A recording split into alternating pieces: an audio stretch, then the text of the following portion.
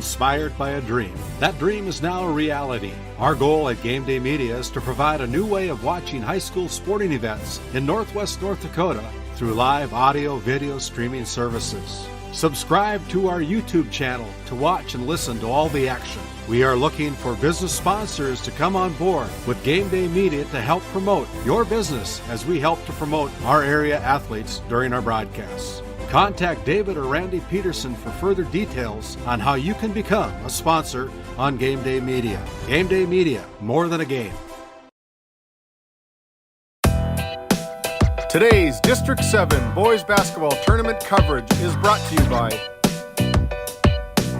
NCC, Tioga Medical Center, The Country Store, St. Luke's Medical Center, O Theone Boutique, Souris Valley Dental Group of Minot, D&L Paraffin, Brad Johnson Insurance, Bravera Bank, Continental Resources, Northwest Therapy Services, Nesset Consulting Service, Roustabout Service and Insulating, DA Land LLC, 701 Cornhole Company, Bingaman Construction, Tioga Ace Hardware, Border Plains Equipment of Stanley, Tioga Parts Supply, Surge Aesthetics, The Porch, Tegan's Interiors, Tioga Drug and Soda Shop, Prairie Home Furnishings,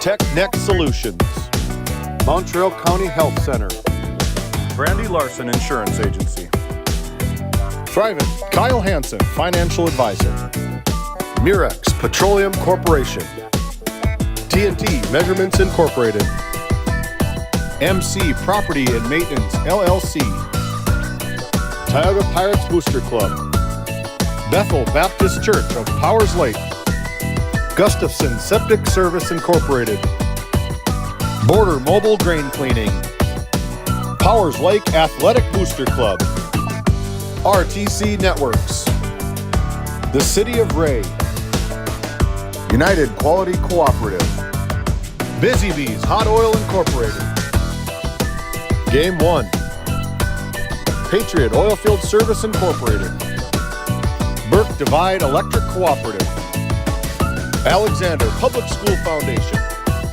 Trenton Indian Service Area, Ray Farmers Union Elevator, Flag Family Media.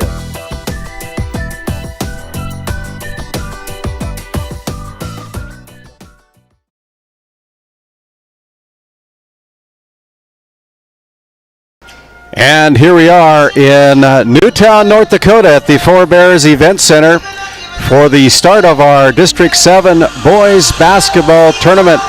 And it should be a great matchup here tonight as we look forward to our broadcast here tonight. We're coming to you live from Newtown. My name is Randy Peterson alongside Dallas Hansen this afternoon as we have 4 games in store for you. With the first of 4 games, it'll be the Tioga Pirates taking on the number 1 seed, the Kenmare Bowbells Honkers. And the Honkers are the number 1 seed. The Tioga Pirates, with a play-in victory over the Divide County Maroons on Tuesday evening, advanced to the tournament as the number 8 seed. Our second game of the afternoon, it'll be Alexander versus Partial North Shore Plaza in the 4-5 matchup here this evening. And starting at around 6 o'clock, it'll be the number 2 seed, the Williston Trinity Christian Crusaders, taking on the number 7 seed, the Trenton Tigers.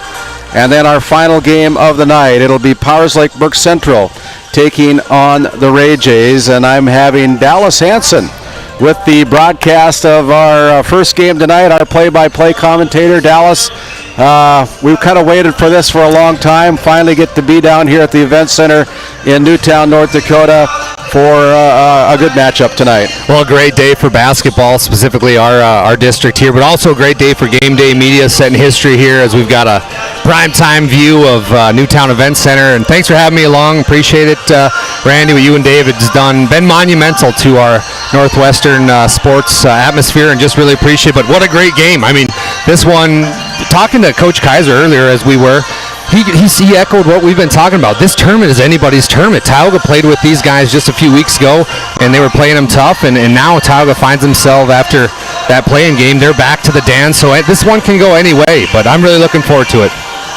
With that, we're going to send it back to our studio as we help to pay for the broadcasts of all these games here tonight. We've got great sponsors, and we're going to take advantage of playing some of their promotional ads. We'll be back after this quick timeout. Born and raised amidst the small-town love of Northwest North Dakota, we at Northwest Communications Cooperative understand the joy of being part of a great community. That's why we choose to pour back into the people who pour into us. At NCC, we offer internet, telephone, video, and security services that are industry standard, top of the line. Based in Ray, North Dakota, we consider Northwest North Dakota our neighborhood. Let us know how we can serve you. Local, fast, reliable. Making connections, locally committed. Since 1961, Tioga Medical Center has been providing quality health care to Northwest North Dakota patients. With a newly built clinic in Tioga, where primary care providers along with visiting specialists are caring for patients every day. Primary care clinics in Ray and Powers Lake also. Call for an appointment today at 701-664-3368. Tioga Medical Center. Great staff making a difference in the lives of patients every day. This Game Day Media broadcast is brought to you in part by Roustabout Service and Insulating, servicing the oil and gas industry since 1963. United Quality Cooperative is your local co-op offering propane and bulk fuel delivery, as well as ag, feed, and livestock equipment with brands including AeroQuip, Payback, and High Quality. Shop our locations in Newtown, Parshall, Ross, and Keene, or check us out at our website at www.uqcoop.com. While being the largest leaseholder in the Bakken, Continental Resources believes that we are among the most efficient and cost-effective producers of oil and natural gas on the planet. One of the most effective ways of putting action behind our values is by giving to those communities in which we operate. American Energy is a huge contributor of tax revenue to local, state, and federal governments, an economic catalyst, and a job creator. If you want to work in an environment that encourages teamwork and putting your ideas into action, visit CLR.com to start your new career today. And as we come out of that sponsor timeout, we want to welcome in Dallas Hansen again. And Dallas, I know you were talking with the head coaches prior to our opening tip-off here tonight, but what did you find out from head coach Pat Alberts, the number 8 seed on the tournament from the Tioga Pirates? Yeah, Coach Alberts, he kind of echoed what he talked about a little bit before that Divide County playing game, which they did play very successful, and they beat Divide County by, I believe, 28. But he talked a lot about getting Hunter Davis involved early. Hunter's he calls it the engine of the basketball team. Hunter's kind of that scrappy scorer, can slash, dash, just about go each and every way. That makes that extra pass. But I'd be remiss, Randy, if I didn't talk about Brennan Johnson, the 6'7 junior, the Monstar, as I called him during the broadcast. He had 34 points in that playing game, 34, and he played absolutely outstanding. But the one thing about Brennan is he likes to play outside. If Brennan can find his way inside and kind of work from the inside outside, get that inside game going first and establish himself and then go outside, he's going to be great. And then my last one is Casey Odegaard. Casey Odegaard, a fantastic athlete for this Tioga athletic department. He's a great kid, been a leader for this team for many years, and if Casey can hit a few shots, especially early on, this could be a great game. That might be a key, because when they went up to Kenmare, a game that we had right here on Game Day Media, it was a tight game. It was a 10-point game at the end of the buzzer, but it was a much tighter game than the score indicated on the scoreboard for sure. And Tioga played right with them. Jack Zimmer got hot a little bit in the fourth quarter. They did a great job on Mr. Zimmer at the beginning of the game, and when Jack Zimmer wants to score points, there's hardly anybody that can stop him. Well, that's a good segue. We got to have a really lengthy conversation with Coach Kaiser. They got here pretty early, so down talking to him courtside, that's exactly what he said, Randy. He goes, Jack has kind of struggled these last couple games, and other kids have had to step up. It's been a positive and a negative. He said, just like we did last year in this regional tournament, the Kenmare found themselves, or district and regionals, Kenmare put on a heck of a performance in districts. They were kind of the villains, underdogs last year. This year they're the 1 seed, so it's going to be interesting to see how his team, Coach Kaiser, handles the 1 seed, but they got to get Jack going early. And he also talked about the Lucy kid. The Lucy kid comes off the bench, plays very well for them. And Jacob Livingston, another senior on that team, he's kind of the rebound hound, if you will, always going after every board. So if Jacob and Jack can play well together and establish a good defense and offense, they'll be just fine. That's been our Continental Resources coach's comments from Dallas Hansen. Yes. And appreciate you, Dallas, going out and scoping out what the coaches are thinking prior to the game. And, you know, it's always nice to find out a little bit about what their thought process is. I know you've had a coaching hat put on the last couple of years up in Divide County, and you kind of know the questions to ask. You kind of know what these coaches are going through. And, you know, it's kind of some nerves. I know that Pat Albert said on our visit up here, he said, I'm glad we're playing at 3 o'clock. I hate sitting around till 7. Yeah, it's tough, and it's tough on the kids. I mean, you're playing in a new gym. A lot of them haven't played in this facility. It's a fantastic facility, but it's new. Venue, yeah. It's new to them, and it's kind of all these different things, moving pieces, and just like Pat was saying, we're glad we're playing the first game, but we want to win no matter when we play, and I'm really looking forward to this matchup because they're pretty. I mean, I know it's the 1 versus the 8, but still, this could go either way. If Kenmare comes out slow like they have lately, and Tioga jumps on them, we could be in for a heck of a ball game, Randy. Yeah, we're about 18 minutes away from our opening tip-off here. Our Northwest Therapy Services opening tip-off. As the teams are wearing their warm-ups, the Pirates wearing their blue uniforms, away uniforms tonight. The Honkers will be donning their home uniforms tonight, white with maroon and gold trim. With that, we're going to send it back to our studios. We'll come back with more of our Border Plains Equipment pregame show from our NCC Sports Desk after this quick timeout. This Game Day Media broadcast is brought to you in part by the Trenton Indian Service Area offers a community health clinic that includes a variety of medical disciplines. Open Monday through Friday. You can find them on their website at mytissa.org. Hey Dad, will you check the cows? Use this instead, Grandpa. The cows look fine, Dad. In my day, we had to sleep in the barn to check the cows. Combining tradition and technology, respecting the past while embracing the future. RTC Networks. In a world where every dollar counts, we believe in empowering you to do more with your money. At the Bank of Tioga, we help ignite prosperity for you and the communities we serve. Whether you're a family looking for personal financial solutions, a business seeking growth, or an agricultural entrepreneur with big dreams, we have the products and services to help you achieve your goals. Experience the power of partnership and visit your nearest location or explore our online services today. We ignite prosperity at the Bank of Tioga, member FDIC. At Border Plains Equipment of Stanley, our vision is to be the respected and recognized leader in agricultural equipment and the employer of choice by helping people succeed. Our mission is to serve agricultural customers and communities by partnering to meet their needs through the sales and support of farm equipment and technology. Visit plainsag.com to check local inventory or stop by at 8141 off Highway 2 in Stanley, North Dakota today. Growing family, the City of Ray has shovel-ready lots available, 12,000 to 20,000 square feet. The lots are free of any special assessments. Right on Highway 2, we offer convenient travel and connections, as well as access to our amazing education system. Your family's future is important to us. Let us help you with that first big step. Contact Rhonda at 701-568-2204 or stop by City Hall at 101 Main Street in Ray. Think of Ray when planning your future. Invest in a community that invests in you.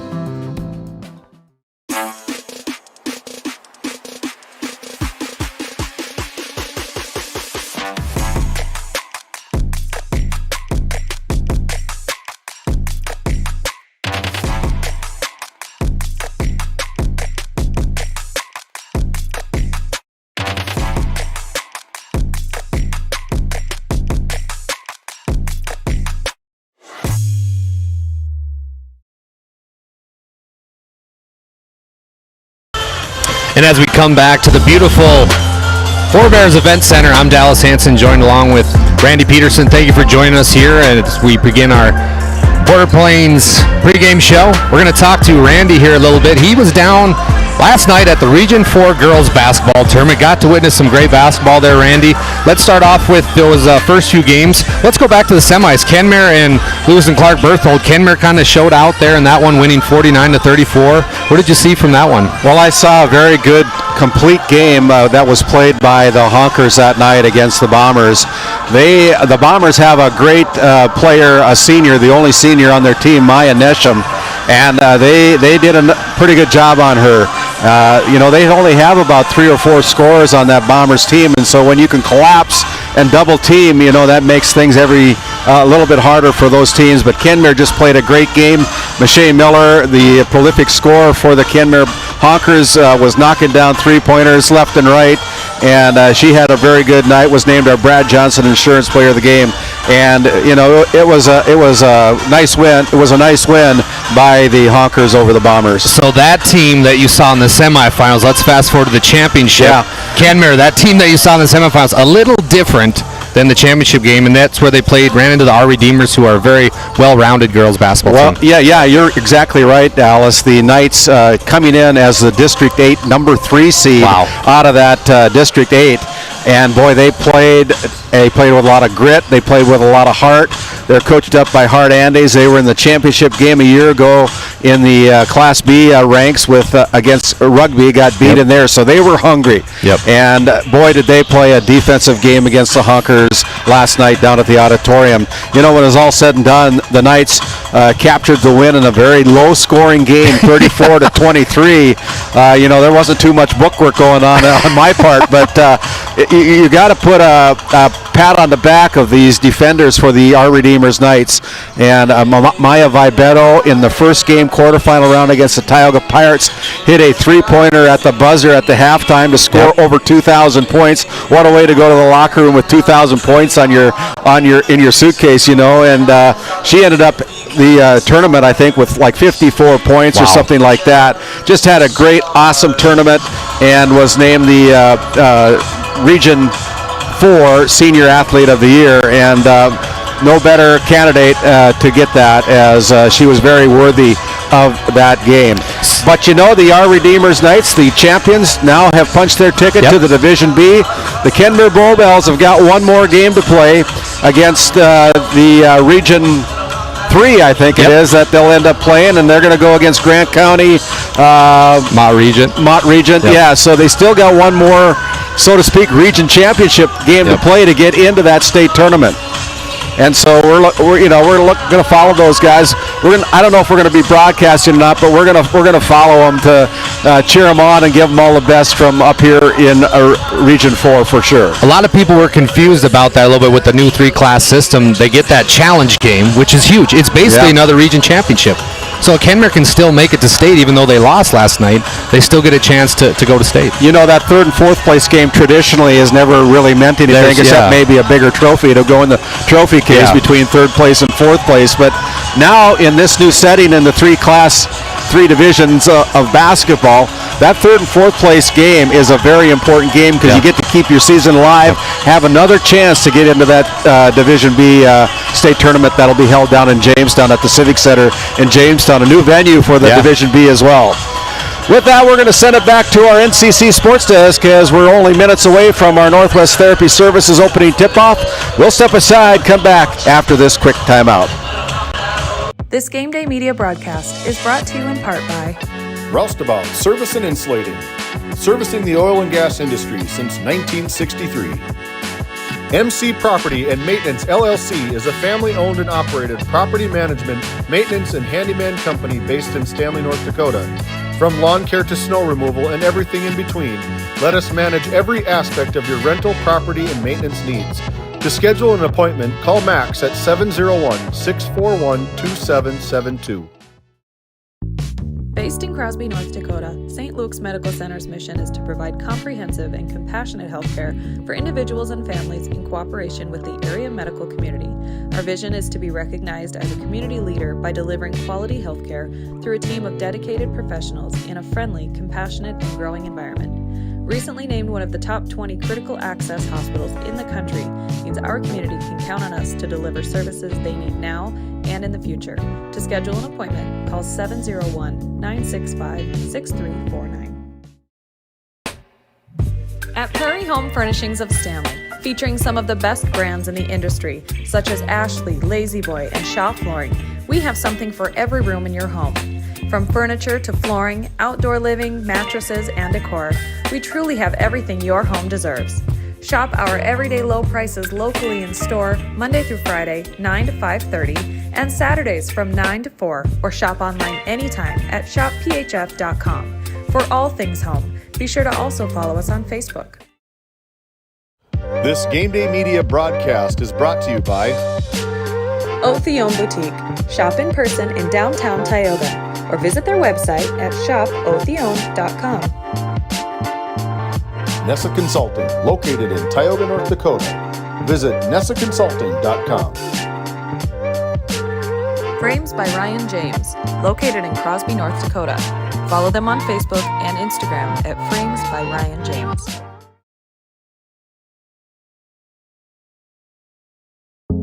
At Souris Valley Dental Group, we've been using modern treatment techniques and products to help families smile since 1968. Voted as the #1 dentist in Minot, our team of expert dentists combine their unique areas of expertise and their experiences to create treatment plans that help each individual patient meet their goals. Contact our dental office at 701-419-8900 or visit sourisvalleydental.com to schedule an appointment today. You can count on us to keep your family grinning from ear to ear for many years to come. At Game Day Media, we believe that we live in the greatest nation in the world. As we pause, let's honor the United States of America with the playing of our national anthem.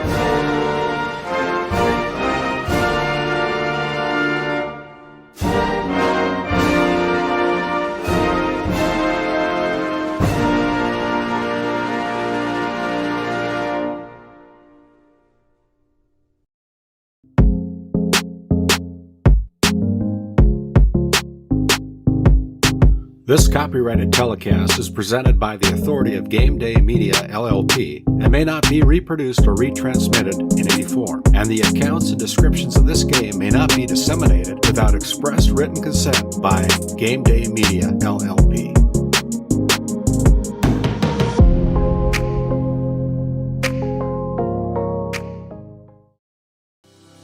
Voted a top 20 critical access hospital in quality, our Level 5 Trauma Center is ready to handle all your emergency needs with our acute stroke ready certification and full lab and radiology departments. Our physical, occupational, and speech therapy providers are available for all your rehab care, and our family practice clinic provides a variety of care including well child and child immunizations. Psychiatric care is available by telehealth, and mental health is available in person. To schedule an appointment, call us at 701-628-2505 or find us on our website at stanleyhealth.org. Montreal County Medical Center, here to help you throughout a lifetime.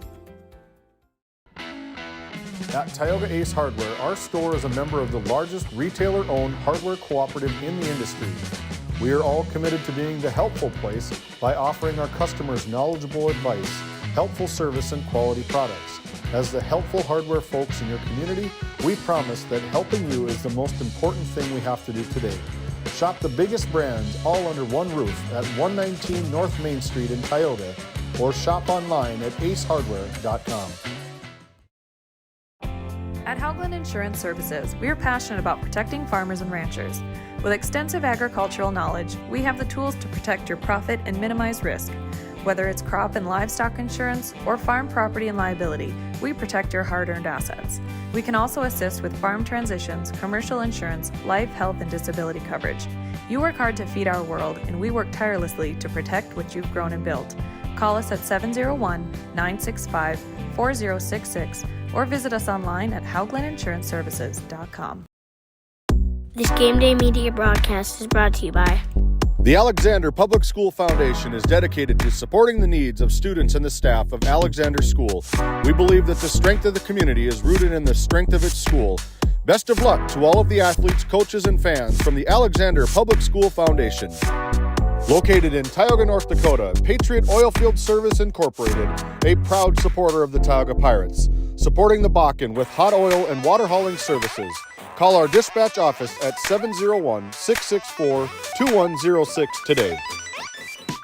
As we send it over to Dallas Hanson, our play-by-play commentator tonight, here for game number 1, it'll be the Kenmare Bowbells Hawkers taking on the Tioga Pirates in our Haugland Insurance Services starting lineups. Thank you, Randy. We'll start off with Tioga. Tioga head coach Pat Alberts in his 6th year, coaching the Pirates this year to a 5-15 record. They are the 8th seed. They're going to go it this way. Start with a 5'9 sophomore. He wears number 3, Gunnar Moberg. Next up is going to be 6'2 senior Casey Odegaard. He wears number 5. Next up is another 6'2 senior Hunter Davis. He wears number 10. Cooper Hayes, a 5'8 7th grader. He wears number 23. And next up, the Monstar, 6'7", a junior. He wears number 30.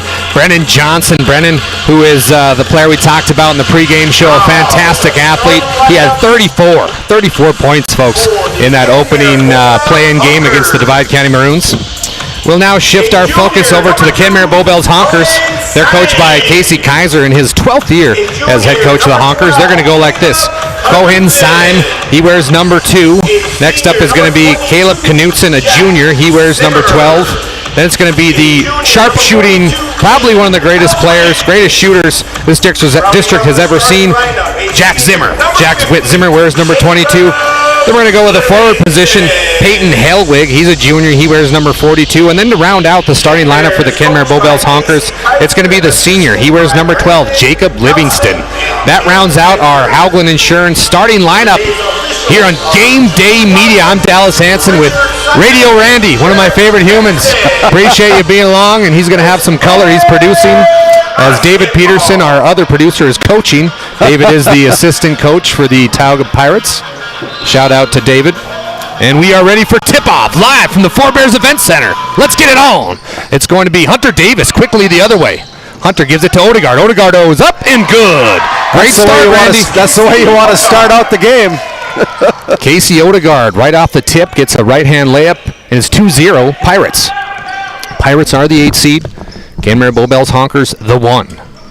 It'll be Syme. It's down to the elbow to Jack. Jack Zimmer, a fantastic shooter. He's going to try to pull up. Jack's guarded by Odegaard. They'll get it back out to Helwig. Helwig puts up a shot. No good. Rebound by Brennan Johnson. Here comes Odegaard. He's already in the stat book. Odegaard taking instructions from 6-year head coach Alberts. They get it to Davis on the elbow. Back to the 7th grader, Hayes. Hayes on the left wing down to the free throw line.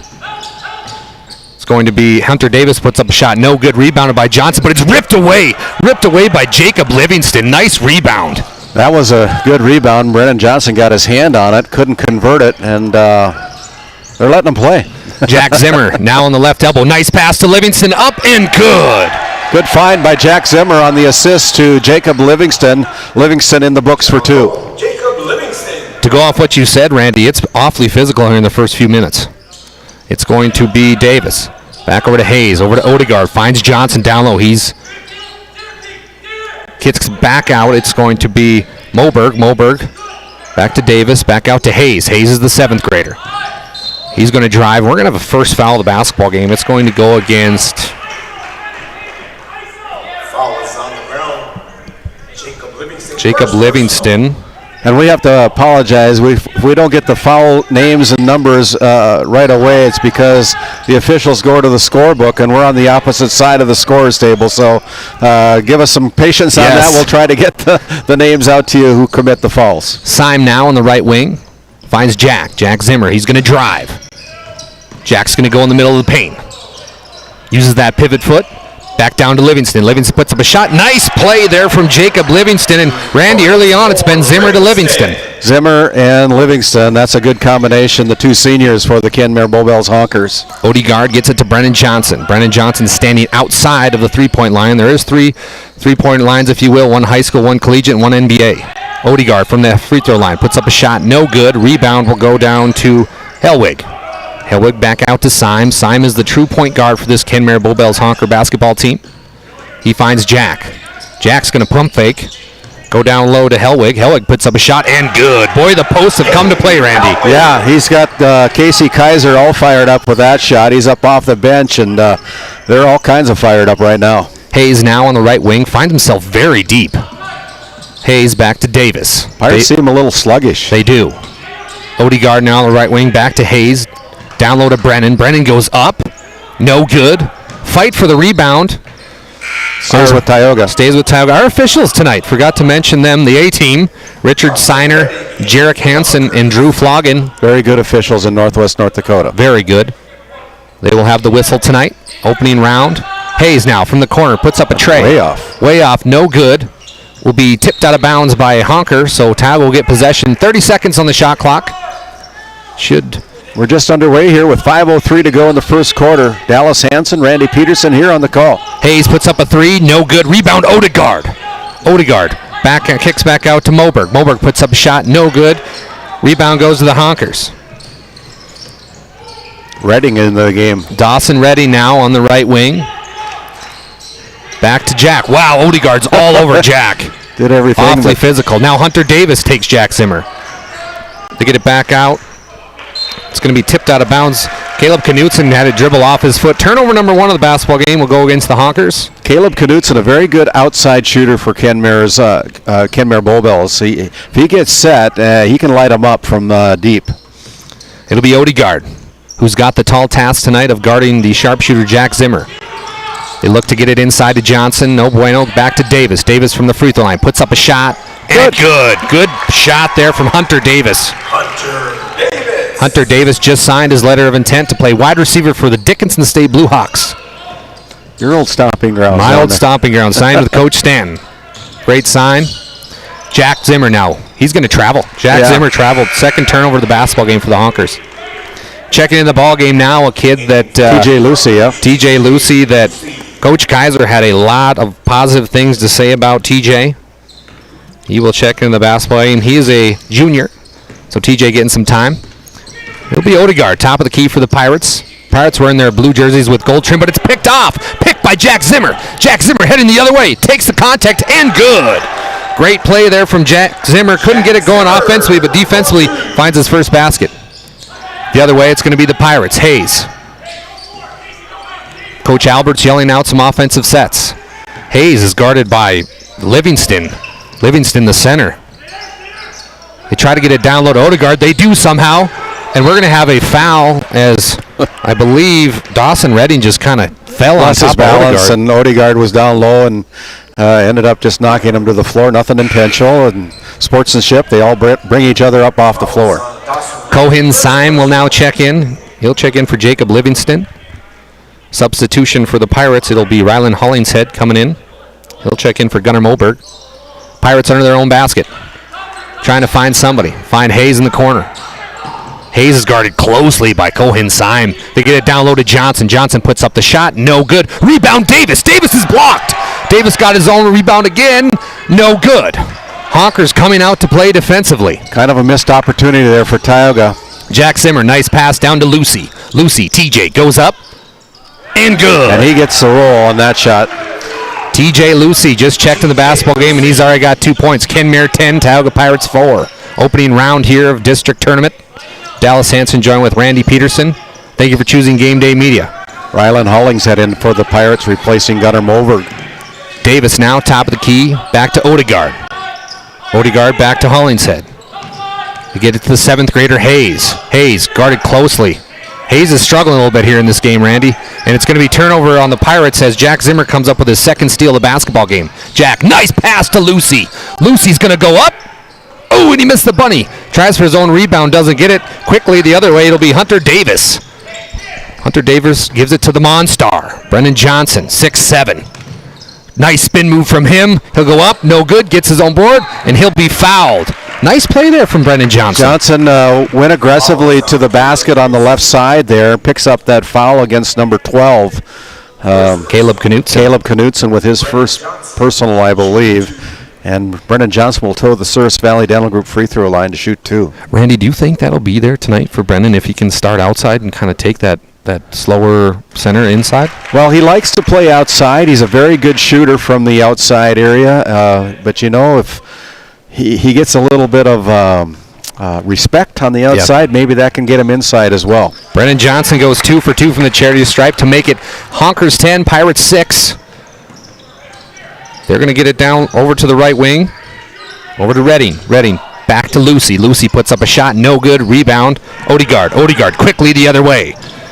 He tries to find a dashing Moberg. Moberg tips it back out. Back out to Davis. Davis pump fakes. Goes up with a layup. No good. Rebound Lucy for the Honkers. Gets it to Jack Zimmer. Jack loses the dribble a little bit. Gets it back to Redding. Redding puts up a huge 3. Woo. Off the back iron. No good. Rebound goes to the Pirates and Johnson. Coach Pat saying, hey, let's slow down, control the clock. 1:40 left here in the first quarter. Pirates find themselves down 4. Maybe if you limit the possessions for the Honkers, take the air out of the ball, but here's a pick. Jack Zimmer heading the other way, and up and good. Jack has 3 steals. Wow. I think he scored on every one of them. At least 2 of them. It's going to be Odegaard quickly the other way. Baseline, puts up a shot, no good. Nothing but air there, and Redding threw it out of bounds. Coach Kaiser saying, wasn't that tipped? No bueno there, as Drew Flogan says it's going to be Honker basketball. Checking into the ball game. Give me the ball, Coach. Peyton Hellwig checks in for Redding. Yeah, and Coach Kaiser, he gets intense. Yep. Coach Kaiser in his 12th year with this Kenmare Bluebells Honkers program. Odegaard gets it into Davis. 1:15 and counting. Pirates down 6 here. Loveridge now. The left wing gets it to Odegaard, top of the key. Pirates looking for a set here. 24 seconds on the shot clock. They get it down low to Loveridge on the baseline. He's doubled, and they're going to throw the basketball away. Fourth. Having troubles. That's like the second or third turnover right away. You know, it's just kind of shooting themselves in the foot right now. They're down by 6, 12-6. Flurry of substitutions here as Coach Kaisers went to his bench early and often. Jacob Livingston, the senior, checks back in. Zimmer down low, gets it to Hellwig. Hellwig turns, shoots, no good. Rebound goes to Loveridge of the Pirates. He hands it over to Hollingshead. Hollingshead back to Hayes. Hayes guarded closely by Cohen Syme. Hayes now gets it to Davis at the top of the key. 40 seconds left in counting. About a 10-second difference between the shot clock and game clock. Hayes will look to drive. Ooh, he got away with the travel. No, he didn't. They're going to call the travel. 5th turnover of the quarter for the Pirates. Like the 3rd possession in a row, the Pirates have thrown it away. Yeah. They're down by 6. Not ideal for the Pirates. 30 seconds left here. Shot clock is off. Jack Zimmer walks it up. Zimmer's had an outstanding career in this district. I think he just scored his 1,500 points. Yep. Just eclipsed that. Jack Zimmer, the son of Coach Zimmer for the Kenmare Bluebells Honkers women. They will play tomorrow for a trip to state. Jack now taking his time, guarded by Odegaard. Jack, makes a move, step back 3. No, he banks it in! The bank's open in Newtown! Jack Zimmer banks it in! Hunter Davis is going to head the other way, puts up a shot, good if it goes! No good. Your score after 1. The Kenmare Bluebells Honkers 15, Tioga Pirates 6. You're listening to District Boys Basketball on Game Day Media. Based in Williston, North Dakota, Busy Bees Hot Oil Incorporated is a veteran-owned and managed company. Busy Bees services include water hauling, hot oil services, cap string flushes, and much more. Busy Bees will approach any job, no matter how large or small, with 100% safety and commitment. We pride ourselves on giving back to the community that has given so much to us. Looking for the perfect career? Consider Busy Bees Hot Oil Incorporated. Find them at busybeeshotoilinc.com or give them a call at 701-572-9303 today. As we come back here to the Four Bears Event Center, my name's Randy Peterson alongside Dallas Hanson in this segment as we start our Northwest Therapy Services second quarter here on the opening game of the District 7 postseason tournament is brought to you in part by DA Land LLC, established in 2021, providing quality skid steer attachments, farm and ranch supplies, feed and pet supplies to the Tioga area. Also, we want to thank Technex Solutions LLC, offering measurement, sales, service, and support for oil and water measurement equipment in the Bakken.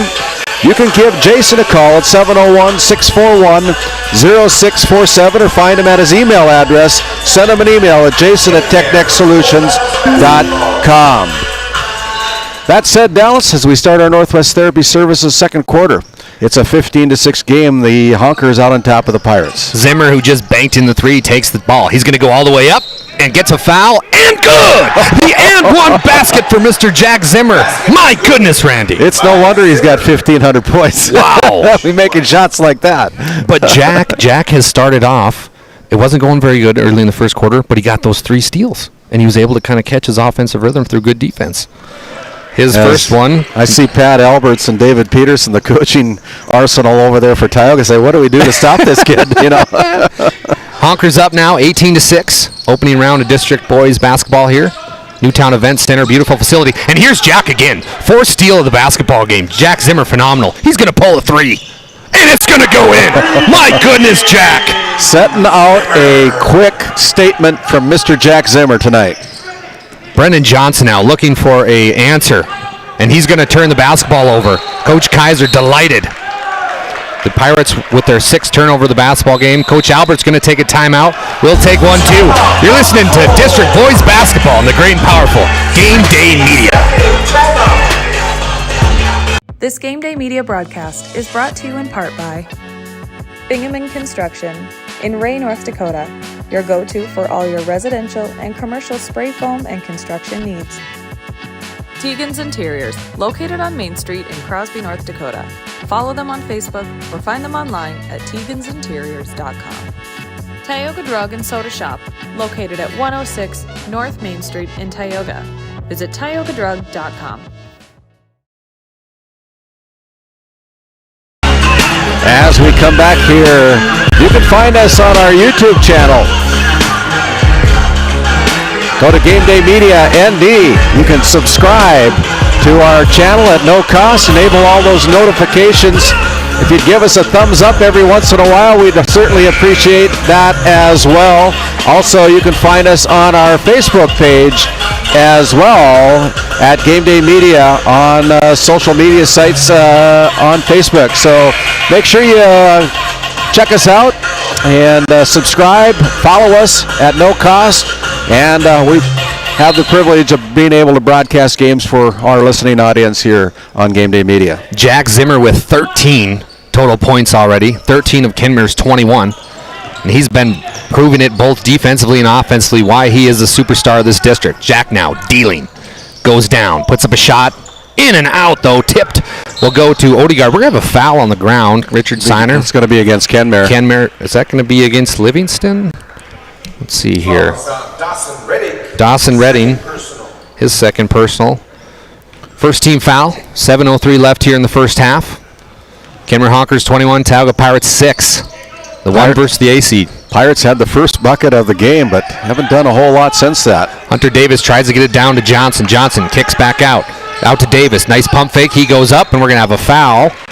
It'll be on the ground, so no 2 free throws for Davis.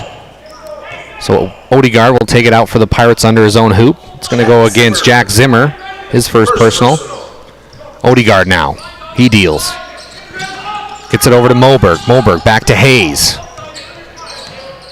Hayes on the left wing, drives, kicks out to Odegaard. He'll shoot a 3. Odegaard shot, no good. They got to hit some of those shots. They do. Rebound goes to Livingston of the Honkers. Back out to Jack. Jack Zimmer on the right wing brings to the top of the key. He gets it back over to Knutson. Knutson down low to Livingston. Livingston. Nice left-hand layup, no good. Rebound goes to Brendan Johnson. Tioga needs a bucket here with 6:17 left in the first half. Brendan Johnson, 6'7" junior.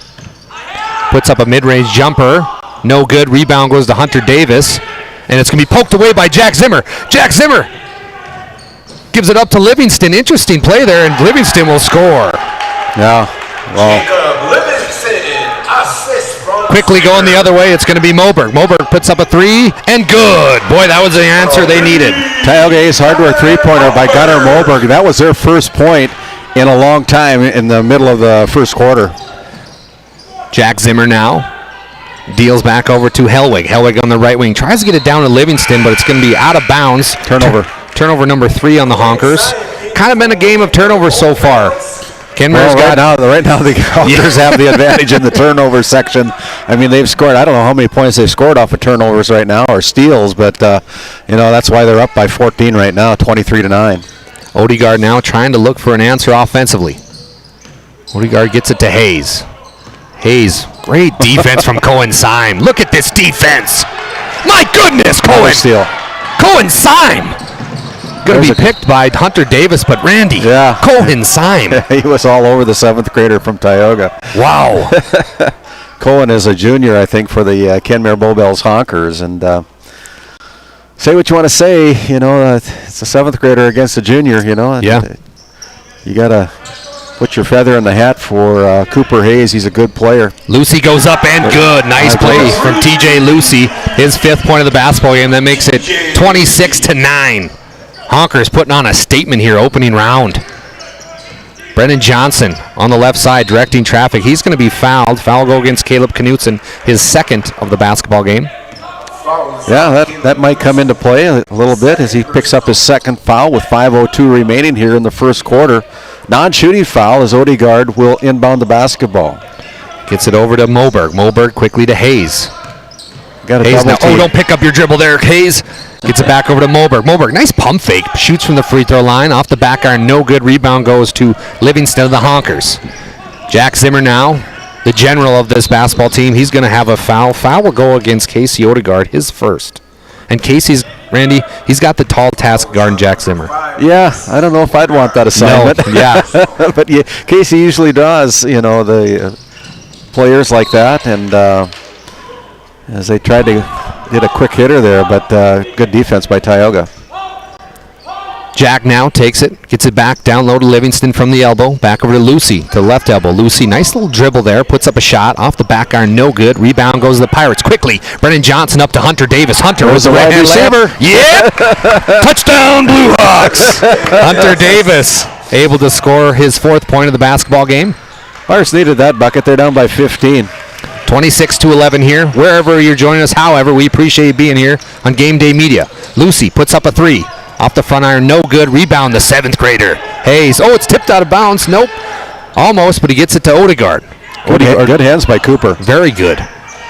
Davis, he's going to shoot a 3. No good. Rebound to Livingston. Livingston already with a couple rebounds here early in the basketball game. Cohen Syme finds Caleb Knutson. Knutson. We're going to have a foul here. Going to go against Hunter Davis. He wasn't set. He's going to pick up a foul. His first personal foul. It sends Caleb Knutson to the Service Valley Dental Group charity stripe to shoot 2. Knutson, a junior. A starter as well for Coach Kaiser. Coach Kaiser talked a little bit before the game about Mr. Knutson and how big of a role defensively he does play for this Honker team. As Caleb will go for one more from the charity stripe, looking for his 1st points of the basketball game. Knutson's 2nd one is good. So Caleb Knutson going 1 for 2 from the line. Brennan Johnson now, 3:50 left. If you're just joining us, it's been the Jack Zimmer show. Jack's got 15 points of Kenmare's 27 already. Davis now, over to Hollingshead. Hollingshead tries to get it down, but it's picked off by who else? Jack Zimmer. Zimmer heading the other way. Gets it to Lucy. Lucy, he's going to pull. No good. Rebound, and Hayes has caught a wind sprint. Hayes now quickly the other way. Nice. Oh, almost got it in there, but it's going to be another turnover on the Pirates. I have their 10th turnover of the basketball game already. Zimmer down low. Nice pass. Beautiful pass to Peyton Hellwig. Sometimes you just got to play defense. That's a good way to put it, Randy. 3:11 left here in the first half. Pirates down 29-11. Ryan Hollingshead picks up his dribble in no man's land, and another interception by Jack Zimmer. He's going to go all the way to the bucket. Nice play from Jack. Boy, he can finish with the best of them. I'll tell you goodness. what, left hand, right hand, he knows how to finish. Davis quickly the other way will score. Look at that find by Cooper Hayes. What a great assist. Cooper Hayes has the potential to be a great player in this district, a 7th grader. Nice pass. It's going to be Lucy on the right wing. Back to Jack Zimmer. He thinks about shooting an NBA 3. He's going to drive on Odegaard. Back over to Lucy. Lucy pulls and scores. That's Redding, yep. Dawson Redding, excuse me. Dawson Redding scores a tray. Timeout. Yep. We're going to have a timeout on the floor for Coach Kaiser. We'll take one, too. You listen to District Boys Basketball on Game Day Media. And Mayor broke down 30 seconds. Timeout. This Game Day Media broadcast is brought to you by At Bethel Baptist Church in Powers Lake. Come join us for Sunday school at 10 and worship at 11. If you can't join us in person, make sure to find us on Facebook for messages, weekly devotionals, podcasts, and important Bethel updates at Bethel Baptist Powers Lake. United Quality Cooperative is your local co-op offering propane and bulk fuel delivery, as well as ag, feed, and livestock equipment with brands including AeroQuip, Payback, and High Qual. Shop our locations in Newtown, Parshall, Ross, and Keene, or check us out at our website at www.uqcoop.com. Founded in 2019, Northwest. This Game Day Media broadcast is brought to you. Dang it. Welcome back to the Four Bears Event Center. I'm Dallas Hansen. Cohen Sign just got a steal and a layup going the other way to make it 36-13. Honkers up big here, opening round of district tournament. Moberg goes. He's going to be blocked there. Block's going to go to Peyton Hellwig. Honkers now. 2 minutes left in the second quarter. It's going to be ready. He's just going to pull up. No good. Rebound to Symes. Symes going to be fouled. Foul will go against the Pirates. Waiting on the official here. It's going to be 22. Ethan Loveridge. So it'll be Honker basketball under their own hoop. Lucy taking it out. Lucy, the kind of the sixth man for this Honker team. Nice player. Coach Kaiser had a lot of praise for Mr. Lucy, and he's going to shoot a 3 here, right on cue. No good. Rebound goes to Redding.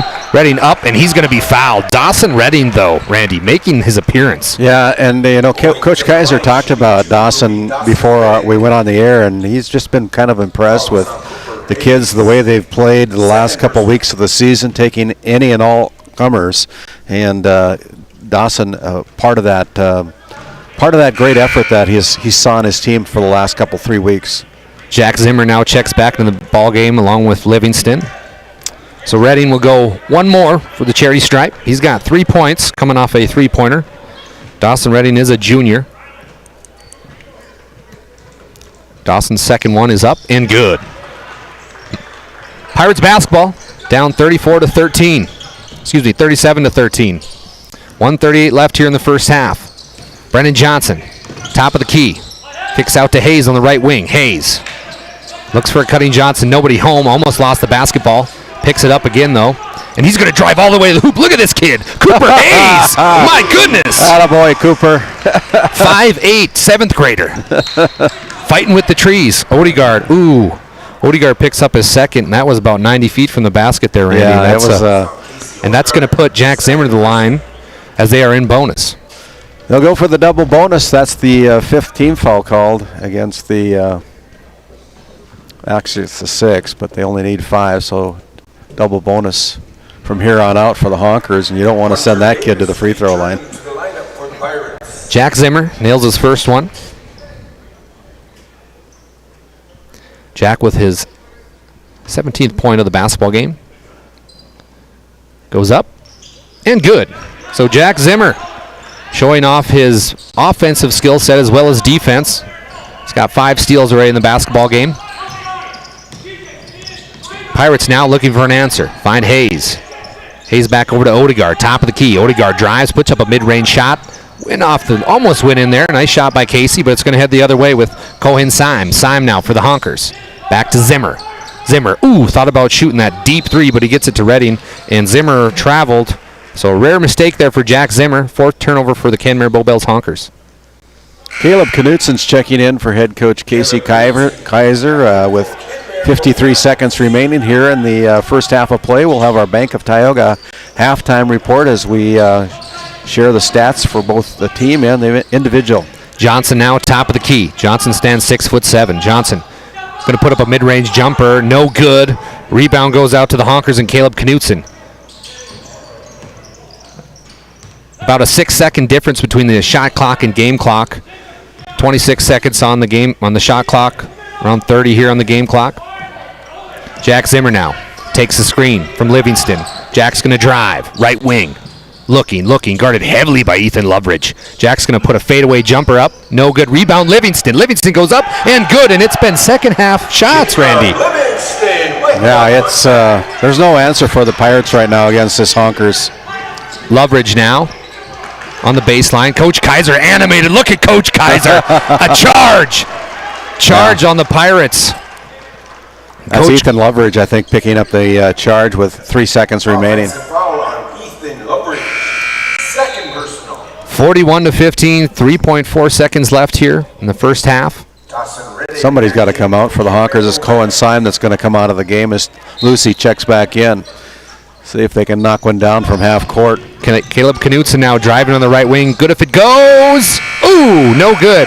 So your score in the first half, Kenmare Bowbells Honkers 41. Tioga Pirates 15. Don't go anywhere. We got the Bank of Tioga halftime show coming up. Thank you for listening to Game Day Media. Founded in 2019, Northwest Therapy Services, located in Ray and Williston, North Dakota, provides speech therapy in our clinics as well as partnering with local schools and nursing facilities to provide on-site therapeutic services. Our therapists offer language therapy as well as therapy for social, cognitive, communication, swallowing, feeding, and voice disorders. We are dedicated to providing the highest level of quality services. To schedule an appointment, visit nwtherapyservices.com or call 701-568-8255. This Game Day Media broadcast is brought to you in part by Brandy Larson Insurance of Stanley offers home, auto, business, and farm insurance. For a quote, call 701-628-1414.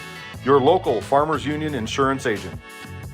Murex Petroleum Corporation, a pioneer for today, creating opportunities for all involved. Extraordinary people, extraordinary assets. MurexPetroleumCorporation.com. Gustafson Septic Service Incorporated, family owned and operated since 1986. Offering septic service, portable restrooms and hand wash, sewer jet and camera services. Located in Stanley, North Dakota, call for a free quote at 701-628-2960. Located in Crosby, North Dakota, Brad Johnson Insurance has been helping clients find insurance coverage since 1986. Our team is passionate about serving the community in which we live and pride ourselves on getting to know our clients to best serve their needs. Our staff is active in the public and strives to better our community through participation, involvement, and by supporting area events and youth programs. For a quote, visit bradjohnsoninsurance.com or call 701-965-4200 today. This Game Day Media broadcast is brought to you by Napa Tioga Parts Supply, located at 105 North Main Street in Tioga. Visit napaonline.com. TNT Measurements Incorporated, providing oil and gas allocation meter proving, calibrations, and production facility lack provings. To schedule your proving, contact Derek Thompson at 701-421-1351.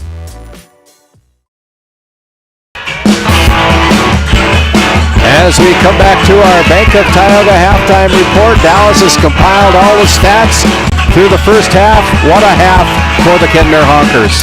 Let's start off with the Tioga Pirates. They were the 8th seed. They find themselves down 41-15. We're going to start with Gunnar Moberg. He had 3. Casey Odegaard had 2. Hunter Davis had 6.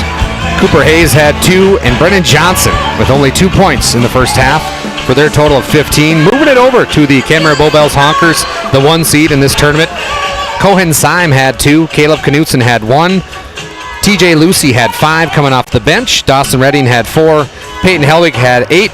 Jacob Livingston had 2. And Jack Zimmer, Mr. Scorer on offense and defense, he had 17 total points. And Randy, you were sitting here watching the game along with me, and I mean, we got to talk about the defense from the Honkers. Well, the Honkers have scored I think they've scored at least 5 baskets on steals tonight so far. You know, that's 10 points, and right now they're up 41-15. It's a 26-point game right now, and head coach Pat Alberts and assistant coach David Peterson have got their hands full tonight as they go to the locker room down by 26. Yeah, 100%. And we talked about it a little bit before during our pregame show, but it's been the Livingston and Jack Zimmer show. Both are over half points for the Canberra Bull Bells Honkers. I mean, Jacobs got 8. So kind of the Honkers are going off that senior leadership here that got them to be the 1 seed. Yeah, Kenmare, there's a reason why they're number 1. Yeah. You know, they weren't number 1 up until about a couple weeks ago when they knocked off Williston Trinity Christian, I believe. They knocked off the Ray Jays. They've knocked off everybody in front of them, I believe, to take that Kenmare Bull Bells Honkers team to number 1 coming into this postseason tournament. And, you know, the target's on their back. Yeah. You know, maybe they get lessons from the girls program over there, because the target is always on the girls' back as well over at Canberra Bull Bells. But they've got a good program up there, and that's the reason why they're number 1. Well, hey, if you're just joining us, don't go anywhere. We've got 3 games to go on our Game Day Media presentation of the District 7 Boys Basketball Tournament. Next up is the 4-seed Alexander. They're going to play the partial North Shore Plaza Braves. Then it's going to be the Williston Trinity Christian Crusaders playing the Trenton Tigers. Crusaders are the 2-seed playing the Trenton Tigers of 7. And then our nightcap at 7:30 is going to be the Powers Lake Burke Central Ranchers playing the Ray Jays, the number 3 versus 6 seed. And Randy, we've got some really fun ones coming up here. It's going to be awesome. We're looking forward to that next game between the 4-5 matchup. That always seems to be a pretty good matchup. Both teams kind of equal with similar records. The Alexander Comets got a lot of offensive firepower. They've got 4 seniors that start for the Comets with a sophomore that is thrown in there, but they could be a spoiler in this whole tournament as they take on the partial North Shore Plaza Braves tonight in our 2nd game of the afternoon. We're looking forward to that contest tonight. Yeah, and if you go to that 3rd game, Williston Trinity, one of the best kids in the state gets to play, Kai Thomas. I mean, he's a 6'7", phenomenal basketball player. Really looking forward to him play as well. Well, we certainly encourage you guys to head down and we'll take a minute here and we'll go back to our. We'll check it out here. This is our Bank of Tioga halftime report. Back after this timeout.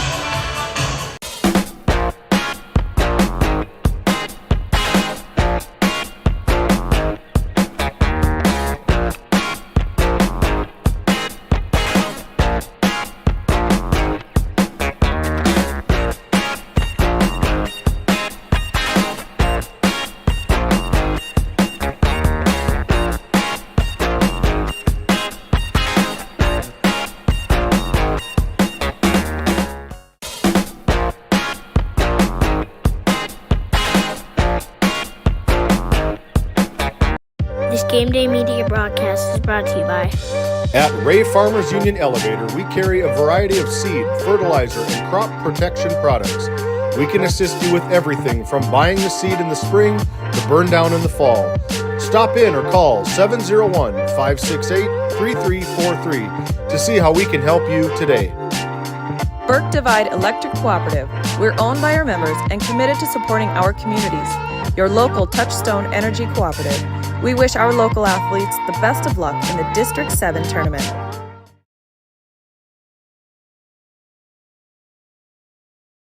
As we come back here to our Bank of Tioga halftime report, this gives us a chance to thank some of our live reads, including the Farmers Union Insurance Larson Boston Agency.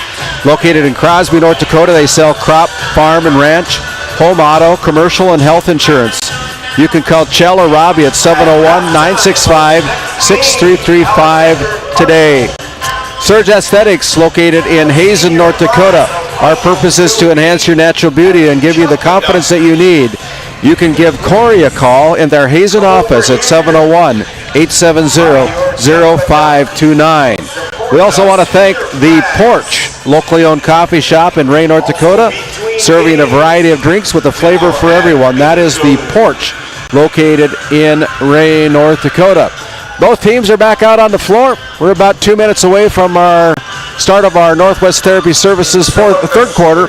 We'll step away. We'll come back after a few words from some of our great Game Day Media sponsors. This Game Day Media broadcast is brought to you in part by Border Mobile Grain Cleaning, based in Columbus, North Dakota, offers custom on-the-farm grain cleaning for spring wheat, durum, and barley. Contact Ethan Bakken at 701-310-5007 or find him on Facebook at Border Mobile Grain Cleaning. The Country Store, located at 123 Main Street in Powers Lake, North Dakota. If they don't have it, you probably don't need it. Located in Crosby, North Dakota, Brad Johnson Insurance has been helping clients find insurance coverage since 1986. Our team is passionate about serving the community in which we live and pride ourselves on getting to know our clients to best serve their needs. Our staff is active in the public and strives to better our community through participation, involvement, and by supporting area events and youth programs. For a quote, visit bradjohnsoninsurance.com or call 701-965-4200 today.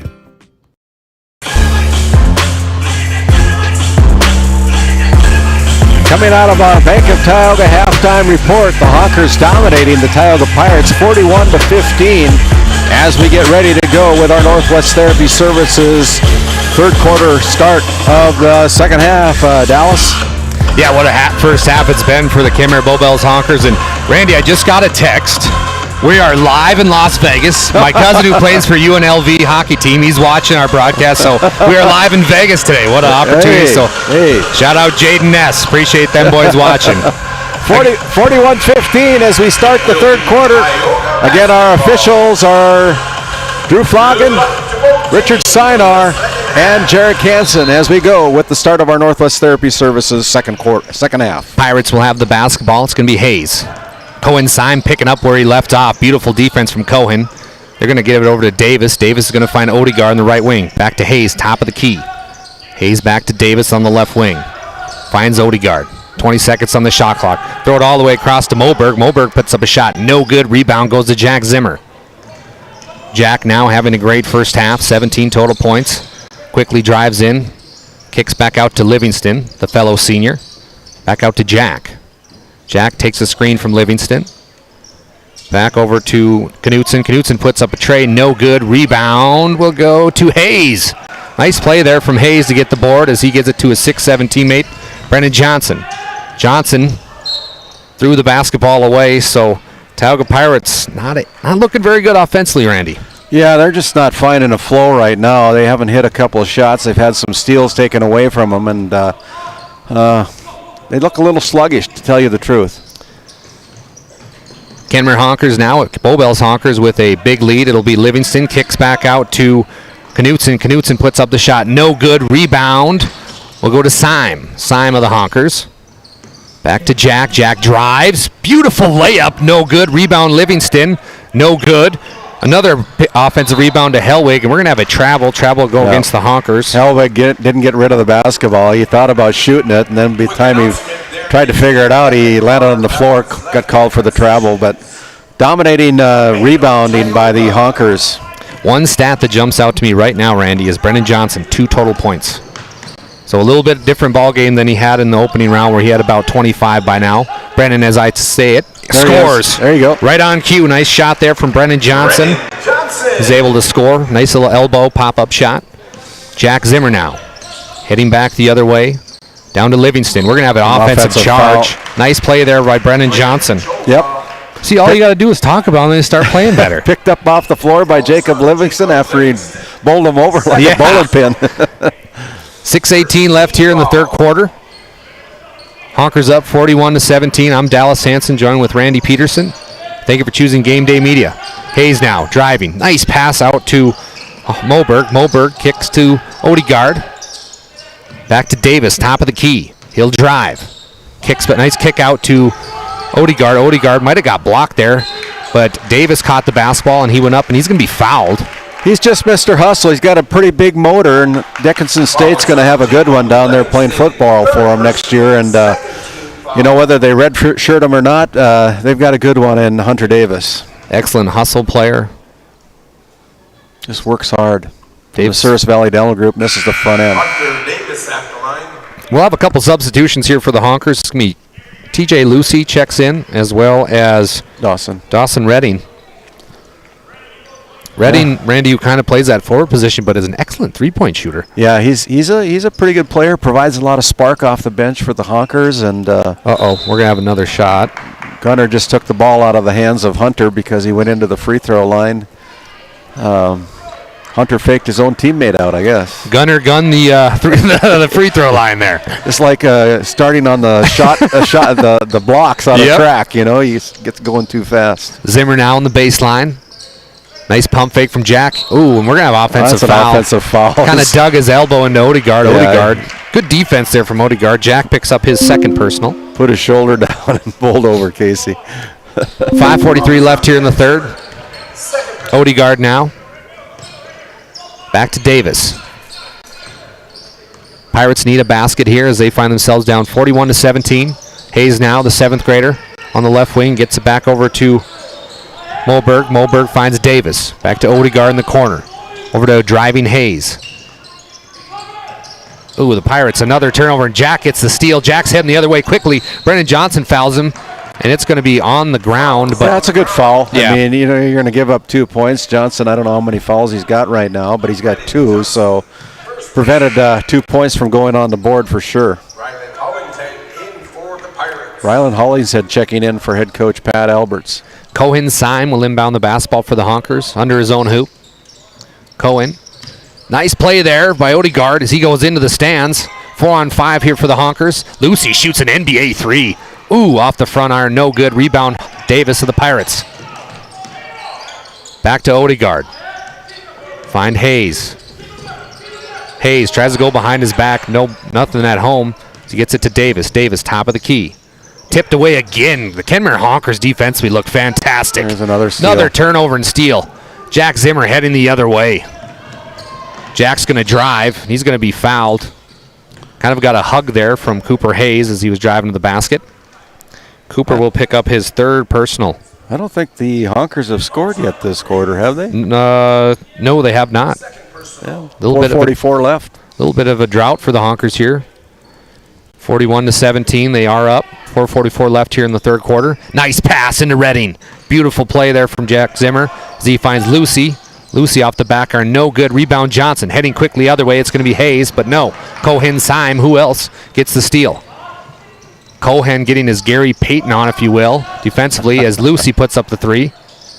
Odegaard going out of bounds, and we're going to have a 3-on-1 heading the other way. Here come the Pirates as it's going to be Raw Hollingshead down low. Tries to get it back, and another steal from Jack Zimmer. I can't wait to see the official stats because Jack might get a double-double on points and steals. They're going to kick it back to Knutson. Knutson traveled. 8th turnover total for the Honkers here in the basketball game. Coach Kaiser, his 12th year here in the program, done a fantastic job. He is a good coach. He expects and demands a lot out of his players, and I think the players appreciate that from him. Just defensively, they look about a step ahead of just about every play Tioga's had. Hayes now. Deals over to Hollingshead. Hollingshead on the left wing. Back to Davis, top of the key. Trying to find an inside piece to Johnson. Davis will shoot a mid-range jumper. No good. Rebound goes to Jack Zimmer. Tip of the cap there to the Honkers. They've really contained the 6'7" Brendan Johnson as Jack goes the other way. Tipped out of bounds by the Honkers. Dawson Redding tipped that out. Pair of substitutions here. It'll be Peyton Hellwig checking the basketball game along with Jacob Livingston. As they retrieve the basketball, it gives us a chance to thank the 701 Cornhole Company. Custom cornhole sets making your cookouts even better. Summer's just around the corner. Visit their website at 701cornholecompany.com to see what they can make for you. Cooper Hayes here, top of the key. Looking for Davis, he will. They are fronting Brennan Johnson. So it's been tough picking there for the Pirates. They put a front there on Johnson with whoever's behind to really try to get the back. They're not really worried about anybody else, but the Honkers doing a fantastic job on Brennan. 3:24 left in the third quarter. Thank you for listening to us here on Game Day Media. Opening round of District 7 boys basketball. Jack Zimmer now. Pointing around, getting a set play here for the Honkers. Livingston on the left wing. Back over to Hellwig. Hellwig quickly over to Nelson. Peyton Nelson First time in the basketball game. He's a sophomore. Jack Zimmer now on the left wing. Ran the lob play. Lob wasn't home. Great defense here from the Pirates. 10 seconds left on the shot clock. Jack Zimmer on the right block. Packs it back out to Livingston. Livingston, mid-range jumper. Up. No good. Rebound. Jack fighting for it. And we're going to have a foul. Foul down low. As I think Brennan Johnson went over the top. Is that what they're going to call? It looks like they're going to call Brennan Johnson over the top of Jack Zimmer. Moberg checks back in for Cooper Hayes for Tioga. Zimmer now under his own hoop. Finds Livingston on the left block. Livingston goes up. No good. Rebound Brennan Johnson, and he's going to be tied up. And bodies are everywhere. We're going to have a foul going the other way. As Drew Floggin saw something down low while there was people grabbing and shoving, and we're going to have a foul. Jack Zimmer. Ooh, Jack Zimmer's got his third personal here, Randy. Yeah, they're up by 24 points right now. Probably not too much of a concern for head coach Casey Kaiser, but comfortable lead for the Honkers. Brennan Johnson, top of the key. Looking for somebody. He'll put up a shot. No good. Rebound goes to Livingston.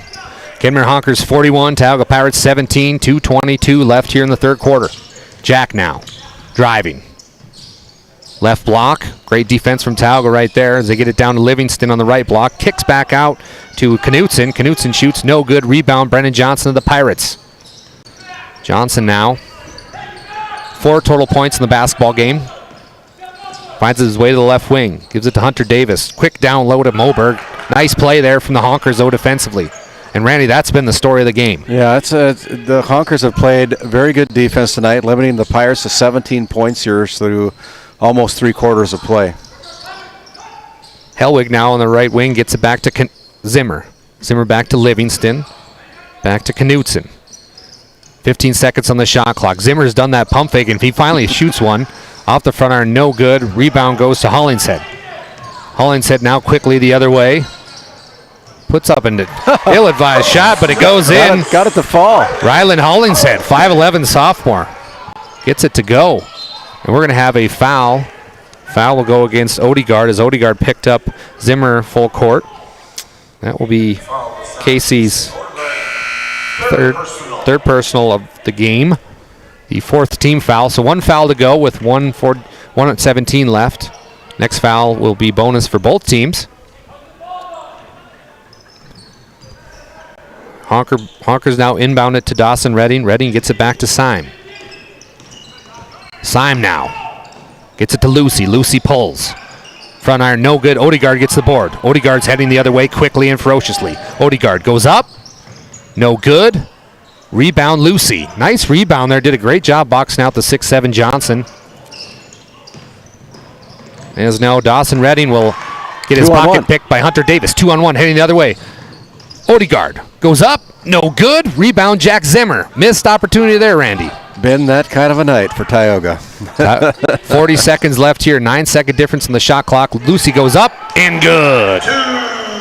No, you miss the opportunity on your end, and then you allow the bucket on the other end. It's a 4-point swing. Brennan Johnson, left wing, takes the screen from Hollingshead. We're going to have a block. Block will go against Dawson Redding, his 3rd personal basketball game. Blocking foul on Dawson Redding. Non-shooting foul, so the Pirates will get the ball out of bounds in front of the NCC sports desk here.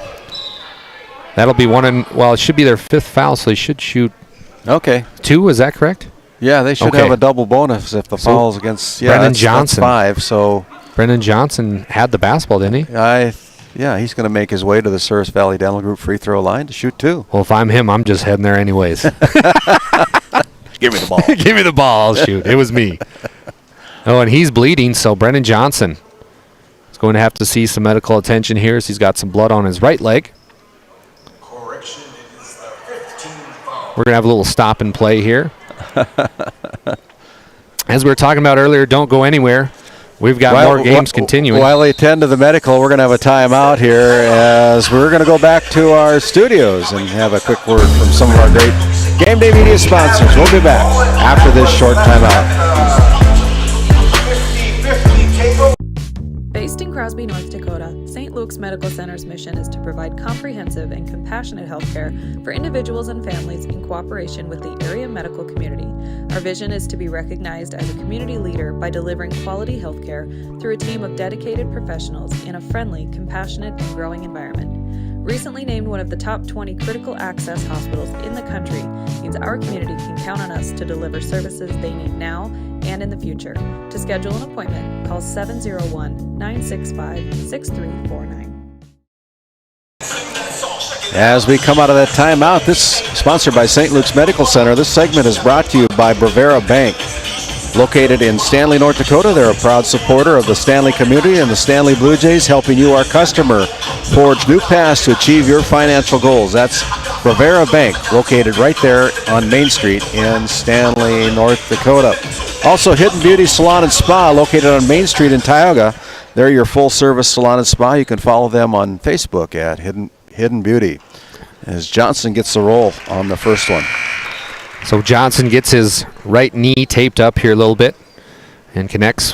He'll have one more here. 43-20. Honkers up big here on the Pirates. Brennan will have one more here. Brennan has 5 total points now in the basketball game. The second one from the charity stripe is off the front end. No good. Rebound, though, goes to Odegaard. Nice play. And up. No good. Missed it. And it will be Honker basketball. 20.5 seconds left here. Honkers looking for their second basket of the basketball game. What do we have here, Randy? Oh, we got a foul. Knutson with the foul. His third personal. Shooting will be Brennan Johnson. So Brennan, he'll go back to the line for a pair. First one's up and good. Brennan connects. He'll have one more here. Shot clock is off. The second one is good as well. So Johnson connects on both. Jack Zimmer now. Clock is off. 18 seconds and counting. Jack guarded heavily by Odegaard. These two have been going at it all game. Jack now on the left wing. Takes a screen from Redding. Jack pulls from the free throw line. It's up. No good. In and out. Rebound will go to Redding, though. Redding, great hustle. He'll go up again. No good. Rebound again, but that's going to bring us to the end of the third. After 3. It's been the Kenmare Mobiles Honkers 43, Tioga Pirates 22. Listening to Division B Boys Basketball on Game Day Media.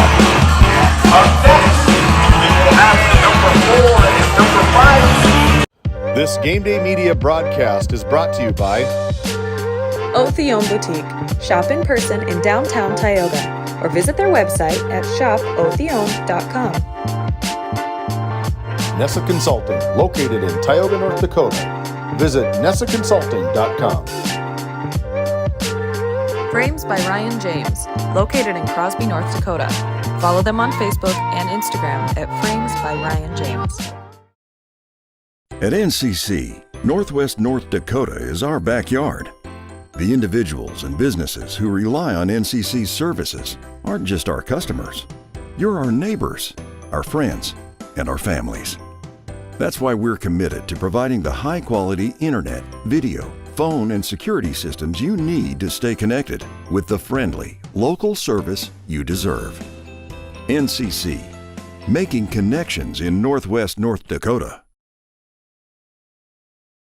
As we come back here to Game Day Media, live from the Four Bears Event Center, my name is Randy Peterson, our play-by-play commentator Dallas Hanson with game number 1. Next up here on Game Day Media will be game number 2 of the tournament. It'll be the Alexander Comets taking on the partial North Shore Braves, as we have all coverage of all games here on the District 7 tournament right here on Game Day Media. Take it away, Dallas. Yeah, that next game, Randy, is going to be awesome. The 4 versus 5 seed. In my mind, that's the funnest matchup so far in this first round. Lucy will now inbound it for the Honkers. Gets it to Redding. Redding, an interesting player for the Honkers. He can play inside, outside. Player to watch here moving forward in this tournament. He's going to drive all the way. Redding puts up a shot. Nice play. Look at that. Boy. That was beautiful. Yeah. Dawson Redding was 6 tonight, but he's had a lot of glue plays, if you will, to keep this Honker team alive and strong. They're going to kick back out to Davis. Davis is going to shoot a runner. Blocked by who else? Redding. Another block, but they're going to call a foul But my goodness, you got to talk about Dawson Redding going down, getting the layup, coming down and getting the block. Having a pretty good game here off the bench for head coach Casey Kaiser. Casey's going to bring in Cohen Syme next opportunity here. Caleb Knutson, 4 fouls right now. Johnson's first one is up and good. So Johnson coming alive here in the second half.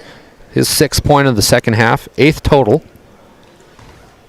Johnson's second one from the charity stripe will be up and no good. Rebound goes to Lucy. Lucy gives it to Redding. Redding now on the left wing. Honkers already tied how much they scored in the third quarter total. Had a little bit of a scoring drought as they only had 2 points in the third quarter total.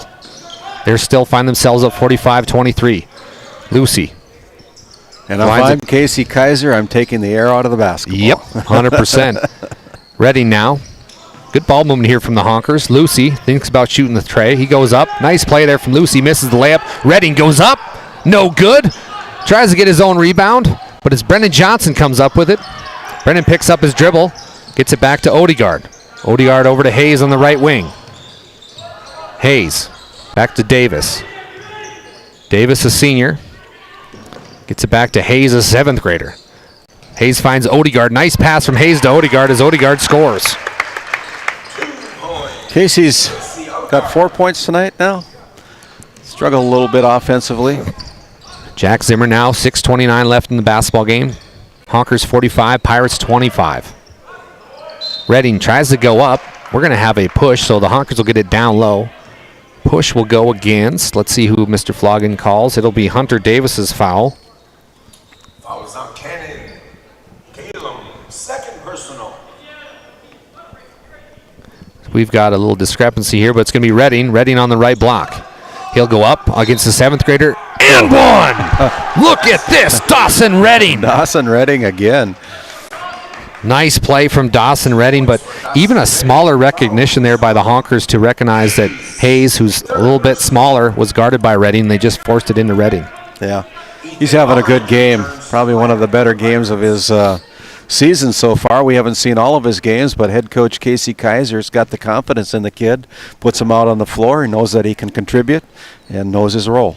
Redding, the old-fashioned three-point play is good. So Redding has got 9 points tonight.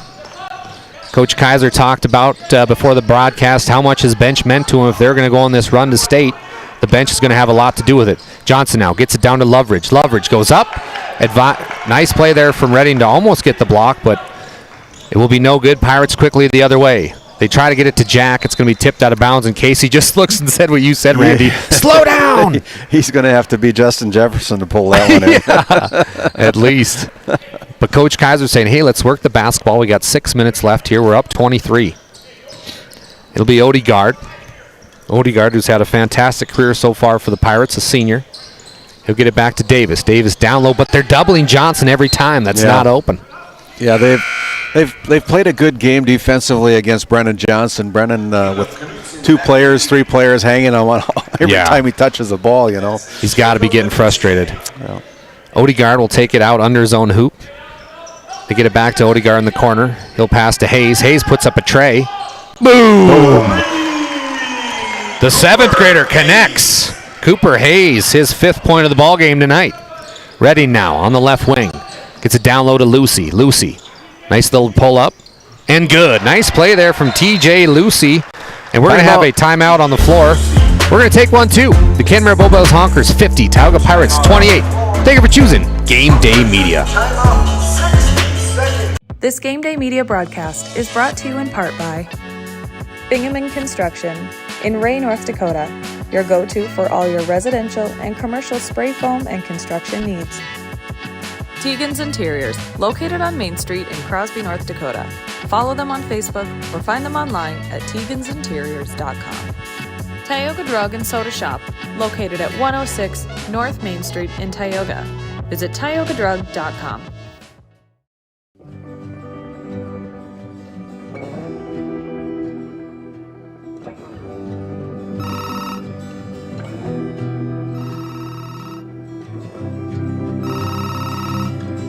Hey, buddy.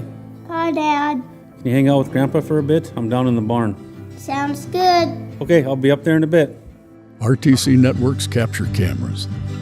Keep an eye on what you care about.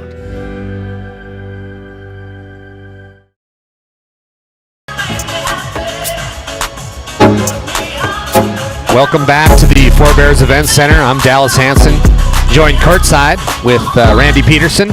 You're watching District Boys Basketball here on Game Day Media. Thank you for choosing us. Don't go anywhere, though. We got 3 games to go tonight, Randy. Going to be some fun ones. We got the 4 versus 5 seed coming up. The Alexander Comets going to play the partial North Shore Plaza Braves, which is the 4 versus 5. Promises to be a fun matchup. As the Pirates are going to be picked off here by Reading. Reading's going to go against Hayes. Reading now driving. He'll go up. No good. Rebound, Lucy. Lucy goes up. He'll find the bucket. And good. TJ Lucy. 11th point of the basketball game. Another player that comes off the bench for the Honkers. The bench really doing a great job for this Kenmare Bowbells team. Loveridge, top of the key, finds Davis. Davis. Guarded heavily by Livingston. Almost got a 5-second count. Hayes puts up a big 3. No good. Good pass, though, down to Davis. He'll go up. No good. Rebound, Livingston of the Honkers. 4:34 left here in the basketball game. Zimmer now, top of the key. Been kind of quiet the second half. He'll find Livingston. Kicks back out to Lucy. Lucy will shoot a 3. No good. Rebound goes to Knutson. He'll put up a shot. No good. As Lucy went up, and he's going to be fouled. Foul be on the ground, though. Devin Gisvelli. Not sure who that ball was on. The PA announcer, I think, has his rosters a little mixed up here, which is okay. But we didn't get the foul call as the refs are a ways away. Zimmer now deals, and it's going to be stolen by Hunter Davis. Hunter Davis showing off that speed, heading the other way. Davis now kicks back to Johnson. Johnson thinks about shooting the tray. He'll drive in. Guarded by a host of Honkers. Gets it down to Loveridge. Loveridge is going to put up a shot, and he's going to be fouled. Foul will go against Jacob Livingston. His second foul of the basketball game sends Loveridge to the line. 4th personal. Ethan Loveridge, a 5'11 senior. He wears number 22. Looking for his first points of the basketball game. He'll go up. No good. Syme now checking back in for the Honkers, as well as Helwig. Livingston and Lucy will take a seat on the bench with Coach Kaiser. Coach Kaiser gets to coach with his dad, Ken Kaiser. Yeah. Ken Kaiser was a basketball coach at Dakota College for a while there and made his way back to Kenmare. So the father-son duo going to get a first-round win, looks like, apparent, as will be rebounded. So Loveridge goes 0 for 2 quickly the other way. Jack Zimmer, left wing. Jack finds Reading. Reading, top of the key. Gives it back to Jack. Jack driving. He'll be fouled. Foul will go against Hunter Davis. That'll be his 3rd personal. So Jack will go to the line for 2. Yeah, you just, I don't know, 3:49 to go. You don't want to have your players injured. Yeah. Zimmer hit the deck pretty hard there, but it pops right back up again. So tough player. And I tell you what, the kid knows how to play basketball. I've been impressed with his play over the years that I've either been on radio or here on Game Day Media. I've just always been impressed with his game, and he probably learned from his sisters as well. Yeah, family full of basketball there. I think his dad played some pretty good basketball too. Minot State University Beaver at one point in time in his career. And now the head coach for the girls basketball team, fighting for a state berth tomorrow night down at the Minot Auditorium. Johnson goes up, and good. Nice play there from Brennan Johnson. Brennan Johnson. So that, going back to those free throws by Jack, that was his first points of the second half. Started off on fire with 17, but now he only has 19 here. So we're going to have a foul on the floor. Foul as Casey Odegaard went to go through that screen and just kind of bulldozed his way over. So Casey will pick up his 4th personal. 3:26 left here in the ball game. We're going to have a stoppage on the court. And while that happens, we're going to thank one of our sponsors, Prairie Motors, located over in Stanley, North Dakota. They're devoting themselves to helping and serving their customers to the best of their ability with high-quality vehicles and service. That's Matt Evans and his team at Prairie Motors in Stanley. So Caleb Knutson set the screen. He was the one that got bulldozed over, so he's going to go to the line for 2. He misses his first one of a pair. Caleb Knutson, a junior, has got 1 point tonight. Shoot his second one. It's up and good. So Knutson goes 1 for 2 from the charity stripe as Johnson now heads the other way. Gets it down to Hayes. Hayes on the left wing. Back to Davis, top of the key. Over to Loveridge. Loveridge back to Johnson. Johnson, he's going to be fouled by Syme. That'll be Syme's first foul of the basketball game. For as physical as Cohen Syme plays, that tells you a little bit about how physical it's been. That's his first personal. Yeah. Odegaard now gets it in Davis. Davis, top of the key. Back to Odegaard from the free throw line. Back to Davis. Davis drives. Puts up a shot. No good. Rebound goes to Reading and the Honkers. 3 minutes left here in the basketball game. Kenmare Bowbells Honkers, the 1 seed, playing the 8 seed Tioga Pirates. Don't go anywhere. We're going to have our Brad Johnson Insurance Player of the Game as Randy's putting on the headset to head down and interview Coach Kaiser and our Brad Johnson Insurance Player of the Game, which I have a feeling I know who it will be, but you got to wait around to see. As Randy taught me, that is called a teaser. So it will be Syme now heading the other way. Syme's going to be fouled. For folks watching at home, Cohen Syme has 2 points, but the effort he has given defensively, just the extra passes he's made, has been fantastic. 2:35 left here in the ball game. Cohen Syme, the junior, connects to make it 56-30. Honkers up big. Cohen Syme misses his second one. Rebound goes to Odegaard. Odegaard now heads the other way. Finds Loveridge wide open. Loveridge goes up, and we're going to have a foul as Ethan Loveridge gets fouled on the layup. Foul will go against Cohen Syme. Like we were talking about earlier, our next game will be the Alexander Comets. They're going to play the Partial North Shore Plaza Braves, the 4 versus 5 seed. Then we're going to have the Wilson Trinity Christian Crusaders play the Trenton Tigers. And then our nightcap promises to be a good one. The Young Ray Jays, the 6 seed, are going to play number 3 Powers Lake Burke Central. Loveridge connects on his first one.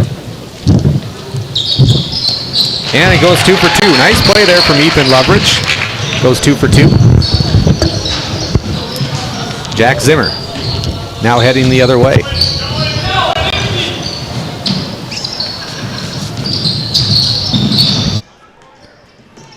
It's going to be Honkers get the basketball down low, goes up and good. Nice play there from Peyton Helwig. Peyton Helwig coming out firing here, his 11th point of the basketball game. Hayes now on the left wing. Going to be picked off by Reading. Boy, this Reading kid's come to play. My goodness. Syme now picks up his dribble, double team from the Pirates. They get it down low to Helwig again. Peyton goes up. Oh! Airballed the layup. Looks down at his hand. Should have looked down at your feet and didn't jump. Brennan Johnson goes up. He's going to be fouled. Foul's going to go against Jack Zimmer. Jack's going to pick up his fourth personal foul. Talking a little bit about Jack Zimmer. Going to be nominated for Senior Athlete of the Year. Putting together a heck of a first round here. 19 total points. 1:38 left here in the ball game. Johnson goes up and good. So Brennan Johnson able to kind of find his groove this second half. He's got 13 total points tonight. As Coach Kaiser empties the bench. We're going to have a line change here. Actually, Lucy's going to stay in the ball game for Coach Kaiser.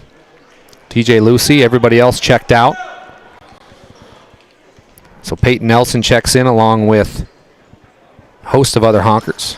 Johnson connects again. So Johnson makes it 58-34. Pirates down. Trevor Krecklau now gets it back down low. Over to Lucy. Lucy, top of the key. Thought about shooting a 3. He's going to pull. TJ Lucy, everybody. No good.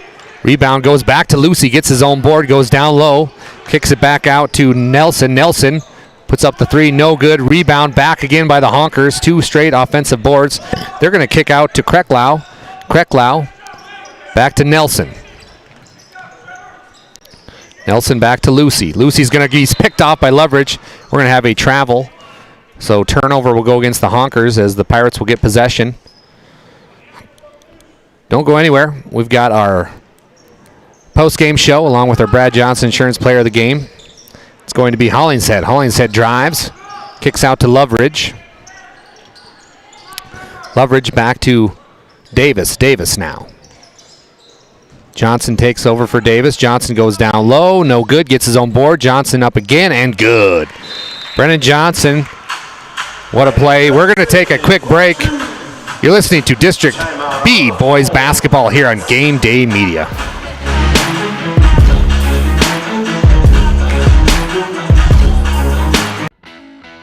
At Tioga Ace Hardware, our store is a member of the largest retailer-owned hardware cooperative in the industry. We are all committed to being the helpful place by offering our customers knowledgeable advice, helpful service, and quality products. As the helpful hardware folks in your community, we promise that helping you is the most important thing we have to do today. Shop the biggest brands all under one roof at 119 North Main Street in Tioga, or shop online at acehardware.com. Thank you for joining us here on Game Day Media. I'm Dallas Hansen. Honkers up big here, opening round, 58-36. About a 10-second difference between the shot clock and game clock, as the Honkers are just going to dribble it out here. Lucy gets back over to the right wing. It's going to be Trevor Krecklau. Back over, and we're going to have a shot clock violation against the Honkers, but it's not going to matter, as the Canmere Bowbells Honkers, they're going to move on to the semifinals. Tioga is going to move to the loser out, or excuse me, the game 5, which will be on the 26th at 3 p.m. We'll have that one here for you on Game Day Media, as that's the ball game. It's going to be the Canmere Bowbells Honkers 58, Tioga Pirates 36. We're going to take a quick break, and then Randy's going to be back with our Brad Johnson Insurance Player of the Game, so don't go anywhere. You're listening to Game Day Media. Hey, if you bought tickets. D&L Paraffin Incorporated is a local family-owned hot oil company that has been in operation since 1981. We work hard to develop good business relationships with the oilfield companies in the Tioga area. While offering services north of Lake Sakakawea, we focus on integrity, hard work, and safety. For all hot oil services, call dispatch at 701-641-3065 or 701-641-6310. And for hiring information, be sure to follow us on Facebook at DL Paraffin.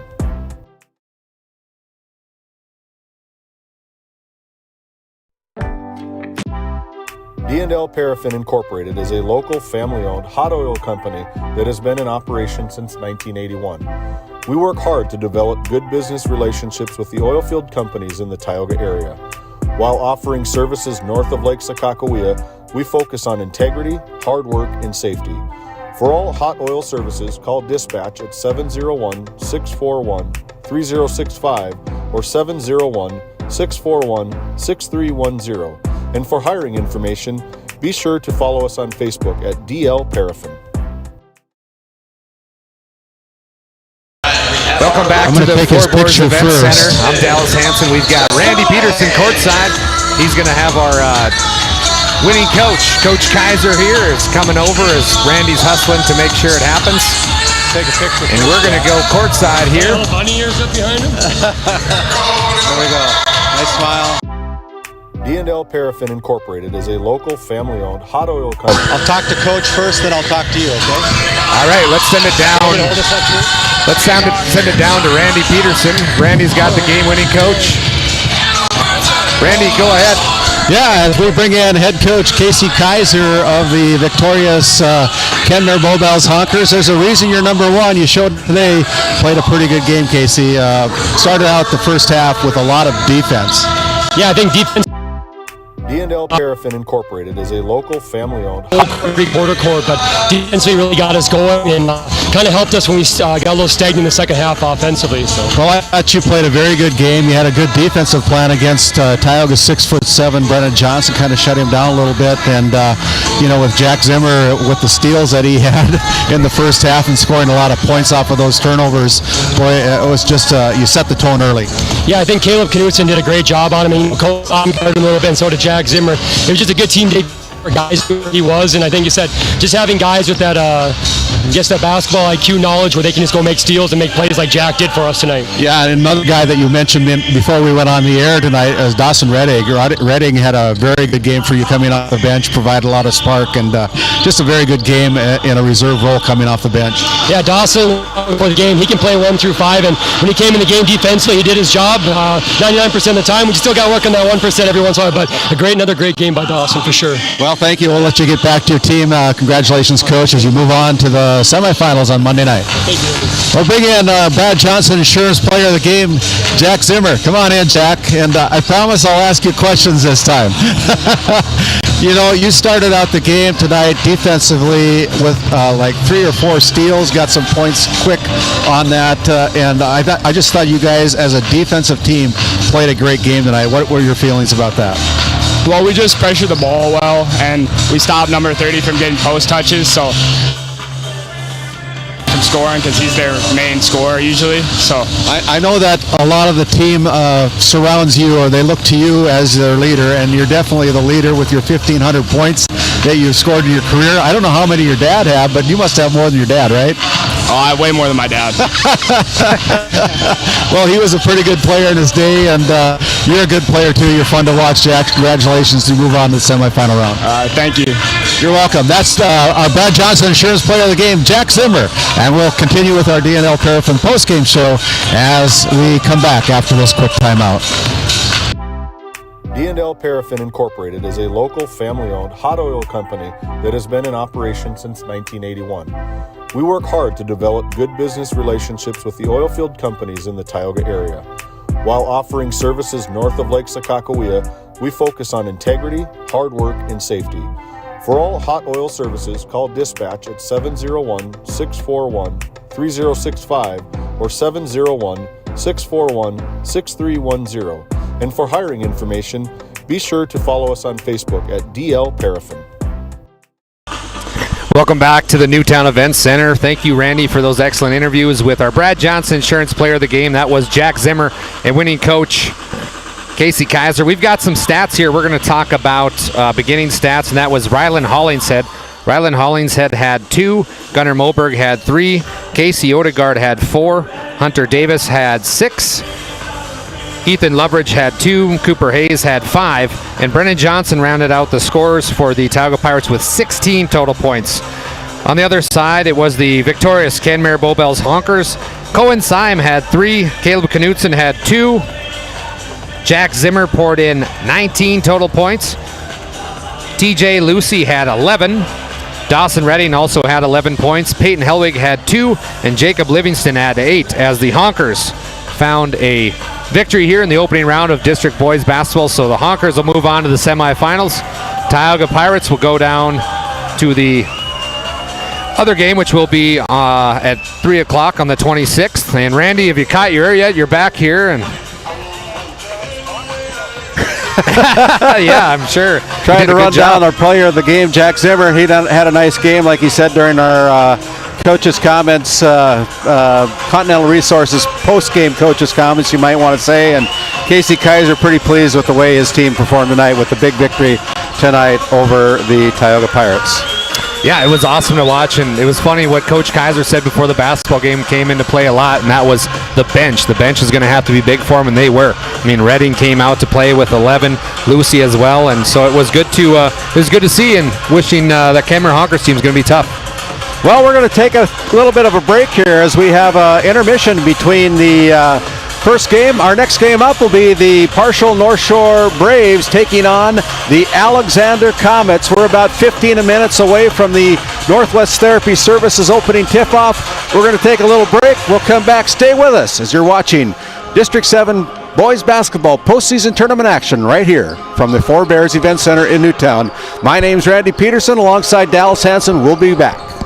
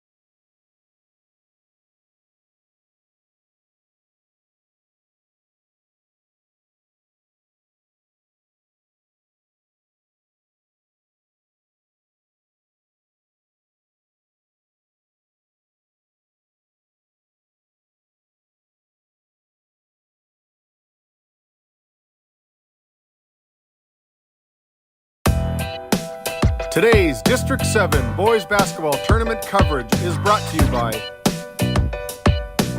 NCC, Tioga Medical Center, The Country Store, St. Luke's Medical Center, O'Theone Boutique, Souris Valley Dental Group of Minot, D&L Paraffin, Brad Johnson Insurance, Bravera Bank, Continental Resources, Northwest Therapy Services, Nesset Consulting Service, Roustabout Service and Insulating, DA Land LLC, 701 Cornhole Company, Bingaman Construction, Tioga Ace Hardware, Border Plains Equipment of Stanley, Tioga Parts Supply, Surge Aesthetics, The Porch, Tegan's Interiors, Tioga Drug and Soda Shop, Prairie Home Furnishings,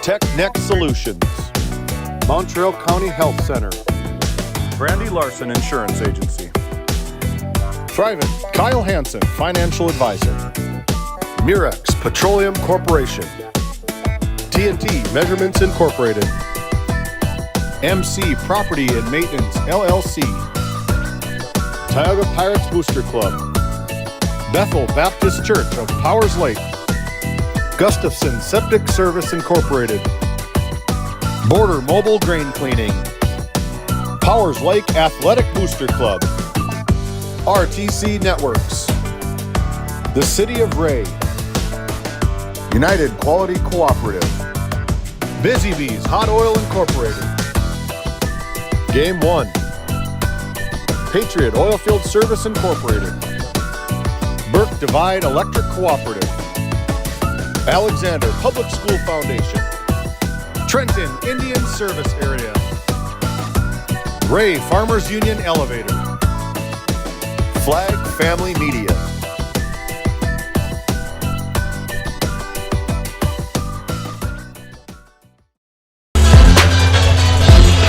As we come back to the Four Bears Event Center here from Newtown, North Dakota, we have a chance to have our 4-5 matchup this afternoon in our second game of our District 7 postseason tournament. It'll be the Alexander Comets taking on the partial North Shore Plaza Wildcats, and before anything else happens, I believe they're going to have our national anthem that's going to be sung by some younger kids here tonight. So we're going to take time out as we focus on our cameras to the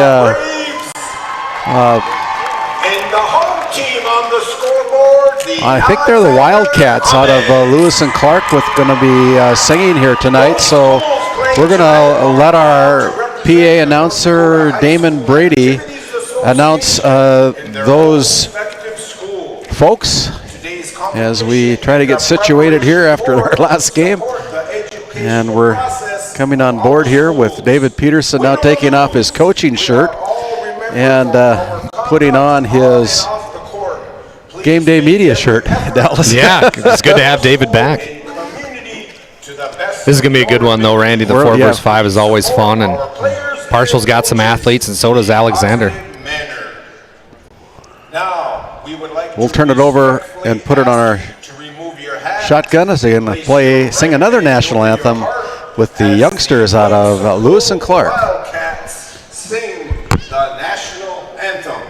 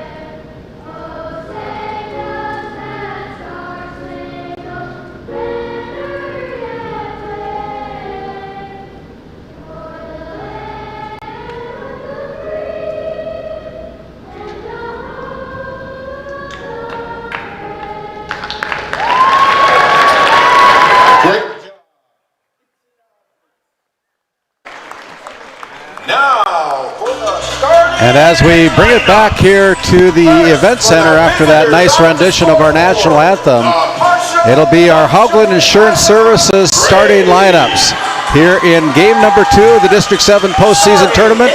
Again, my name is Randy Peterson alongside Dallas Hansen.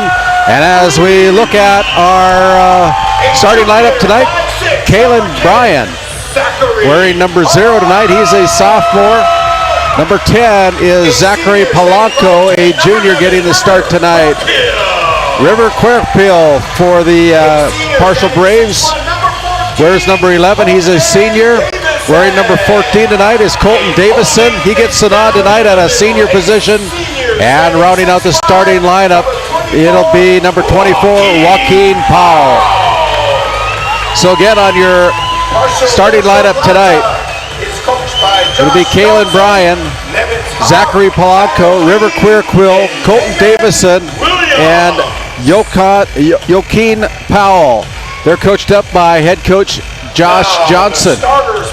And the starters for the Alexander Comets. They're without their head coach tonight. He's under the weather, so Trey Jacobson takes over as the acting head coach tonight. Wish you all the best, AJ, if you're watching us. Get well soon, buddy. As the Comets are introduced, they go with Maxwell Heed, a 5'8" senior. Also starting tonight, another senior standing 5'9" is Zane Soyseth. Mo Ryder gets the start tonight. He's a 6'2" senior. Keaton Wehrman wears number 12, another senior, stands 6'2", and rounding out the starting lineup for the Comets, it'll be number 25, Jaden Champion. The Comets coming into this game with a overall record of 14-3. They're the number 4 seed. They last met up on January 18th with the Partial North Shore Braves, dropping that game by 4 points, 57-53. The Partial North Shore Braves coming into this game with an 8-11 record. Our officials tonight out of the Williston Basin Officials Association, Drew Flogan, Richard Stein, our lead official tonight, Jarek Hansen. As Quirkquill comes into the front court, puts a shot up, no good. Rebound taken away there by the Comets. 2-on-1. Here is a quick shot, no good, as the ball is rebounded there by Polanco. Wow, up and down already, up and down. Missed opportunity there for the Comets, but there's a ball blocked out of bounds, last touched by the Comets. And so it'll stay with the Braves. Bryan inbounds the basketball. The 6'2" sophomore goes out on top now to River Quirkquill. Quirkquill goes on to Polanco. Polanco looks inside to Powell. Powell with the stutter step with a kick out to Quirkquill. Puts up the shot from 3. That's short. Follows his shot. Gets his own basketball back as they reset the offense. And a fresh 35 on the shot clock. Here's almost a ball that's thrown away. That'll be a turnover called against the Braves. First turnover of the night goes against the Braves as we're underway here in our first quarter of play. Glad you've joined us here on Game Day Media. Alongside Dallas Hansen, my name is Randy Peterson. As we look forward to our day of coverage here on the District 7 postseason tournament. Alexander in the front court. They go out on top to Soyseth. Now Ryder with it, finds Heen. Heen with the basketball, goes inside to Powell, and Powell gets the basket. Not Powell, Soyseth with the bucket. Goes in, got knocked to his backside, still got the shot away, and the Comets come out with the lead at 2-1. 2-0, excuse me.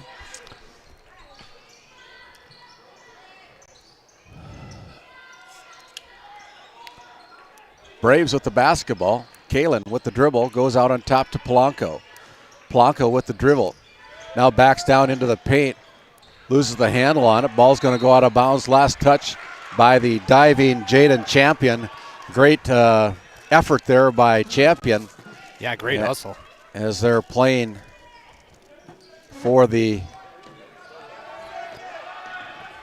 right to move on to play the Kenmare Bowbells Honkers. Shot Here clock. is a shot put up. They get a fresh 35.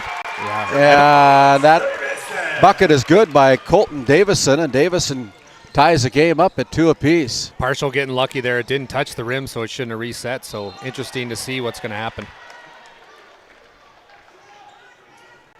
Got a foul on the floor. Weirman will go to the free throw line. A foul's whistle against number 14. Colton Davison with his first personal foul. And he'll go to the Souris Valley Dental Group free throw line. That is Keaton Weirman. He's kind of fun to watch. If he can get some breakaways, you can probably, no doubt, see a stuff. He's got springs in his legs. Just looks like an athlete out there. Yeah, very good. We've had a broadcast of a couple of their games so far here on Game Day Media throughout the season, and both games he's made our highlight reel. Here's a ball stolen, and now stolen back by Powell again, and Powell goes for the bucket. Geez, a 2-drop dunk. He's 6'5". Then he gets the steal. There's a turnover by the Comets. Randy, I feel bad for you taking stats, and you put your head down. It's a steal. You missed something here. Yeah. Davison with the shot from the corner, oh good. And there is Heen with the rebound. Kick out to Weirman. Weirman goes up, puts it off the glass for 2. Yeah, just a nice way, like you touched on it, Randy. Just an athletic kid, so great way to find the rim there.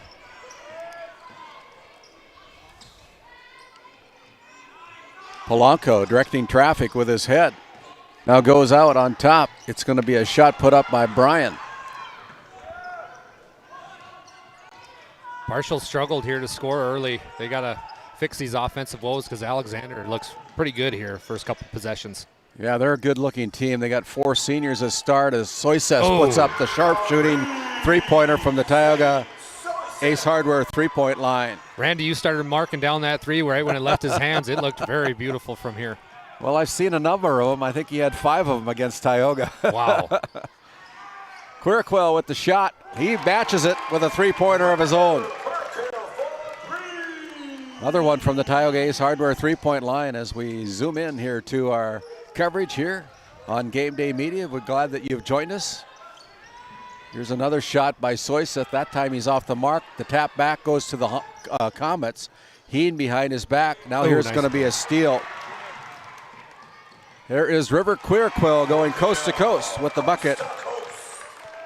He's got 5 points on the night. River's got that really fast first step. He does. As Weirman gets it over to Heen, and Heen puts it up off the right glass for 2 with his first bucket of the night. Maxwell.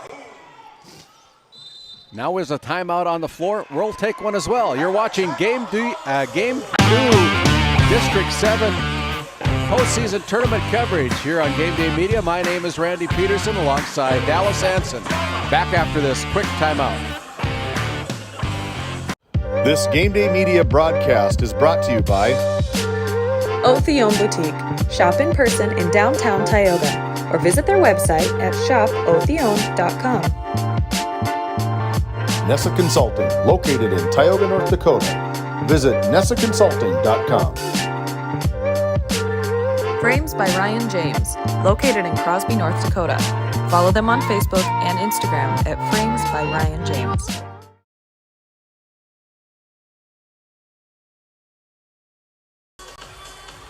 As we come out of that St. Luke's Medical Center timeout, it's a Tioga Medical Center scoreboard. The Alexander Comets 11, the Partial Braves 9. And as the Comets putting up some pretty good defense here tonight. This is an evenly matched game, the 4-5 matchup between the Partial Braves, Partial North Shore Plaza Braves, I should say. And here is Joaquin Powell in the paint with a kick out to River. Now they go over to number 20, Memphis Walking Elk, and they get called for 3 seconds. That'll be a turnover, the second of the night against the Partial Braves, Partial North Shore Plaza Braves. Boy, that Joaquin Powell, he seems taller than 6'5". I mean, he looks like a monster down there. Maybe he's 6'6", 6'7", I don't know. He plays, his presence is well known. Yeah. Let's put it that way. No, for sure. He's a strong kid. Up there is Powell trying to alter the shot, but the bucket is made. Ryder with the bucket. Good offense there from Alexander. Ooh. And now we're going to have a shooting foul that's going to be whistled against the Alexander Comets. It's going to go against number 5, Bo Ryder. And Francis Oldrock goes to the free throw line to shoot 2. First one's up and in. You know, Randy, it's too bad Coach A.J. Allard's sick tonight, not able to be here, but if there's a kid, or I shouldn't call him a kid anymore, Trey Jacobson, he's taken over the head coaching duties tonight for a sick Coach Allard, and he is not scared of the moment at all. He's been in huge games in high school. He was a year younger than me, and he was a fantastic point guard. He played for Watford City back then, but he can coach too, and it's good to see him here taking over the reins. Yeah, he's the head coach of the Alexander Comets football team, and they went pretty deep into the playoffs this year. There's a turnover by the Comets. And here is Oldrock finding Quirquill, left all alone for 3, no good, as Jaden Champion pulls down the rebound, and another missed opportunity for the Braves. 13-11 as Wehrman goes along the baseline, now stops, picks up his dribble, goes out on top to Novak. Novak finds Colt Champion into the game as the three-pointer rattles the rim in and out, no good. The putback by Colt on the second effort. And when you're 6'6", you can do things like that, Dallas. Yeah, he had right place, right time too, but he did a fantastic job. He actually out-hustled Powell there for partial to get that rebound, so talented youngster. Quirquill with a kick out to Polanco. Now out on top, it's Oldrock. Oldrock, the southpaw, puts it up from 3. That's no good. Too many threes from the Braves right now. They need to settle in a little bit. There is the ball. It's going to be off the hands of the Alexander Comets, and that'll be a turnover, the 4th of the first quarter here, as Joaquin Powell will have a little bit of a breather, and Colton Davison checks back in for head coach Josh Johnson and the Braves. Quirquill with the basketball, guarded there by Wehrman. Goes around Wehrman, but the ball is blocked. Good effort there defensively by the Comets. Now here is Soyseth going off the glass. Perfectly executed as Soyseth puts in his 7th point of the first quarter. Boy, this Zane Soyseth is a nice basketball player. Right place, right time, and he just does everything perfect. There's a shot away by Walking Elk, and that one's no good. And here comes the Comets again with a 6-point advantage. Soyseth will cross the midcourt stripe. Goes right side to Wehrman. Wehrman goes around Quirquill with a bounce pass out to Soyseth. Puts up the shot. Kind of had some footing problems there. Wasn't quite ready for it, I don't think, and come up short on that field goal attempt. Walking Elk for 3 is no good. Rebound on the floor picked up by Davison. Blocked from behind. But before the shot is away, it is a shooting foul. Braves here need to find a little bit of a rhythm. These hoisting up threes, I get it, they're a three-point shooting team, but try to catch a rhythm here offensively. I don't think there's been many possessions where it's been below 25 seconds on the shot clock. So work the basketball, make Alexander work a little bit here defensively, and see where it goes. Soyseth picked up his first personal foul of the quarter as Davison toes the South Valley Dental Group free throw line and goes 2 for 2. Partial putting on a little bit of a press. Ooh. Now up front, it is a kick out from one brother to another brother. That is good basketball. Spot on, Randy, spot on. I grabbed you there because that just excites me. 3 extra passes there for a wide open layup. Great basketball from the Comets.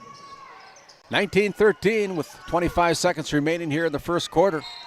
As the ball goes out of bounds, last touch by the Braves. Turnover number 3 against the Braves, and with 22.4 seconds to go, the Comets with a chance to make a statement here at the end of the first quarter. Yeah, head coach Josh Johnson's bringing Powell back into the ballgame. They need him, a presence inside.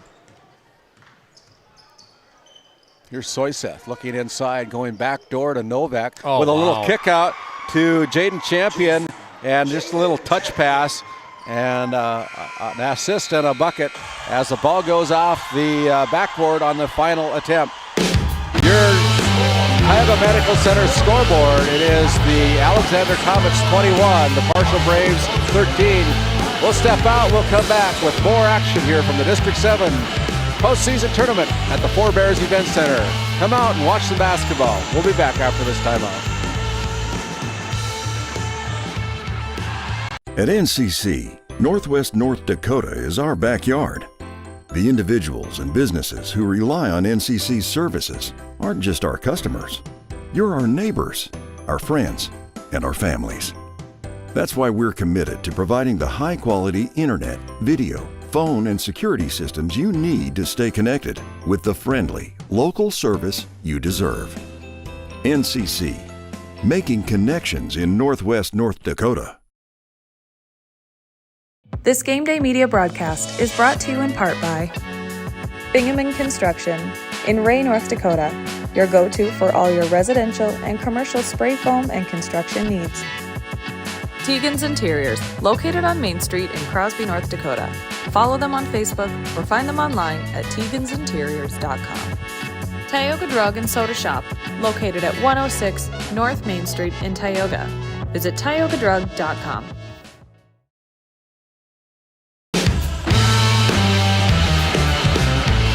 End of the first quarter, the first possession on our Northwest Therapy Services second quarter. It'll be the Comets. Jacob Novak pulling the trigger from 3. That's no good. And the Braves into the front court quickly. Polanco at the top of the key throws it up. And good decision by Zachary Polanco, ringing the bell from the Tioga Ace Hardware three-point line. 21-16. Novak at the top of the key goes right side to Heen. Heen with the dribble goes to the paint now. Ooh, almost a travel. Didn't get rid of it as the that is Novak with the Jacob Novak with the three-pointer. Bo Ryder took a shot in the ribs there. He's hurting right now. Look at him. He's bent over. Here's a shot put up by the Braves out of the hands of Jet Vistosky. Yeah, he's heading the sidelines. Bo Ryder's hurt. Bo Ryder not feeling so well right now. We got a timeout on the floor. We'll take one as well. Your Tioga Medical Center scoreboard. It is the Alexander Comets 24, the partial North Shore Plaza Braves 16. Back after this quick timeout. Founded in 2019, Northwest Therapy Services, located in Ray and Williston, North Dakota, provides speech therapy in our clinics as well as partnering with local schools and nursing facilities to provide on-site therapeutic services. Our therapists offer language therapy as well as therapy for social, cognitive, communication, swallowing, feeding, and voice disorders. We are dedicated to providing the highest level of quality services. To schedule an appointment, visit nwtherapyservices.com or call 701-568-8255. Out of that short timeout, we're back here with Kyle Hansen, Thrivent Financial, for all your financial planning needs in Northwest North Dakota. Please call Kyle Hansen or Becky Gettle, your local Thrivent advisors, at 701-628-2384. Reverse layup missed. The putback by Keaton Weirman. And Weirman now with 6 points on the night, Dallas. Yeah, Weirman's starting to take this one over. Nice pass there, and then he was able to get the rebound. But and one here for Parson. Quirquell putting in the and one. Goes to the Souris Valley Dental Group free throw line to shoot the and one as he matches the point put up by Weirman. And River, the senior for the Braves, toes the Souris Valley Dental Group free throw line, puts up the free throw, hits the bottom of the net. Very nice looking ball player. Yeah, River's a nice player, and Coach Johnson knows that. He's kind of the general of this team and true point guard. And if he can get the rhythm going on this offense for the Braves, they might be making a comeback here. Here's Novak. Double teamed on the right wing, goes out to Heen, the southpaw, throws it up, no good. As the bigs for the Comets can't come up with it on the rebound, and here comes the running Braves. Quirquell goes out on top to Polanco, left alone again. They go out to number 21, Old Rock. Back over to Quirquell. River with the dribble. Finds Polanco on the left side. Old Rock now with the dribble. Goes to the paint with a kick out to Vaskoski. Vasoski goes up, puts the shot up, good. Jet Vasoski puts in his first bucket of the night. Now the Braves are starting to catch a little rhythm here, Randy. You can kind of just sense the momentum shifting here as Coach Johnson's yelling, defense, defense, stop, score, stop. Interior pass, almost very good pass, but it goes off the fingertips of number 25, Jaden Champion. That'll be a turnover the 5th of the night for the Alexander Comets with 5:45 to go here in the first half. Stick around. We'll have our Bank of Tioga halftime report. We'll recap all the team and individual stats on our Bank of Tioga halftime report. Powell back into the game. Goes to Quirquill. Quirquill drives to the left block, puts it up, no good. Rebound put back by Vasoski. That's no good. Powell with the rebound. Loses it. Lands in the hands of Oldrock. Oldrock goes along the baseline, puts up the shot. Wow. There's Powell again with a reverse layup. No good. Powell with another opportunity, gives it up to Quirquill, and then we're finally going to have a foul. That was a lot. Good job, Randy. That was a lot. They're going to be whistling up the Alexander Comets with a foul. Jaden Champion, his first personal foul of the game. Second team foul of the quarter as Quirquill goes for three. That's short, no good. Jaden Champion pulls down the rebound. And the Comets are running again into the front court. Novak goes over to Weirman. Weirman with the dribble, now kicks it back out to Jaden with Novak on the left wing. Almost got away with an elbow there. Yeah, another Here's one. Jacob Heen. Things a little physical as Novak for three. He felt that one right away. That's his second one from the Tioga Ace Hardware three-point line, back up to an 8-point lead. Here's the ball, mishandled by the Braves. That'll be a turnover against Partial, and now the ball goes out of bounds off the hands of the Comets. So turnovers by each team, but before anything more happens, we're going to have a timeout on the floor, as it'll be a full timeout. Your Tioga Medical Center scoreboard. It is the Comets 29, the Partial North Shore Braves 21. You're watching Game Day Media coverage of the District 7 postseason tournament.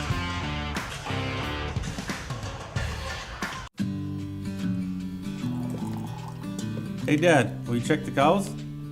Use this instead, Grandpa. The cows look fine, Dad. In my day, we had to sleep in the barn to check the cows. Combining tradition and technology, respecting the past while embracing the future.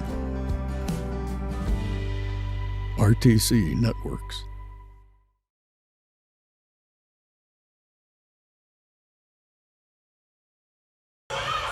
As we come back here to the Four Bears Event Center out of that St. Luke's Medical Center timeout, Dallas, pretty good half so far for the Alexander Comets. Yeah, they've shot the basketball extremely well from the three-point line and really made the Braves work defensively and moved the basketball a couple times, about 5-6 passes just to get a wide open layup. So awesome basketball from the Comets, but I'd love to have a mic in with Coach Johnson right now with the Braves, because he said, hey, a few possessions, we got it inside to our big man Powell. Great things opened up. Those couple quick possessions where we just shot a three, we found ourselves down. So be interesting to see what the Braves do here with 35 seconds fresh shot clock. 4:32 to go on the game clock as we come back into Game Day Media. Powell at the elbow, left side, gives it up to Vasoski, goes cross court over to Oldrock. Oldrock now goes out on top to Bryan. Bryan pulls the trigger from three, no good as the Comets crash the board, pull down the rebound. Here is Soyseth pulling the trigger from three. A long rebound again to the Braves. Davison hands it off to Joaquin Powell. Davison gets it back. Out on top, they go to Oldrock. Around on top to Bryan. Kalen pulls the trigger from three, no good. And the rebound taken down by the Comets. Watch out. Oh, he was going to go for that dunk. Here's Jaden Champion. Wow. Off the glass, kissing it off the glass for the Tioga Ace Hardware three-pointer. Jaden Champion using the old bank. I'm pretty sure he called it, Randy. Yeah, he must have. Every time they get it down low to Powell, there's an automatic triple team coming for the Comets. They're just, everybody's coming at him. And it's been physical, but Richard Snyder there calling the foul.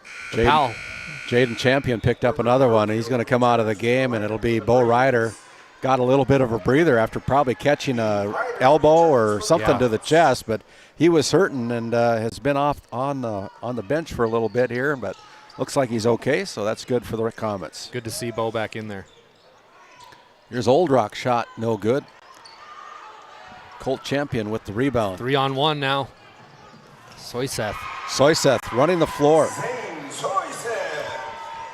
He might not have the best shot from three-point land, but boy, can that kid just drive and kick, runs the floor extremely well. I've been very impressed with Soyseth. 34-21. The Comets starting to spread this out a little bit with 3 minutes to go here in the first half. Queerquill tries to do something about it, can't do it, as the rebound lands in the hands of Bo Ryder. Novak with the dribble. Soyseth challenges the bigs, loses the basketball. Now it's going to be picked up by the Comets. Almost lost it.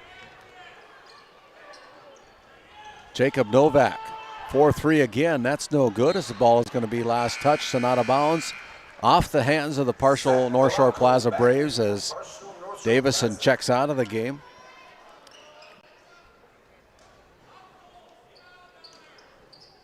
Coming in is Polanco. Out there to Bo Ryder, goes to the paint, puts up the shot, no good. Colt with the rebound, clears himself, finds Soyseth. Soyseth with a little runner in the paint, no good. As the ball goes off the fingers, last touched by the Alexander Comets.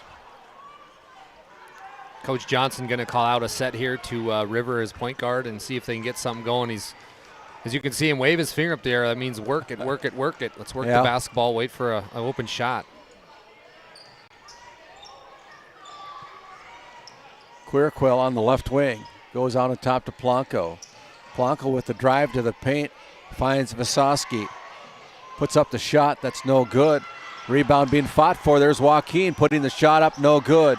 This time Colt steals it, but there's a steal by River. River gets it back. Now they go inside to Powell. Powell off the glass is no good. And there will be a foul that's going to be whistled against the Comets as they hoist Joaquin Powell off the deck. Yeah, Joaquin hit the ground pretty hard there, so goes the line for two, but good job by Parshall. Nice possession coming out of the timeout. Powell looking for his third point of the night here from the Souris Valley Dental Group free throw line. Comes away empty on the first one. That foul is whistled against Colt Champion, his first personal foul. Comets now with 4 team fouls here in the second quarter. Powell almost got it back, missed both of them. They're down by 13, 34-21, and here's a traveling as Bo Ryder lost the handle on the basketball and frustrated with himself. That'll be a turnover number 3 in the quarter, 7 of the game. Coach Trey Jacobson saying, come on, you can't make those junior high mistakes, and he's right. Can't travel this time of year, tournament time. You got to have every possession. Down low to Jet Visosky, and we're going to have a foul call before the shot's put up. They're going to whistle number 14. It is Jacob Novak. That's his first personal foul. A fresh 35 goes on the shot clock. Be 2 and 2 for him. Actually, it's a double bonus because that is the 5th team foul call against the Alexander Comets. So Visosky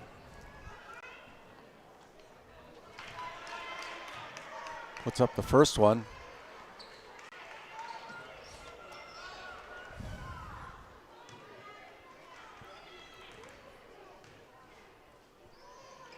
Second one is no good.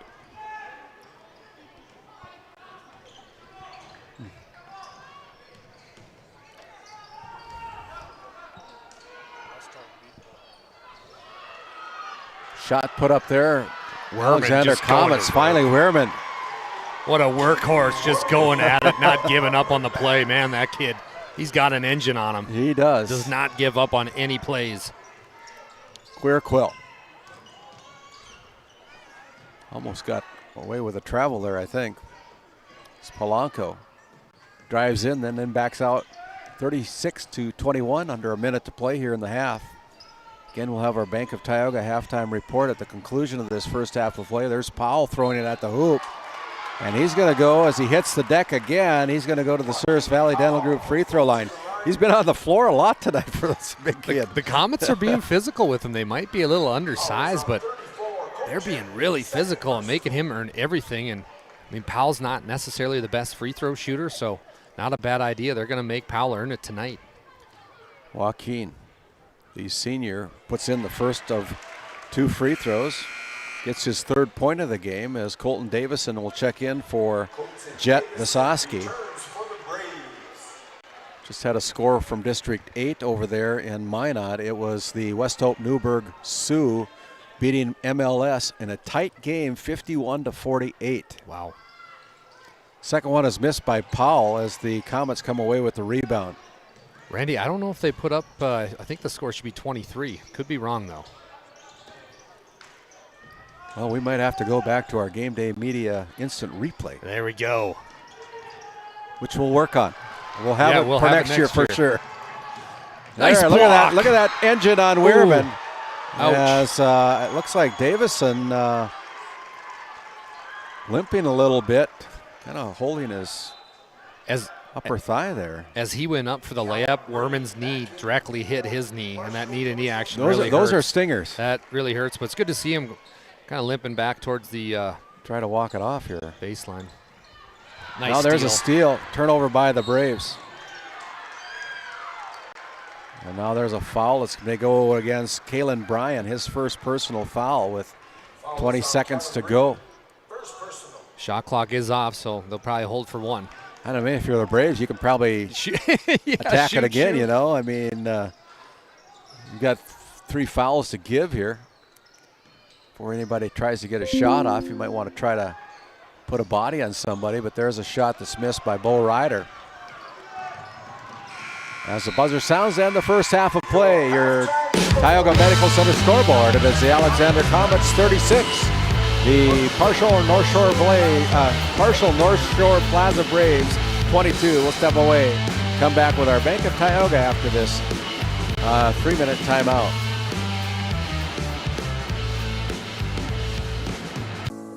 Since 1961, Tioga Medical Center has been providing quality health care to Northwest North Dakota patients. With a newly built clinic in Tioga, where primary care providers along with visiting specialists are caring for patients every day. Primary care clinics in Ray and Powers Lake also. Call for an appointment today at 701-664-3368. Tioga Medical Center. Great staff making a difference in the lives of patients every day. At Souris Valley Dental Group, we've been using modern treatment techniques and products to help families smile since 1968. Voted as the #1 dentist in Minot, our team of expert dentists combine their unique areas of expertise and their experiences to create treatment plans that help each individual patient meet their goals. Contact our dental office at 701-419-8900 or visit sourisvalleydental.com to schedule an appointment today. You can count on us to keep your family grinning from ear to ear for many years to come. This Game Day Media broadcast is brought to you by Othion Boutique. Shop in person in downtown Tioga or visit their website at shopothion.com.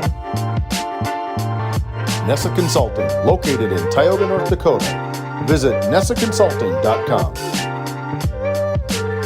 Frames by Ryan James, located in Crosby, North Dakota. Follow them on Facebook and Instagram at Frames by Ryan James. Based in Williston, North Dakota, Busy Bees Hot Oil Incorporated is a veteran-owned and managed company. Busy Bees services include water hauling, hot oil services, cap string flushes, and much more. Busy Bees will approach any job, no matter how large or small, with 100% safety and commitment. We pride ourselves on giving back to the community that has given so much to us. Looking for the perfect career? Consider Busy Bees Hot Oil Incorporated. Find them at busybeeshotoilinc.com or give them a call at 701-572-9303 today. Based in Crosby, North Dakota, St. Luke's Medical Center's mission is to provide comprehensive and compassionate health care for individuals and families in cooperation with the area medical community. Our vision is to be recognized as a community leader by delivering quality health care through a team of dedicated professionals in a friendly, compassionate, and growing environment. Recently named one of the top 20 critical access hospitals in the country means our community can count on us to deliver services they need now and in the future. To schedule an appointment, call 701-965-6349.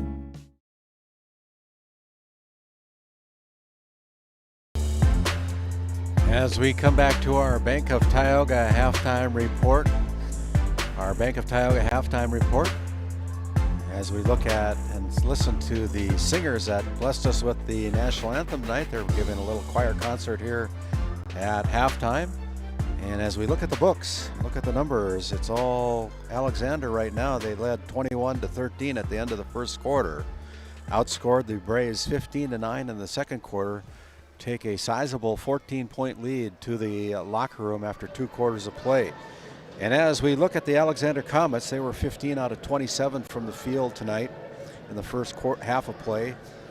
Made both their free throws from the Service Valley Dental Group free throw line. They knocked down 4 Tioga Ace Hardware three-pointers, and they had 7 turnovers in that first half of play. And as we look at the numbers for the Partial North Shore Plaza Braves, they were 7 out of 27 from the field, 6 out of 11 from the free throw line, 2 three-pointers in the game, and they committed 5 turnovers according to our unofficial books. And then we look at the individual numbers. 7 players in the scorebook for the Comets as they're spreading things out. Leading the way with 9 points is Zane Soyseth. Keaton Wehrman with 8 points. 6 points for Jacob Novak. 7 points for Jaden Champion. 2 points each for Maxwell Heen, Bo Ryder, and Colt Champion for a total of 36 first half points here tonight for the Comets. 6 players getting into the scorebook for the Braves. River Quirquill with 8 points. 4 points for Colton Davison, 3 points each for Joaquin Powell and Zachary Polanco, and 2 points each for Dwight Oldrock and Jet Vasoski for a total of 22 first half points. The 2 Champion brothers from Alexander, each with 2 personal fouls. That's the only ones in a little bit of foul trouble. That everybody's got to be a little bit careful for the Champion brothers as they have 2 fouls. That's been our Bank of Tioga halftime report. We'll send it back to our NCC sports desk as we continue on here with game number 2. We'll be coming back with our Northwest Therapy Service, the start of our second half, after this word from some of our great sponsors. This Game Day Media broadcast is brought to you by The Alexander Public School Foundation is dedicated to supporting the needs of students and the staff of Alexander School. We believe that the strength of the community is rooted in the strength of its school. Best of luck to all of the athletes, coaches, and fans from the Alexander Public School Foundation. Located in Tioga, North Dakota, Patriot Oilfield Service Incorporated, a proud supporter of the Tioga Pirates, supporting the Bakken with hot oil and water hauling services. Call our dispatch office at 701-664-2106 today.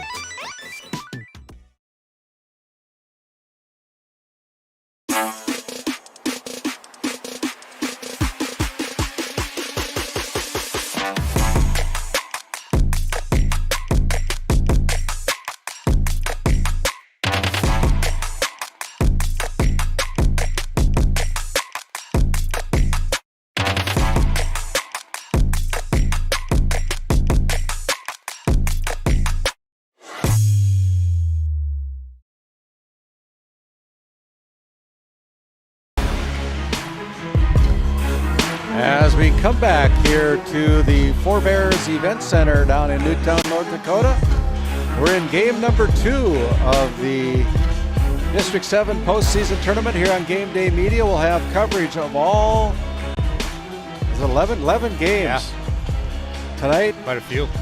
It's Monday, finishing up on Tuesday. A lot of basketball in the state of North Dakota right now, Dallas. Yeah, a lot between the girls and boys. Guy can almost get confused, but we've got a lot of good ones. I mean, this one, the Braves are going to come back. They're only down a couple here, 14 actually, but I mean, geez, did Alexander move the basketball well in that first half? It was fun to watch, and they're going to be tough to beat. I don't care who they're going to play if they continually move the basketball like that. I mean, inside-outside game looked fantastic. A couple of those 3-on-1s they just capitalized on, and the great thing to see from them is every shot that goes up, Randy, that I've taken just as a coach, this is a coach talking, they all go towards the rim. They all go after the rebound, and that's hard to teach, and it's the little things like that will make you successful, and Alexander hammers the little things. Well, you know, these Comets for the past few years have struggled But boy, they've got a whale of a team down there. They've taken their lumps and bumps and have survived. Yeah. And are now pretty competitive in this District 7 postseason tournament, in this District 7 conference, so to speak. And they've fared the challenge, and they've done a great job. Head coach A.J. Allard, of course, not here tonight, feeling a little bit under the weather, decided to stay back. He turned it over to Trey Jacobson, and Trey Jacobs has got a 14-point lead right now. So you're in good hands, AJ, if you're listening to things. Well, like you said, Coach Allard, this is his 5th season being there, and he's seen, like you just said, the ups and downs of this program. They just started off fresh as their own little thing there in Alexander. So Coach Allard, he's kind of manned the ship. It's too bad he can't be here tonight to watch his boys play because they're playing fantastically well. But when you look to the other side, the Braves and Coach Johnson, longtime coach for North Shore Plaza, now taking over for North Shore Plaza and Partial. But it just, like the few possessions that the Braves had it and they moved the basketball, they were able to get what they wanted. It's when they got they lost their patience and they just started hoisting up some threes, and that's how they got in this hole. But that said, the Comets have had fantastic man-to-man defense. Both teams so far, Randy, in all the games we've called together, I have to mention this is the first time we haven't seen a zone. It's been all man-to-man from the girls' districts to now the boys' districts. So it's nice to see old school basketball making its way back. Well, I couldn't have told you that. I haven't paid that much of attention to it, but I know that you as a coach keep your eye on that sort of thing. And, as we get ready here to start of our Northwest Therapy Services, start of our third quarter, I should say. The Partial Braves are still shooting shots, waiting for their coach to come out. Hey, they're shooting threes, baby. They want to get a few up. I love it. Again, our officials tonight, Richard Sinar, Jarek Hansen, and Drew Floggen. As the Braves wearing their purple uniforms, decked out with white trim, and of course the Comets wearing their white uniforms tonight. The home team on the scoreboard wearing their red trimmed out uniforms tonight on their side of the court. Starting to fill up in here, Randy. Yeah, getting a few people in here for this first opening day, as the work week is probably done for a lot of people wanting to come down and see some good basketball here from District 7. We're glad that they're able to come in and put the fans in the seats because kids like to play in front of people. Oh, yeah, 100%. It's fun for these student athletes to come here, too, just like last year when I was coaching Divide County. We got to come here and play. And the Four Bears Event Center gives you each team their own suite. So the kids get to experience having their own suite. Watching the game, I see the Ray Jays are in theirs. Tioga's in theirs as well. And it's just fun, new experience for student athletes. And Four Bears has done a fantastic job with this place. Well, we invite you to come into the Four Bears Event Center and watch some good basketball here. Probably have some other activities that you can partake in while you're down here. But just a few. Right now, the Braves with the basketball. Not sure how that's not a double dribble, but it wasn't. As Visosky goes inside to Powell, backdoor cut to Old Rock. Old Rock misses the reverse layup. Dwight's got to hit that one. We talk about a lot missing bunnies, but you can't miss those in these tournament games. They come back to bite you. Both teams with 27 shots in the first half of play. Boy. As Maxwell Heen starts out the third quarter with a bucket from just inside the three-point line. I don't know if it's because he's a southpaw, Randy, but I really like that kid, and that looked perfect from where we were sitting. You could tell that was going in from our vantage point. And now there is a quick timeout as the Partial North Shore Braves are all out of whack right now. It'll be a timeout on the floor. We'll take one as well. You're watching Game Day Media coverage of the District 7 postseason tournament. This Game Day Media broadcast is brought to you by at Bethel Baptist Church in Powers Lake. Come join us for Sunday school at 10 and worship at 11. If you can't join us in person, make sure to find us on Facebook for messages, weekly devotionals, podcasts, and important Bethel updates at Bethel Baptist Powers Lake. United Quality Cooperative is your local co-op offering propane and bulk fuel delivery, as well as ag, feed, and livestock equipment with brands including AeroQuip, Payback, and High Qual. Shop our locations in Newtown, Partial, Ross, and Keene, or check us out at our website at www.uqcoop.com. As we come out of that St. Luke's Medical Center timeout, this segment is brought to you by Flag Family Media, KTGO, located at 1090 AM, 92.7 FM, as the shots missed there by the Braves. They're your source for conservative talk show radio. Make sure you download that free KTGO mobile app as they run Maxwell Heen into the boards. Yeah, it's you really can't just jack a guy up with your hips, but Randy, I hate to keep talking about, but Alexander looks great defensively. I mean, my goodness, they're a good team. They're going to be tough to play for anybody. Yeah, Coach Kaiser, he's going to have to get a good scout on this team. Jaden Champion finds Maxwell Heen. Heen with the dribble goes out to Colt Champion. The 6'6" freshman goes into Wehrman, and Wehrman kisses it off the glass left side for an easy bucket. And Wehrman rose up there and went against Powell and able to get the best of Powell there, but wow. If he wouldn't have had that kid in front of him, I think he would have flushed it. Me too. Here's Champion with the oh no, it went out of bounds. He just dropped it. Then the Comets turn it right back over to the Braves. Again, while we have a little break in the action, the Powers Lake Athletic Booster Club supporting the Ranchers and all Powers Lake athletic programs.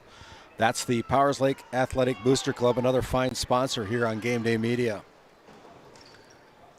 Appreciate all those sponsors, which wouldn't be possible without them. They're the best. As we wrap up our coverage in March sometime, depending on how far we go here with these teams, we're just thankful for each and every one of our sponsors. Here comes Heen behind the back. Dipsy doodle, as Lee Halverson would say. And he puts it off the glass left side again for another 2-point bucket. Behind his back, got a Brave to bite on it, and then went up in a contested layup. Nice play. Brian now with the dribble for the Braves finds Old Rock, who goes along the baseline. Slowed down there by Jaden. Now Old Rock puts it up off the glass, no good, as Jaden pulls down the rebound. Hey, Jay, your Comets are playing good. Yeah. Hope you're recovering. They're up by 21 right now. I think that's the first time just now Trey Jacobson sat down. He's been standing up, getting his steps in here. Wehrman, that's Ryder, excuse me. Now Wehrman on the right wing. Tell you the truth, I've never been up this high. Yeah, this is from this vantage point. Look at that give and go, just a missed opportunity there for Alexander. I've always been on the floor level doing radio broadcasts, but with the video broadcast, we're up high here. Great vantage point. Get a good viewpoint of all the action here at the Four Bears Event Center. Here is Ryder, and Ryder gets it off the glass left side for 2. Timeout on the floor as Bo Ryder continues the scoring. They're up by 23, 45-22 with 4:40 to go. It's a St. Luke's Medical Center timeout. We'll send it back for a long timeout. This Game Day Media broadcast is brought to you in part by Border Mobile Grain Cleaning, based in Columbus, North Dakota, offers custom on-the-farm grain cleaning for spring wheat, durum, and barley. Contact Ethan Bakken at 701-310-5007 or find him on Facebook at Border Mobile Grain Cleaning. The Country Store, located at 123 Main Street in Powers Lake, North Dakota. If they don't have it, you probably don't need it. As we come back here, we have a chance to highlight our Brad Johnson Insurance Player of the Game from our first game this afternoon. It is Jack Zimmer. Zimmer from the Kenmare Bowbells Honkers paced the Honkers with 19 points tonight. Played a pretty well-balanced game, both defensively with a lot of steals. Dallas led the Honkers again to another victory over the Tioga Pirates as they punched their ticket to the semifinal round on Monday night. Yeah, and you nailed that. I mean, defensively, he just got it going by getting 3 straight steals and turned them into easy baskets, but it was fun to watch him play. Anytime he steps into a gym, he's open, and he's just one of those good players, and I hope he's being recruited collegiately. I definitely think he could play. It'll be fun to keep watching him, and he's going to represent our district well, and Kenmare is going to be tough to beat with him at the helm, but if there's a team that could beat him, these Comets, I mean, defensively, my goodness, they're putting on a show. It's like he shoots into the ocean. He's just ready to go. The hoop is huge when Jack Zimmer throws it at the hoop. As the ball goes in and out of the hands, last touch by the Comets, and the last touch by the Braves, excuse me, is the Braves with 4:27 to go here in the third quarter, yet to find the hoop in the third quarter. Hoop trouble. Backcourt, here's the Comets throwing it away again, kind of getting sloppy here a little bit.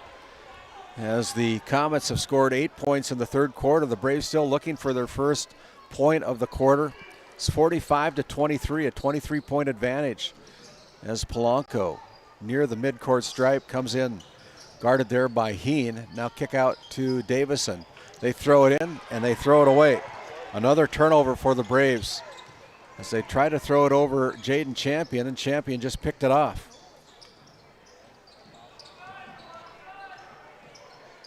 Bo Ryder gives the ball up to Weirman. Weirman now with a kick out to Novak. Lets it fly from three, no good. Looked good, though. Yeah, he's got a good shot. It's better than throwing it into the bleachers. Yep. It's Polanco.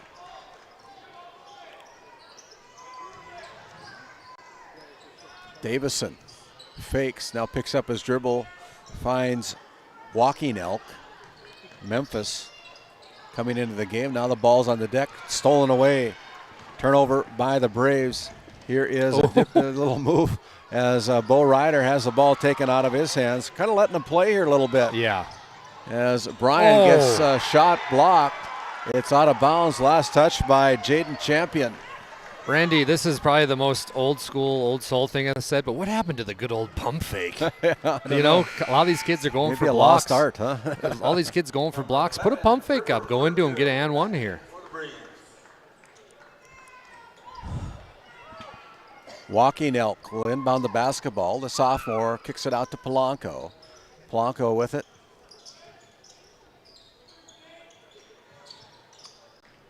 Polanco, here's a steal. Jaden Champion, you're going to say, well, stop me if you can. Wow. Nice play. Beautiful play, and the aggressiveness he showed there with the Euro step and to go up strong. My goodness. He went 1-on-3 there. Yeah. Like I said. He's just a sophomore. Just stop me if you can, buddy. Jaden Champion.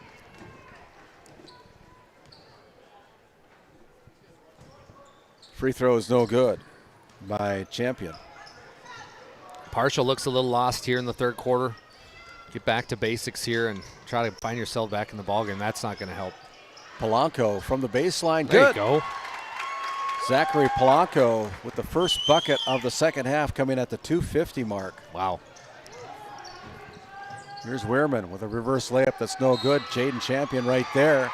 And we'll have another foul that's going to be whistled against the Braves. I believe they're going to whistle up Joaquin Powell with his first personal.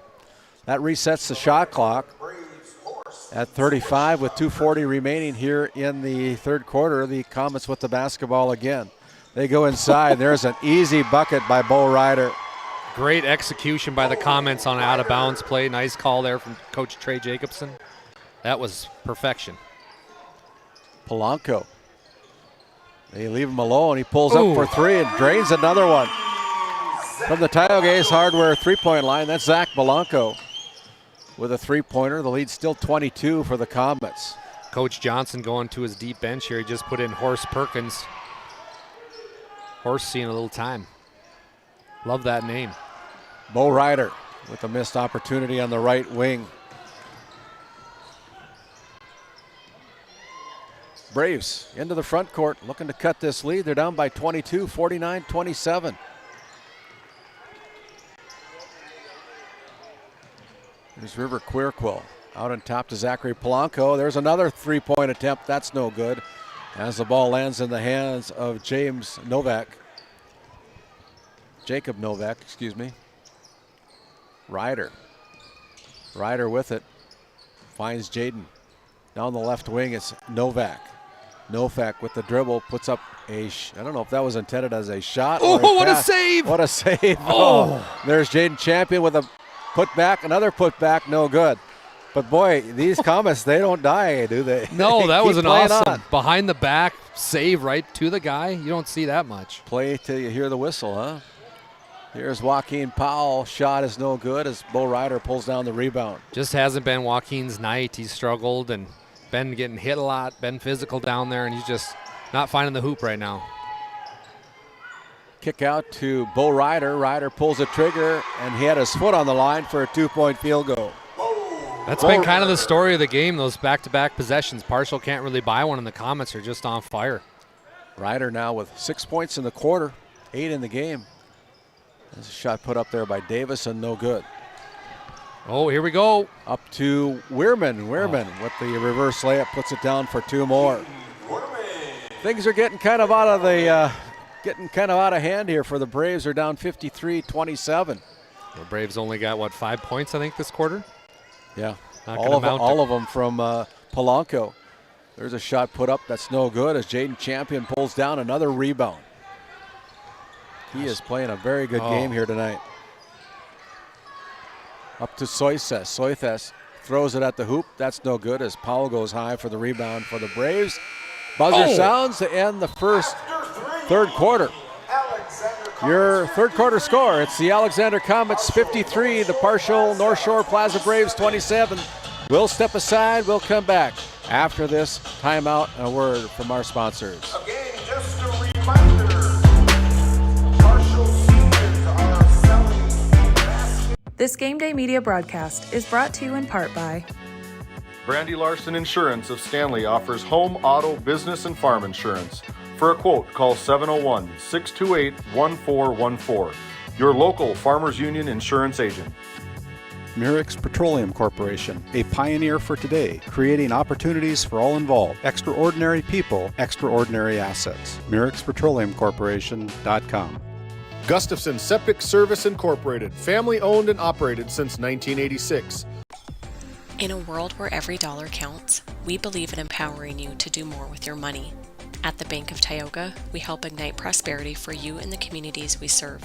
Whether you're a family looking for personal financial solutions, a business seeking growth, or an agricultural entrepreneur with big dreams, we have the products and services to help you achieve your goals.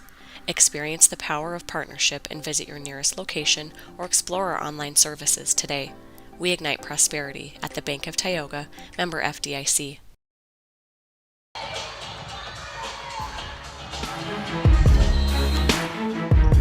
Start of our Northwest Therapy Services fourth quarter. Comfortable lead for the Alexander Comets, 53-27. Comets with the first possession. No doubt Trey Jacobson's talking about clock management. Oh, yeah. I would think. Yeah, for sure. As they're not even looking at the basket right now. They try to get it in, then they throw it away. Nice steal. And there's another steal by the Comets. It'll be Jaden Champion with a kick back to Weirman. Oh. Weirman, he went up to double stuff it and decided just to throw it in. That was about to be the play of the year. He thought about it, Randy, but Weirman now with 14 points as Weirman alters the shot again, playing both ends of the floor. Here's Soiseth mishandling it, and it's stolen away. Things getting kind of sloppy as Old Rock puts it down. He's got 4 points now for the Braves, 55-29. Very comfortable lead for the Comets. Finally a little zone here. Coach Johnson putting out a 3-2 zone. Inside to Colt. Colt, the 6'6" freshman, finds Weirman. Weirman with another bucket. I get where Coach Johnson's coming from, Randy, trying to throw different defenses here as they try to mount this comeback, but Alexander's such a good team, you can't really zone them. Shot put up there by number 25, Horst Perkins, is no good. And Joaquin Elk will go to the free throw line as he fouled in the act of shooting. Goes to the Souris Valley Dental Group free throw line. That foul whistle against number 12. Keaton Weirman, his second personal foul. Randy, I can't believe number 34 for Alexander, Jason Champion, 6'6" freshman. My goodness gracious. I know they didn't make them like that back in my day. What kind of water do they have in Alexander? I mean, we got to get some of that up to Crosby. All these kids are big. No wonder they had a good football year. Yeah. Big and physical. They're huge. Imagine lining up across the line from that kid. No, thank you. No, thank you. Comets with a kick out to Heen, now down to the corner. Champion goes inside to Champion. Champion misses the first one. That is Colt. Back to Jaden. Jaden's going to go for three. That one's no good as we have A foul on the floor. There's going to be a personal foul call against number 22, Jet Visoski.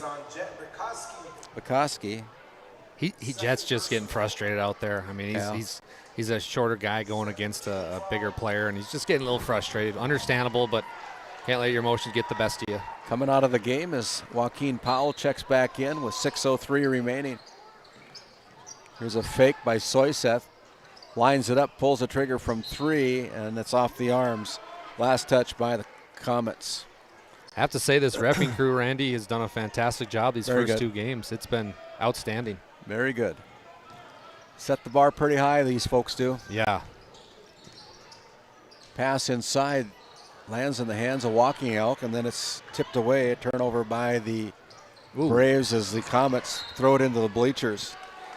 Gives us a chance while they retrieve the basketball to thank the Tioga Pirates Athletic Booster Club, supporting the Pirates, the Firestorm, and the Northwest Stars gymnastics program, and all the athletic programs in Tioga. Here's the ball thrown away by the Braves again as Soyseth goes up. There's a garbage bucket by Weirman, and Weirman puts in 2 more. Making a bid for our Brad Johnson Insurance Player of the Game for sure. The Comets 1 point away from putting 30 up, but not before Walking Out puts down 2 of his own. 59-32, 5:10 remaining here in the 4th quarter. Next game up, it will be the Williston Trinity Christian Crusaders taking on the Trenton Tigers, a 2-7 matchup here on day number 1. Here's Novak with the missed shot off the glass left side. Pass up front to Old Rock. Old Rock puts it up, no good. Powell with the put back, that's no good. As inside pass to Weirman. Weirman missed that one. Novak puts it up, no good. Kept alive by Novak. That's pretty good play there by Novak. Novak with a kick out to Heen. The southpaw throws it at the hoop. That's no good. Wow. Novak again with another rebound as the Trey Jacobs just has a seat. So let's just slow things down a little bit. Look at that pass. My goodness. This is beautiful. There's not. If I'm Coach Kaiser, I'm definitely doing a couple box out drills and just don't help man to man if you get beat, because these kids will make you pay. I think, Randy, the reason we haven't seen River Quirkpool, looks like he's cramping up on the sidelines. So River's out. Could be. Yep. Now here's the Braves throwing it away. That'll be another turnover against the Braves. Of course, on cue, here he comes. Horace Perkins checks out of the game as River comes in to the game as head coach Trey Jacobson wants to take a timeout. Said he wanted to take a timeout, but they didn't honor it, so we play on. As the Comets come into the front court, just in front of the 10-second violation. Yeah, that was close, actually. Bo Ryder. Ryder with the dribble, and then we have an offensive foul. It's a moving pick. It's going to be called against number 34, Colt Champion, illegal screen. Talking to a few official friends of mine, that was the big emphasis this year from North Dakota High School Activity Association was illegal screens. You have to be set for at least a second, if not a second and a half. Another turnover by the Braves as Jaden Champion comes into the front court. The ball kicked out of bounds by Davis, and it stays with the Comets. 3:28 remaining as Dallas Hansen will head down to the floor and gather up our winning head coach. Looks like it's going to be Trey Jacobson. And I get to talk to my old buddy Trey. Trey Jacobson. We'll name our Brad Johnson Insurance Player of the Game, too.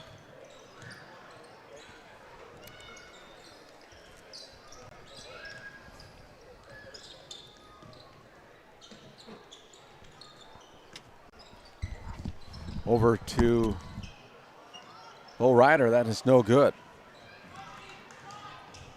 61-32. Walking Elk gives it up.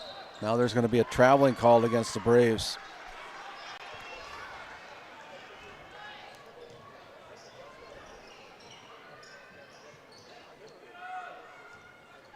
As Dallas Hansen makes his way down to the floor, just under 3 minutes to go, he'll go over and gather our winning head coach tonight. It'll be Trey Jacobson.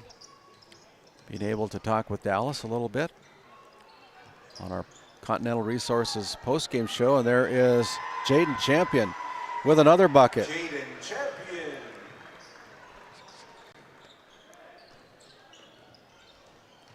River Quirquill loses the handle on it, goes into the hands of the Alexander Comets, and things going from bad to worse for the Braves. Down low, here is Colt Champion again with another bucket. And there's a timeout on the floor. We'll take one as well. We'll send it back to our studios for a word from some of our great Game Day media sponsors back after this timeout. This Game Day media broadcast is brought to you in part by Border Mobile Grain Cleaning, based in Columbus, North Dakota, offers custom on-the-farm grain cleaning for spring wheat, durum, and barley. Contact Ethan Bakken at 701-310-5007 or find him on Facebook at Border Mobile Grain Cleaning.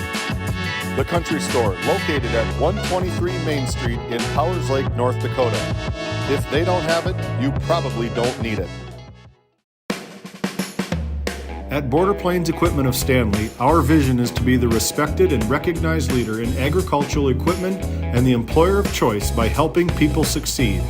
Our mission is to serve agricultural customers and communities by partnering to meet their needs through the sales and support of farm equipment and technology.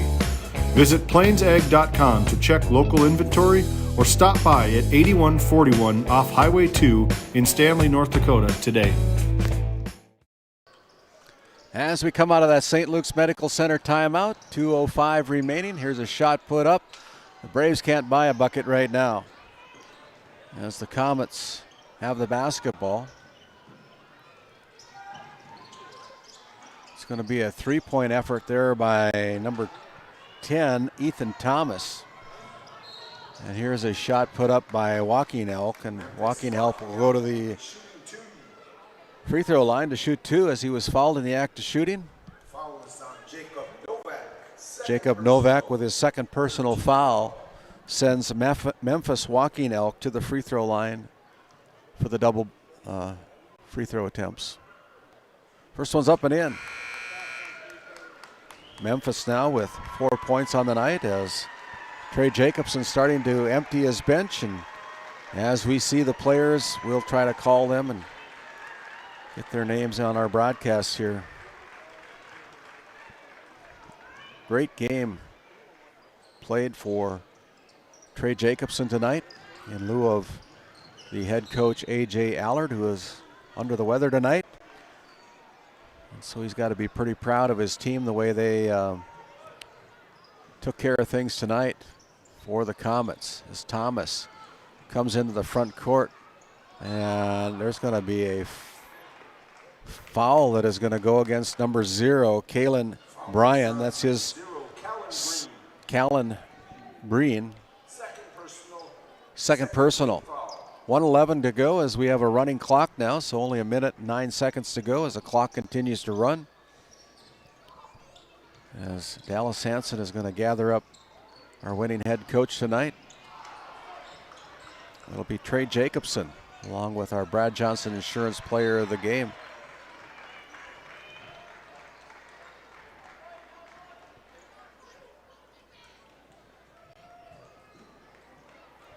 It'll stay with the partial Braves. This clock continues to run. Here's Polanco. The kick out to Walking Elk. Drives in the paint, throws it at the hoop, no good. There's Horace Perkins with the shot. That's good for 2 for Horace Perkins. The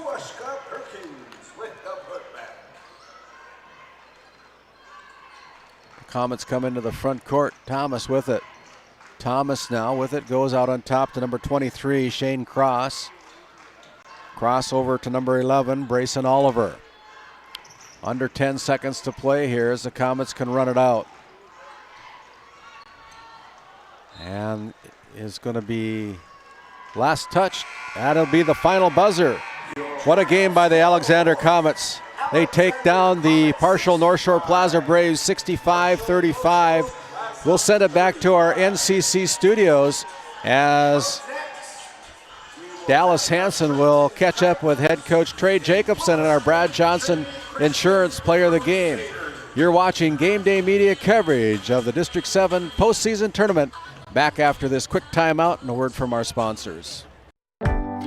Located in Crosby, North Dakota, Brad Johnson Insurance has been helping clients find insurance coverage since 1986. Our team is passionate about serving the community in which we live and pride ourselves on getting to know our clients to best serve their needs. Our staff is active in the public and strives to better our community through participation, involvement, and by supporting area events and youth programs. For a quote, visit bradjohnsoninsurance.com or call 701-965-4200 today. Growing family, the City of Ray has shovel-ready lots available, 12,000 to 20,000 square feet. The lots are free of any special assessments. Right on Highway 2, we offer convenient travel and connections, as well as access to our amazing education system. Your family's future is important to us. Let us help you with that first big step. Contact Rhonda at 701-568-2204 or stop by City Hall at 101 Main Street in Ray. Think of Ray when planning your future. Invest in a community that invests in you. As we bring it back to the Four Bears Event Center here in Newtown, North Dakota, Dallas Hansen's been able to catch up with the winning head coach, Trey Jacobson. Take it away, Dallas. Hey, I have with me assistant coach, but head coach tonight, Trey Jacobson. Trey, take us through the timeline when Coach Aller said, hey, I'm sick, I can't make it. What was that like? Yeah, it was very unexpected for sure. Woke up this morning, got a call from Allard, and he's like, I'm not feeling too hot. I don't know if I'm going to show up. And I'm like, oh, boy. Then I got on the phone to my junior high coach and said, hey, do you want to sit on the bench with me?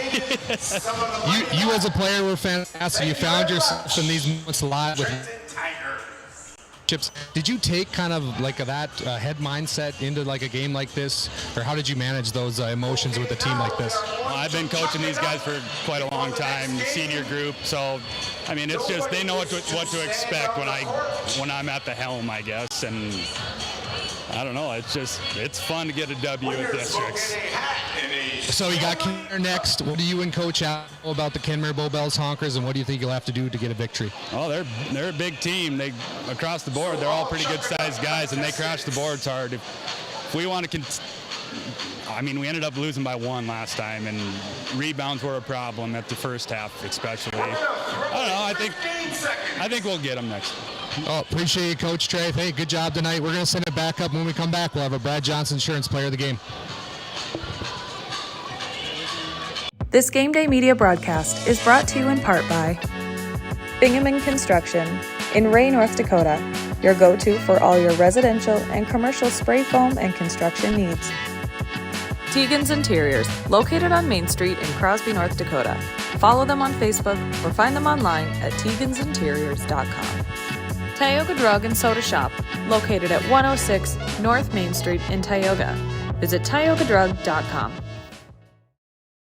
And Dallas has been able to gather our Brad Johnson Insurance Player of the Game. That is going to be Keaton Wyrm of the Victoria's Alexander Comets. Take it away, Dallas. I'm here with Brad Johnson Insurance Player of the Game, Keaton Wyrm. Keaton, fantastic win by you guys. Defensively, you looked outstanding. What was kind of the point of emphasis going into this ball game?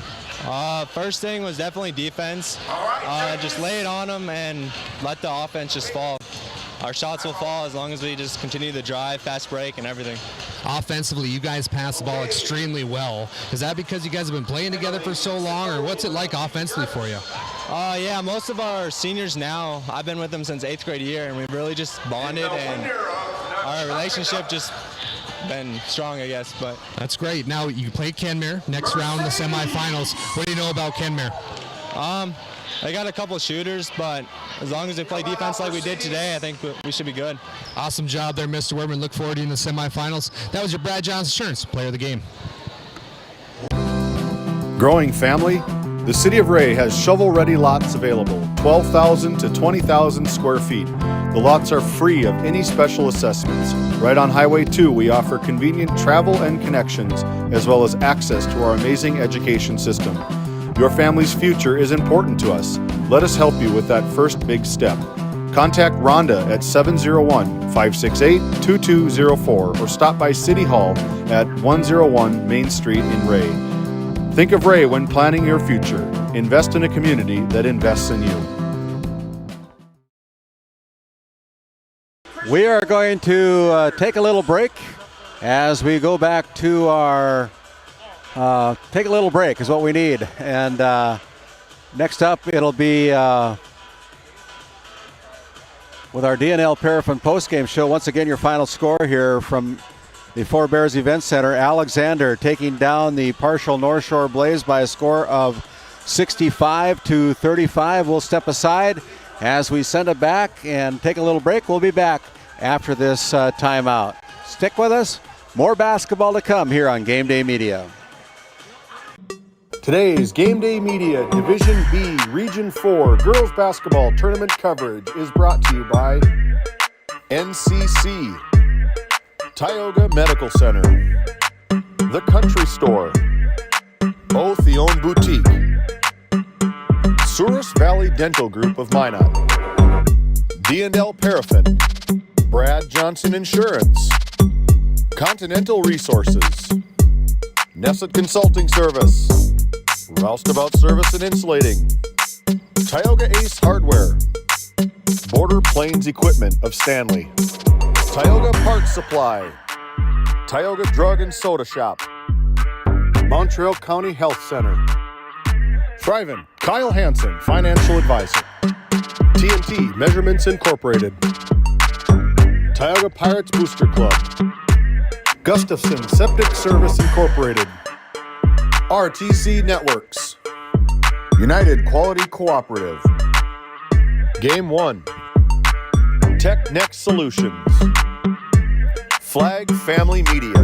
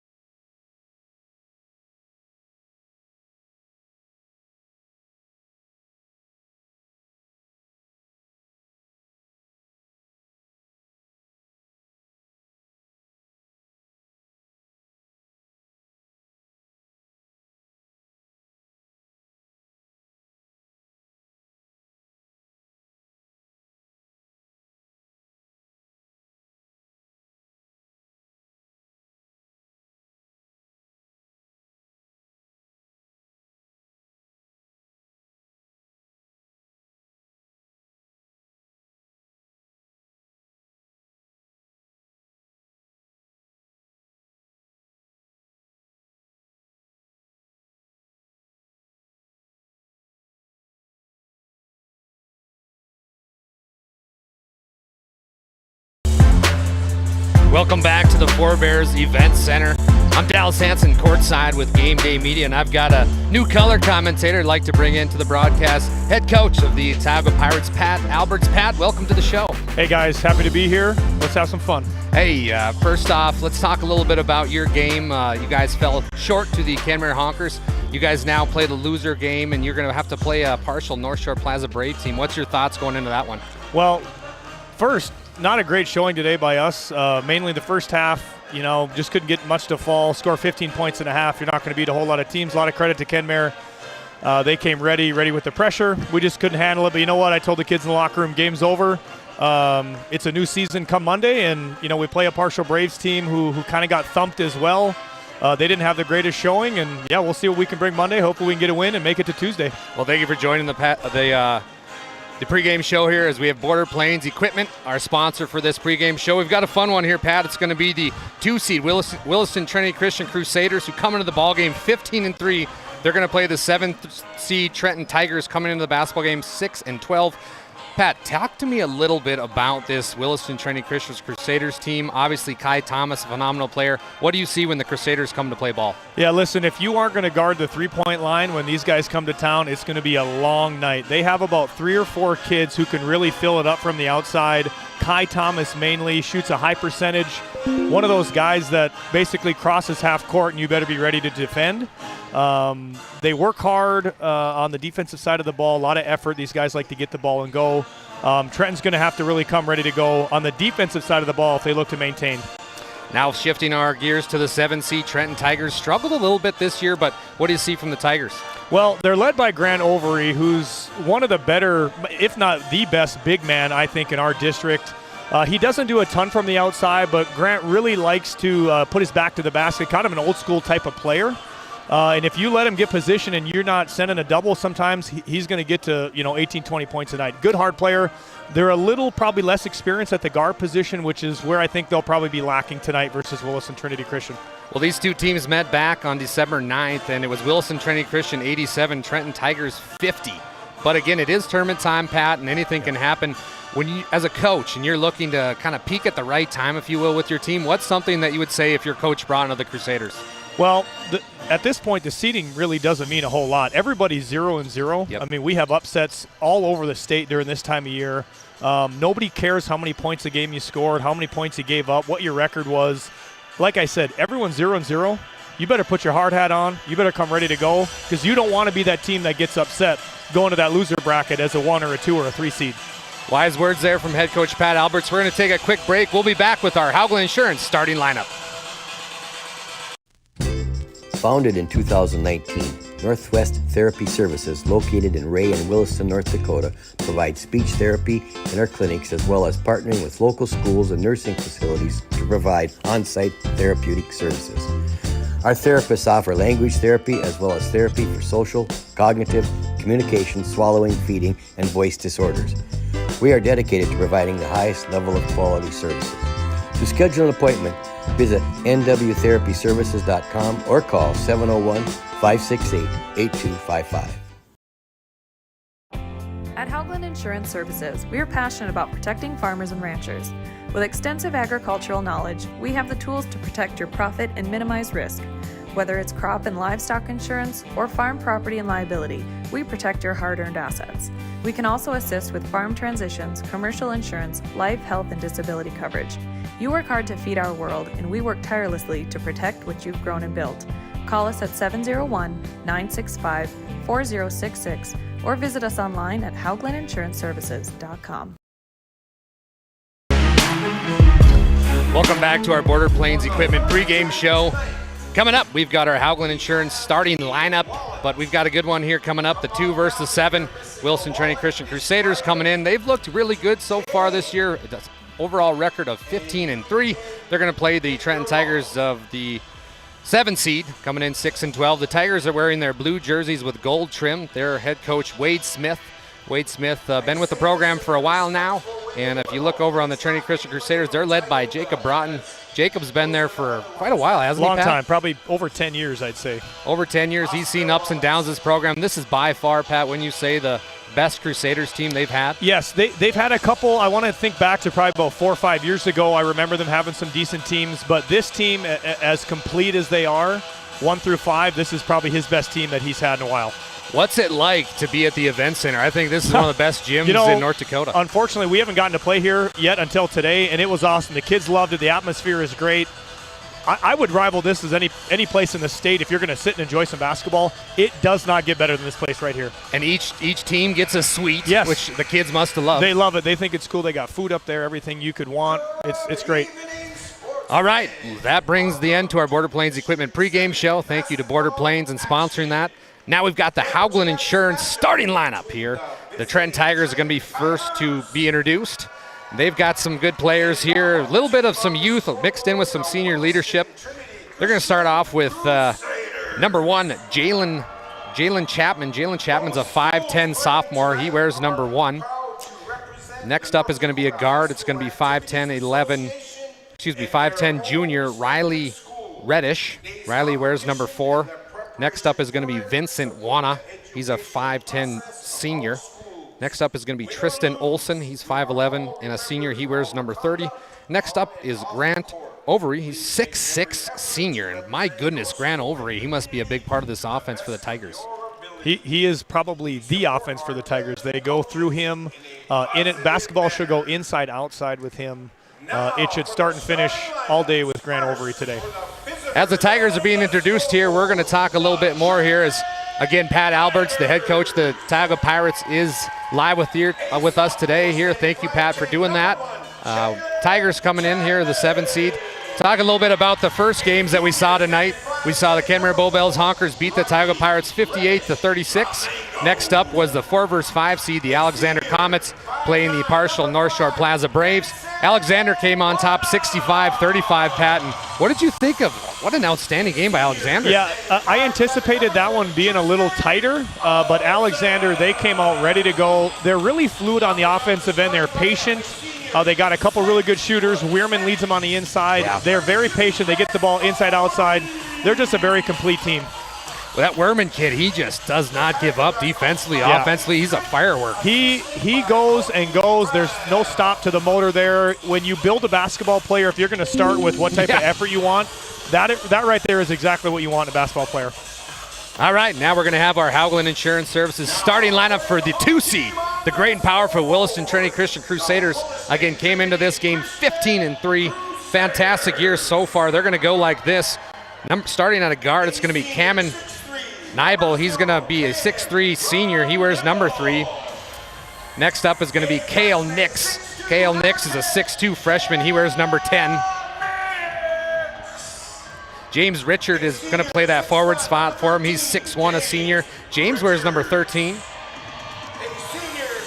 Dominic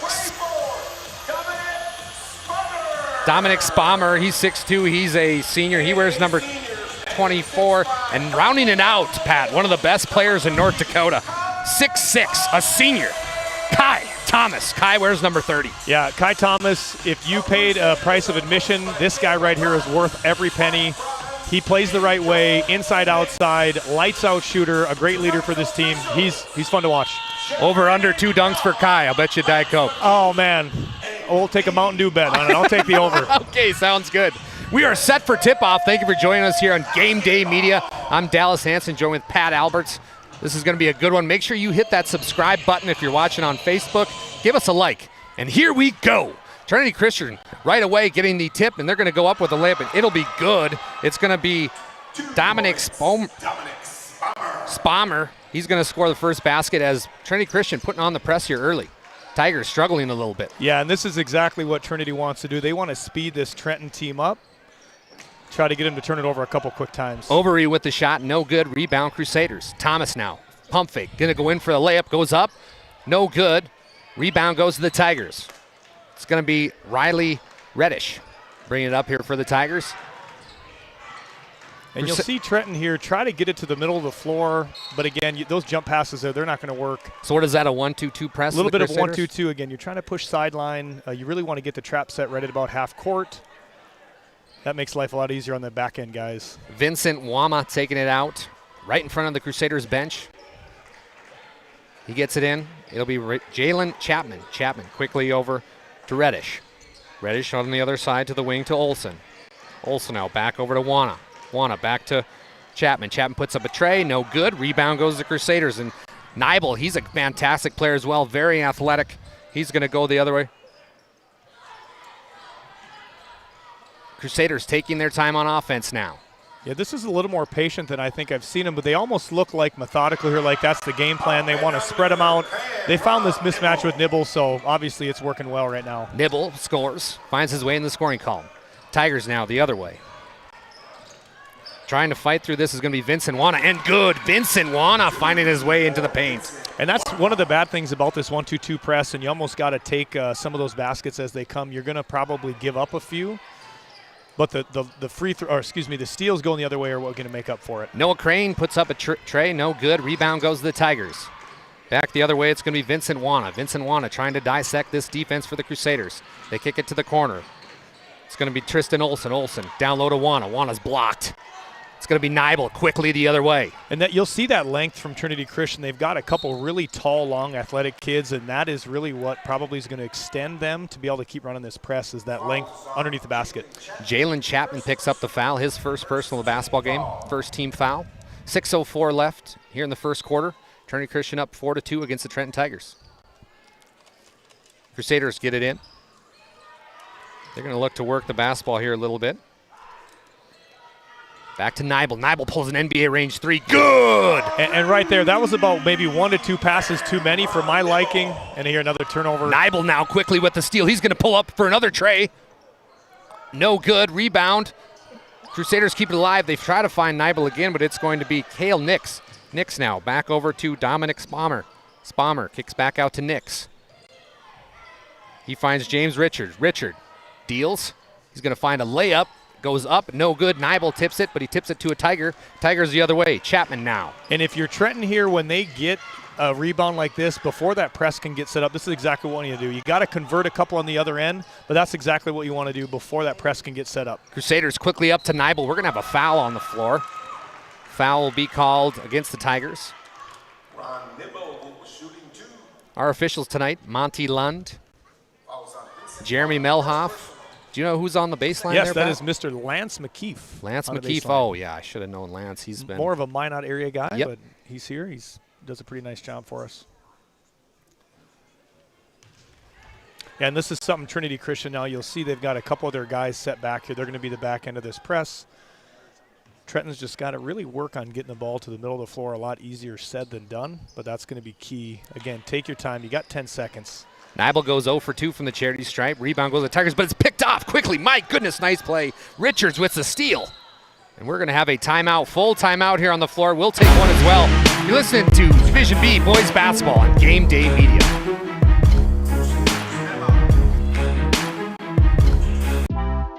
D&L Paraffin Incorporated is a local family-owned hot oil company that has been in operation since 1981.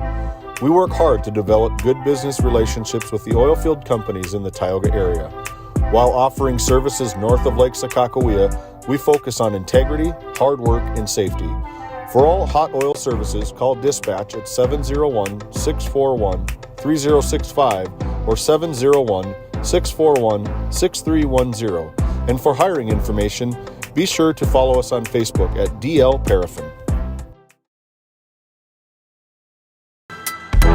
Welcome back to the Forebears Event Center.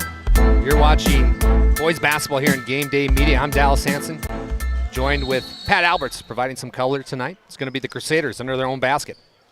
Find it into Richards. It's tipped by a Tiger, though. Richard gets it to Thomas. Thomas, top of the key. Back to Richards, left wing. Richards. He's going to throw it out of bounds. Turnover number 2 on the Crusaders. And, Pat, that wasn't the best out of bounds play. No, but you could really see the effort, extra attention. They're really looking to close out very hard on Thomas here. They're going to try to push him off the three-point line, get him into the two-point range for once. Crusaders keeping up with this press. It's going to be stole by Kai Thomas. He's going to pull up. No, he thinks about shooting it, but he doesn't. Back to Nibel. Nibel, weird pass over there to Spommer. Spommer in the corner. It's going to be shot put up, no good. Rebound goes to the Tigers. Vincent Wana quickly over to the big man, Grant Overy. Overy, a 6'6 senior. Back to Vincent Wana. Wana up and good. And you know what? Wana plays really hard. He's a kid who brings a lot of energy. Not the most skilled player in the world, but he does just enough here. Obviously, I think he's got their total of 4 points here so far. Really hard-working kid. Tigers going to a 2-3 zone. Kai Thomas pulls up very deep. Off the front iron, no good, but 2-3 zone, maybe you want to work it around a little bit. Yeah, teams drop into a 2-3 zone sometimes just because they can't keep up, and there, if you're even more patient, couple extra passes, you're going to get some wide open looks. Tigers will inbound it. Be Riley Reddish, gets it to Vincent Wana. Wana back to Reddish. Crusaders playing a 1-2-2 zone press. Wana now gets it, tries to go through the middle. He'll get through somehow. Vincent Wana back to Overy. Overy puts up a shot, and good. Grant Overy, 6'6", making his presence known. In 6 feet and in, I don't know that there's a guy better that finishes as much as Overy. He gets it there. It's about automatic. 3:51 left here in the first quarter. Crusaders getting a little test here early. They'll go through the middle. It's going to be up. No good. Shot there by Spommer. No bueno. So it'll be heading the other way. Tristan Olsen. Olsen to Overy, and it's going to be another turnover. Quickly, Nibel. Nibel now gets it. He'll go left-hand layup. Missed the bunny! But it's back to Kai Thomas. He goes up, and he's going to be fouled. Foul will go against Riley Reddish. And Pat, in tournaments, missing those wide-open layups, Well, layups, anytime they're missed, are a big bugaboo for me. I always tell our kids, we get into the tournament, if you're going to miss too many layups, you're just not going to win ball games. You have to make the easy ones. You get to this tournament, mistakes these teams have shrink. You need to capitalize on everything you can get, especially the easy ones. We're talking 1-foot shots here. We got to make those. Kai Thomas goes 2 for 2, and he's on the board. Kai's first 2 points of the basketball game as the Tigers find themselves down by 3. They'll get it over to Chapman. Chapman now driving, kicks back over to Olsen. Olsen goes up. He was kind of blocked there by Richards, but with the steal ends up Cale Nix. Cale Nix now gets it back over to Spommer. Spommer now setting up the offense for the Crusaders. 3:10 left here in the first quarter. Kai Thomas. A lot of pump fakes here. And you can really tell they're extending. They're running him off the three-point line. They're not gonna lose by that tonight. Down low to Nibel, up and good. My goodness, Cameron Nibel with his 7th point of the basketball game. And unfortunately, you can't cover. If you're gonna take away that three-point line, you're gonna give up the middle of the floor. But if you're Trenton, I think you'll take those. Wana puts up a shot, no good. He's been hot so far, but he catches the tail end of that one, and they're gonna get it down to Richards. Richards, almost went out of bounds, but he gets it to Kai Thomas. Kai tries to get it to Nibel. Turnover on the Crusaders. They're 3rd already in this young ball game. Almost looking like he's doing a little bit too much. Probably just needs to slow down just a tish. Let the game come to him a little bit. He's a great player. Spot on, coach. It's going to be Reddish. Reddish drives, puts up a shot, no good. Rebound goes to Richards. And we're going to have a time, not Coach Melhoff. Jeremy Melhoff's going to take time as something seems to be going on with the court. Let's have some mentions here. We're going to talk a little bit about City of Ray. City of Ray, come grow with Ray, North Dakota, home of the Ray Jays. Also, Brevera Bank, proud sponsor of Stanley Community and the Stanley Blue Jays, helping you grow our customer, forge new paths to achieve your financial goals. Come see them at Brevera Bank. Also, The Porch, locally owned coffee shop in Ray, North Dakota, serving a variety of drinks with a flavor for everybody. Got to talk a little bit about Surge Aesthetics. Located in Hazen, our purpose is to enhance your natural beauty and give you the confidence that you need. Call Corey in Hazen for your appointment at 701-870-0529. Next up, we got to talk about one of our favorite sponsors, they're all great, they're all my favorites, but this one, 701 Cornhole Company. Custom cornhole sets make your cookouts even better. Visit their website, 701cornholecompany.com. We resume play here. Pat, did you see what they were doing? We must have a spill of some sort. We got a towel over on the end there getting the floor wiped up. But Richards kicks it back out to Spommer. Spommer throws it over to Nix. Nix puts up a 3 and good. Cale Nix. And as a freshman, a very capable three-point shooter, not afraid to put him up if he's open. Tigers now still trying to get through this pass. It's going to be Vincent Wana. Wana back over to Chapman. Chapman loses the handle. They go after. It's going to be picked off by the Crusaders. Crusaders heading the other way. Spommer up and good. And the pressure's really starting to mount here. They got to try to just slow the game down a little bit. Too much dribbling at times is what's kind of making this press complete for Trinity Christian. Chapman just dribbles it off his foot. Turnover number 5 on the Trenton Tigers with 1:39 left to go here in the first quarter. Crusaders 16, Tigers 6. Yeah, and again, too much dribble underneath. Get a jump stop, kick it out, get the ball reversed, get Overy a touch. Thomas now on the right elbow. Back over to Nix. He gives it right back to Kai. Kai drives, puts up a shot, no good. He gets his own board somehow. Goes up. Monty Lund says Tiger ball. So Kai Thomas struggling a little bit here in the first quarter. Frustrated. That's okay. To me as a coach, everybody knows who your best players are. There's no secret at this point of the year. They're sending everything to him. I would tell my guy, just keep shooting it. Stay under control. Use what got you here. Put the ball up. Grant Overy now tries to get it inbound. He will to Chapman. Chapman on the left wing. Back to Overy. Overy back to Wana. Vincent Wana puts up a shot, and good. Hello, Vincent Wana. And Wana's got 7 of their 9 right now. If they could get a couple guys start chipping in, get Overy a couple touches here, this game could turn in a hurry. Looks like Tristan Olson is face guarding Kai Thomas. Kai Thomas gets it, though, on the block. He'll go up, and good. And that's exactly what you want to see as a coach. Okay, I'm not hitting a couple from the outside. Let's get into the 2-point area, close baskets. Richards with the steal. He'll go up, and good. Nice play there by James Richards. All of a sudden, 20-9. Tigers trying to find an answer. Riley Reddish. Double team, puts up an ill-advised shot. No good. Not the one you want there. Fade away to the baseline. Kai Thomas heading the other way, gets it over to Richard. Richard back over to Spommer. Spommer puts up a tray, rattles around, rebounded by who else? Kai Thomas, and there he goes. He picked that one off the rim, gathered right back up. That right there is why he's one of the best players in this district. 12 seconds left in the game. Shot clock is off. It's going to be picked off by the Crusaders. Fantastic play. Kai Thomas heading the other way, hands it off to Nix. Nix puts up a tray. No good. Rebound goes over to Spommer. Spommer no good. Oh, and we got away with the travel. No good. So your score after 1. The Trinity Christian Crusaders 22, Trenton Tigers 9. We'll be back with more Division B basketball.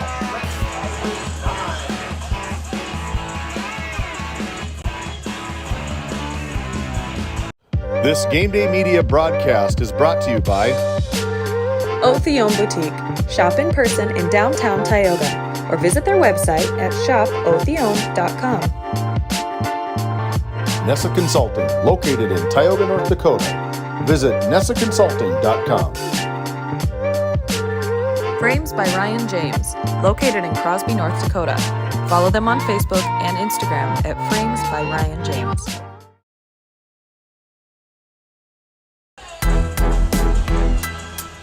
Welcome back to the beautiful Four Bears Event Center here in Newtown, North Dakota. I'm Dallas Hansen here on the call along with my color commentator. Thank you for coming on, Pat. Appreciate you. Head coach Pat Alberts at Tioga Pirates. Pat, let's talk a little bit about that first quarter.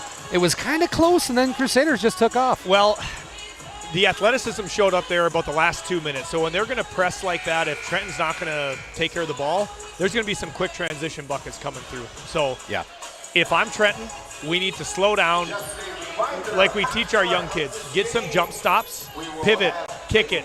If it's me, Grant Overy's got to touch the ball every possession. Want to give a quick shout out to our cameramen. Wouldn't be possible without them tonight. Nick Owen doing a fantastic job, as well as Nick Walla. Both of them are Tioga High School students, so appreciate Owen and Nick doing the honors tonight on the camera. It's going to be the Tigers coming out. Riley Reddish quickly over to Vincent Wana. And we come out in a little bit like a 1-3-1 here from Trinity. They're known to kind of get into this just for a little mix. Wana's going to kick out to Reddish. Reddish puts up a 3, no good. Rebound will go to Vincent Wana. Wana now. Ooh, a little lob over to Overy. Overy puts up a shot. Ooh, missed that one. And he's frustrated with that one. That's a high percentage shot from him. Richards hoists up a 3 for the Crusaders. No good. Rebound goes to the Tigers, and that's going to be Grant Overy, 6'6" senior. He'll pass it off to Chapman. Chapman now on the left wing.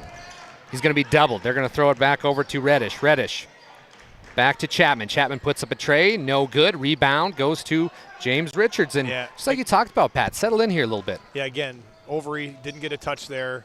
I know that we can't have him shoot every possession, but it should start with him. Again, defensive side of the ball. Richards just gets denied by Overy, and we're going to have a foul here. Cameron Nybel is going to pick up his first personal. First team foul of the quarter. And if you're just joining us, we've got the Wilson Trinity Christian Crusaders, the 2 seed, playing the Trenton Tigers, the 7. Crusaders putting together a great overall season, coming into this 15-3. So played a lot of tough teams this year.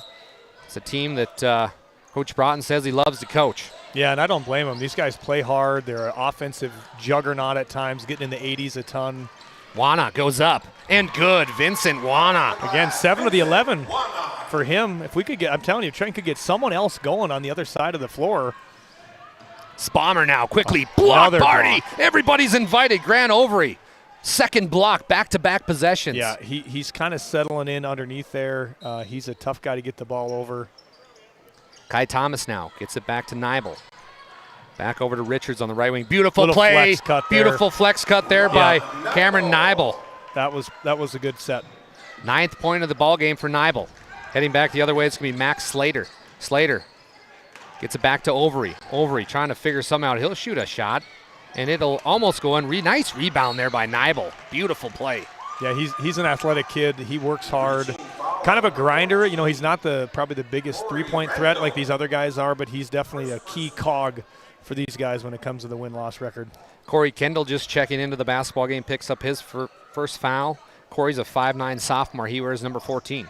Richards now. Tigers switching back to man. They're going to have a travel. Travel will go against the Crusaders, and it looked like Dominic Spalmer picked up his pivot foot. And they're a little out of the rhythm right now. I think it's hard. You get up 24-11. You ended the quarter well. Sometimes these high school kids, they just kind of lose focus a little bit, and you're seeing that right now. Slater now finds it back over to Overy. Overy to Wana. Vincent Wana playing hard tonight. Finds it to Kendall. Kendall back to Wana. Wana on the baseline, kicks out to Chapman. Chapman back to Slater. Beautiful ball movement from the Tigers. Slater, good. That is a textbook perfect possession against the zone. You get some penetration. The defense has to sink. Nice kick out, and obviously making the three never hurts. 24-14, 5:45 left here in the first half. Crusaders up 10 early. Kai Thomas kicks back out to Nix. Nix puts up a tray. Good. And this is going to be the trouble. If they're going to put Thomas on the block, you're going to have to send help. And they got capable shooters outside. You got to probably pick your poison. Vincent Wana back over to Chapman. Chapman. The turnover will go against the Tigers. It looked like Kendall just lost the ball. Going the other way is Richards, puts up a shot. Somehow gets it to go. Touched about 99% of the rim on that roll. James Richard, and we're going to have a timeout on the floor. Timeout, Tigers. We'll take 1-2. Score with 5:14 left in the second quarter. Trinity Christian 29, Trenton Tigers 14.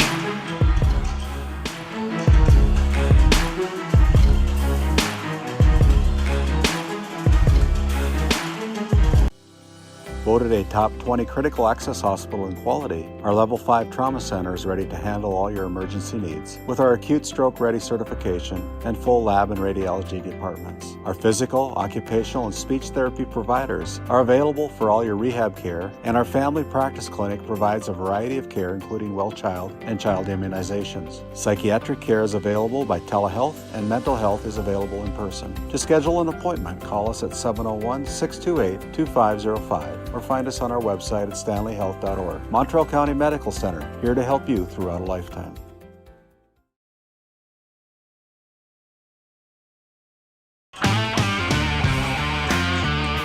Hey, it's game day. I'm Dallas Hansen here at the Four Bears Event Center, coming to you live with Pat Alberts, Keller tonight. Trinity Christian up 29-14 here against the Trenton Tigers. Opening round of Division B boys basketball. Great night for basketball here. Event Center filling up. We've got one more game to go, so stick with us here. This is going to be the Tigers with the basketball. They'll try to get it past half court, and we're going to have a jump ball. Head official Monty Lund calls a jump ball, and that was Zachary Hansel getting caught up there kind of in a trap. And I know it seems easy, but again, they're just moving too quick. Yeah. Trinity's trying to speed you up. You just got to slow the body and the brain down. Take the easy pass. Kai Thomas now drives baseline. Kai, he'll put up a shot. Blocked by Overy. He gets his own board. He'll get blocked kind of again, but Overy. Nice, impressive play from Overy. He's got 3 blocks already in this first half. He's owning the middle of the lane for these Trenton Tigers. Wana the other way. I want another basket. Vincent Wana playing well tonight. Kai Thomas now the other way. Absorbs the contact. Misses the bunny, but Kai will go to the free throw line for 2. And that was a really good pitch up the floor. They had Kai Thomas already back. If it were me, though, if I'm Trinity, we know what we're doing with Overy. Obviously, Awan is kind of on, but he's got to have, 9 points, I think, at this point. If you're Jacob Broughton, you say, okay, who's killing us here? Let's try to make a couple adjustments. Let's start throwing some more stuff at him. Make these other guys make some shots. So Kai Thomas go to the line for one more. 4:38 left here in the first half. Crusaders up 30-16. Kai will shoot his Second one from the cherry stripe off the back iron, no good. Rebound though to the Crusaders. Kai gets it back. And that's just, poor fundamentals there. Obviously got to just step up. David will tell you there's nothing that annoys me more than an offensive rebound on a free throw. Those cannot happen. Spommer puts up the shot, but it's knocked out of bounds by James Richards of the Crusaders, so Tigers take over. Crusaders staying in this 2-1-2 zone press as Vincent Wana. Excellent first half from Vincent. He'll try to dissect the press. Got to get it across. He gets it back over to Chapman. Chapman now on the right wing, drives down low, gets it, finds a Hansel. Hansel up and good. Nice play there from Zachary Hansel. And look at what they did there. They slowed it down, got it to the middle of the floor, hit it to a wing, post wide open. Nibel now tries to kick to the corner, but he's going to be fouled. Foul will be on the floor. 30-18 here, 4:01 left. Thank you for choosing Game Day Media. We appreciate you joining us, however, wherever. Dallas Hansen on the call here with Pat Alberts on color. They get it down to Nibel. Nibel mishandles it. It's going to be Tiger basketball. And there's one of those cases where you have a mismatch and you almost try to force feed it too much, and Nibel ends up kicking it out of bounds. Take the easy one. Let him repost. Wana now gets it back over to Reddish. Reddish immediately back to Vincent Wana. Wana, gets trapped. He's going to find Hansel. Hansel now back over to Chapman. Chapman driving. Kicks it back out to Wana. Wana shoots a tray. No good. Rebound Hansel. He'll go up. No, he won't. He'll kick back out to Chapman. Chapman back to Wana. Wana's been hot tonight. No good. Rebound Kai Thomas, the Crusaders. 3:34 left. Two really good looks there. Great possession by the Tigers. Kai driving. Kicks out to Nibel. Nibel. Left alone. Shoots a three. No good. Rebound goes to the Tigers. And quickly, Chapman now. We got a 2-on-2. Chapman's going to take it all the way coast to coast. No good. Rebound to Nibel. Maybe should have passed one up there, but quickly to Ty Thomas. Here it comes. Slam-a-jamma! We're at one. We're at one. Kai Thomas, everybody. Coming to a living room near you. Again, 6'6", long arms, athletic as can be. That looked easy, effortless for a two-hand slam. Hansel now. Nice pass over to Wana. Wana goes up. No good. Rebound to Kai. Crusaders up 32-18. 2:50 left here in the first half. Thomas, nice pump fake. He'll shoot another tray. Up and good. And this is where Trinity Christian usually starts to break it open. They can smell blood in the water. They're on a roll, had a dunk, hit a three. Look out for a couple steals here. I could see this one getting over. There you go, fortune teller Pat Alberts as Nibel comes up with the steal. Nibel, nice spin move from Nibel. He's going to go all the way up. No good, but beautiful movement there from Cameron Nibel, as it will be Jalen Chapman. Chapman finding Reddish. Reddish on the right wing. Back to Chapman. Chapman free throw line up and good. And that's a really good look there. You got the free throw line jumper, a very high percentage shot for a lot of high school kids. Tigers hanging around, Pat. Only down 15. I'm telling you, if they could, to me, that's a deep one. Kai Thomas from downtown Tioga, basically, I'll tell with you a what, three-pointer. As a coach, you kind of tip your hat to that one. That's what I tell our kids. If he's going to step out from beyond that volleyball line, we might have to take our chances. Reddish now gives it to Chapman. Chapman, top of the key. Tigers need an answer, and they need it bad. Down to Overy. Overy up and good. And there we go. Perfect way to run your offensive set there. You get a dive to the rim by Overy. That's a high percentage shot right there for Trenton. Monty Lund talking to head coach Jacob Broughton. We're going to have something going on here on the basketball court. As I think Broughton wanted a timeout, but they're not going to give it to him. There's only 4 Tigers on the court. There we go. Now there's 5. Yeah, they kind of signaled it as an official timeout, so I'm not sure what they could have been stopping for, but either way, Crusader basketball. Checking in the ball game will be Ricardo Macis. Macis gives it to Thomas. Thomas pump fake back to Macis. Macis baseline. It's going to be poked out of bounds by Tristan Olson. So the Crusaders will have it under their own hoop. And I know there's plenty of riches here for Trinity, but if they're going to stay man here, it looked like Overy had Kai Thomas manned up. Yeah. To me, there you just drag him to the outside, let him go to work. 1:29 left here in the first half. Dallas Hansen along here with Pat Alberts. Monty thought about buying a bingo ticket there as he got the ball back. Or was it Chuck-a-Duck? One of the two. One of them. They get it back over to Nix. Nix tries to force it inside to Macis. But this score here, if it weren't for Overy, it might be 48-22 right now. Yeah. He's really controlling the middle. Taken out of bounds for the Crusaders will be Dominic Spommer. Spommer gets it into Richards. Richards on the right wing.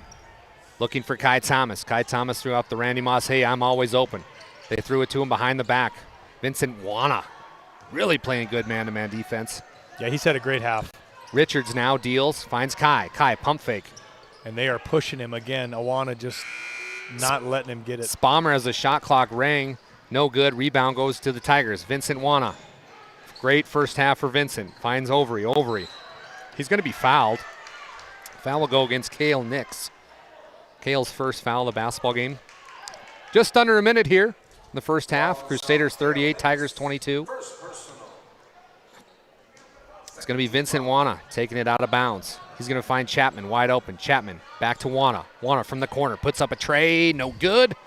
Just about got it, Pat. Yeah, he's had about 3 wide open looks there. You know, easier said than done. You got to cash probably at least one of those when you're getting that open of a look. Dominic Spommer now.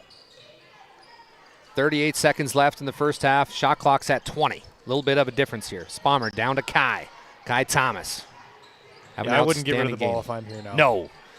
Thomas, though, throws it across to Macis. Macis down low to Nix. Nix turnover on the Crusaders. It's going to be Slater heading the other way. Slater, block!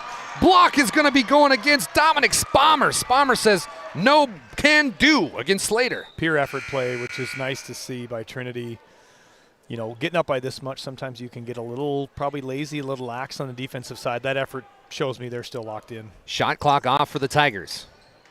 Tigers now get it into Overy. Overy triple teamed. Puts up a behind. How did he even get that off, I'm not sure. There were about 8 arms in between him and the ball, but again, 5-foot shot. Got to probably make that one. Richards now, 6 seconds left.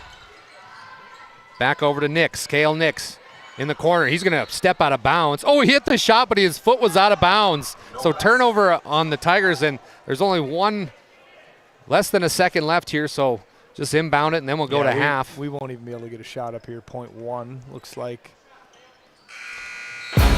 Well, what a first half. Trinity Christian 38, Trenton Tigers 22.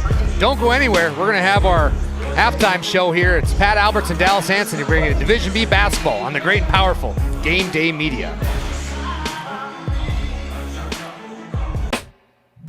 At Prairie Home Furnishings of Stanley, featuring some of the best brands in the industry, such as Ashley, Lazy Boy, and Shaw Flooring, we have something for every room in your home. From furniture to flooring, outdoor living, mattresses, and decor, we truly have everything your home deserves.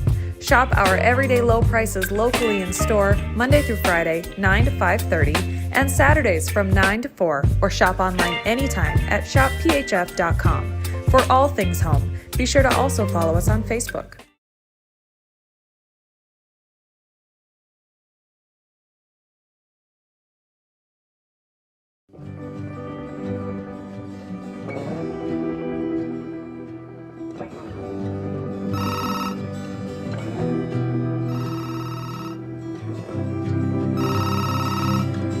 Hey, buddy.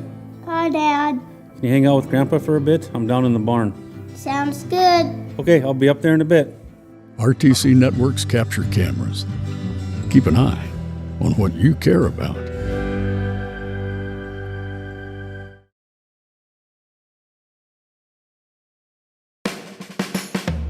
At Border Plains Equipment of Stanley, our vision is to be the respected and recognized leader in agricultural equipment and the employer of choice by helping people succeed. Our mission is to serve agricultural customers and communities by partnering to meet their needs through the sales and support of farm equipment and technology. Visit plainsag.com to check local inventory or stop by at 8141 off Highway 2 in Stanley, North Dakota today. At Tioga Ace Hardware, our store is a member of the largest retailer-owned hardware cooperative in the industry. We are all committed to being the helpful place by offering our customers knowledgeable advice, helpful service, and quality products. As the helpful hardware folks in your community, we promise that helping you is the most important thing we have to do today. Shop the biggest brands all under one roof at 119 North Main Street in Tioga, or shop online at acehardware.com. This Game Day Media broadcast is brought to you in part by Bingaman Construction in Ray, North Dakota, your go-to for all your residential and commercial spray foam and construction needs. Tegan's Interiors, located on Main Street in Crosby, North Dakota.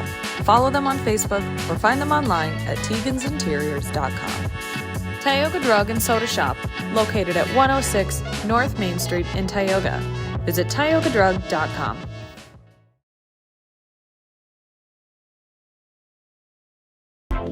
Bank of Tioga, with locations in Tioga and Crosby, North Dakota. Come and talk to us about all your financial needs. Whether it's agriculture, business, investments, or personal banking, we have the right product for you. Call our Tioga Bank at 701-664-3388 or our Crosby Bank at 701-965-6333 to discuss your needs with us. Ignite prosperity at the Bank of Tioga. Welcome back to the Forebears Event Center. You're listening to District 7 boys basketball here on the great and powerful Game Day Media. I'm Dallas Hansen, play-by-play tonight, joined with Pat Alberts on color. You're listening to our Bank of Tioga halftime show. Bank of Tioga in Crosby, North Dakota and Tioga, North Dakota. Come see us today. Bank of Tioga halftime show here as we've got some stats. Start off with the Trenton Tigers. Jalen Chapman had 2. Vincent Wana, Pat, excellent first half, had 11. Yes. Max Slater had 3.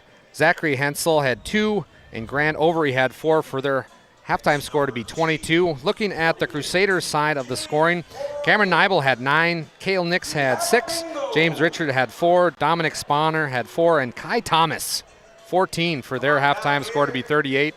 And Pat, putting the coaching hat back on you, 38-22, but it could have been a little bit worse. But Trenton still kind of in this. Yeah, they definitely are. And you stated earlier, Grant Overy with only 4 points to me. Yeah. And honestly, he's only got, maybe 3-4 touches, inside the arc there. If I'm Wade Smith, we need to get him the ball more. He's our best player. Obviously, they're going to be trying to take that away. But if we're going to win this game, we're going to claw back. He's got to be touching the ball more. 100% agree. Now let's just think, if you're Coach Broughton, you're in there at halftime talking to your team, what are you saying?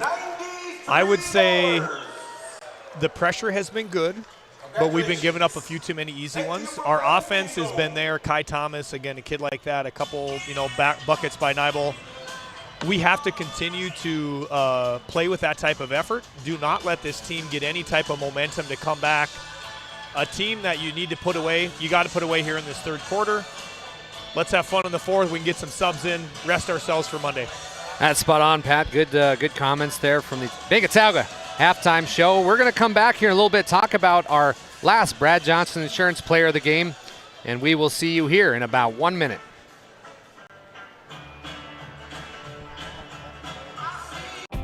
At Haugland Insurance Services, we are passionate about protecting farmers and ranchers. With extensive agricultural knowledge, we have the tools to protect your profit and minimize risk. Whether it's crop and livestock insurance or farm property and liability, we protect your hard-earned assets. We can also assist with farm transitions, commercial insurance, life, health, and disability coverage. You work hard to feed our world, and we work tirelessly to protect what you've grown and built. Call us at 701-965-4066 or visit us online at hauglandinsuranceservices.com.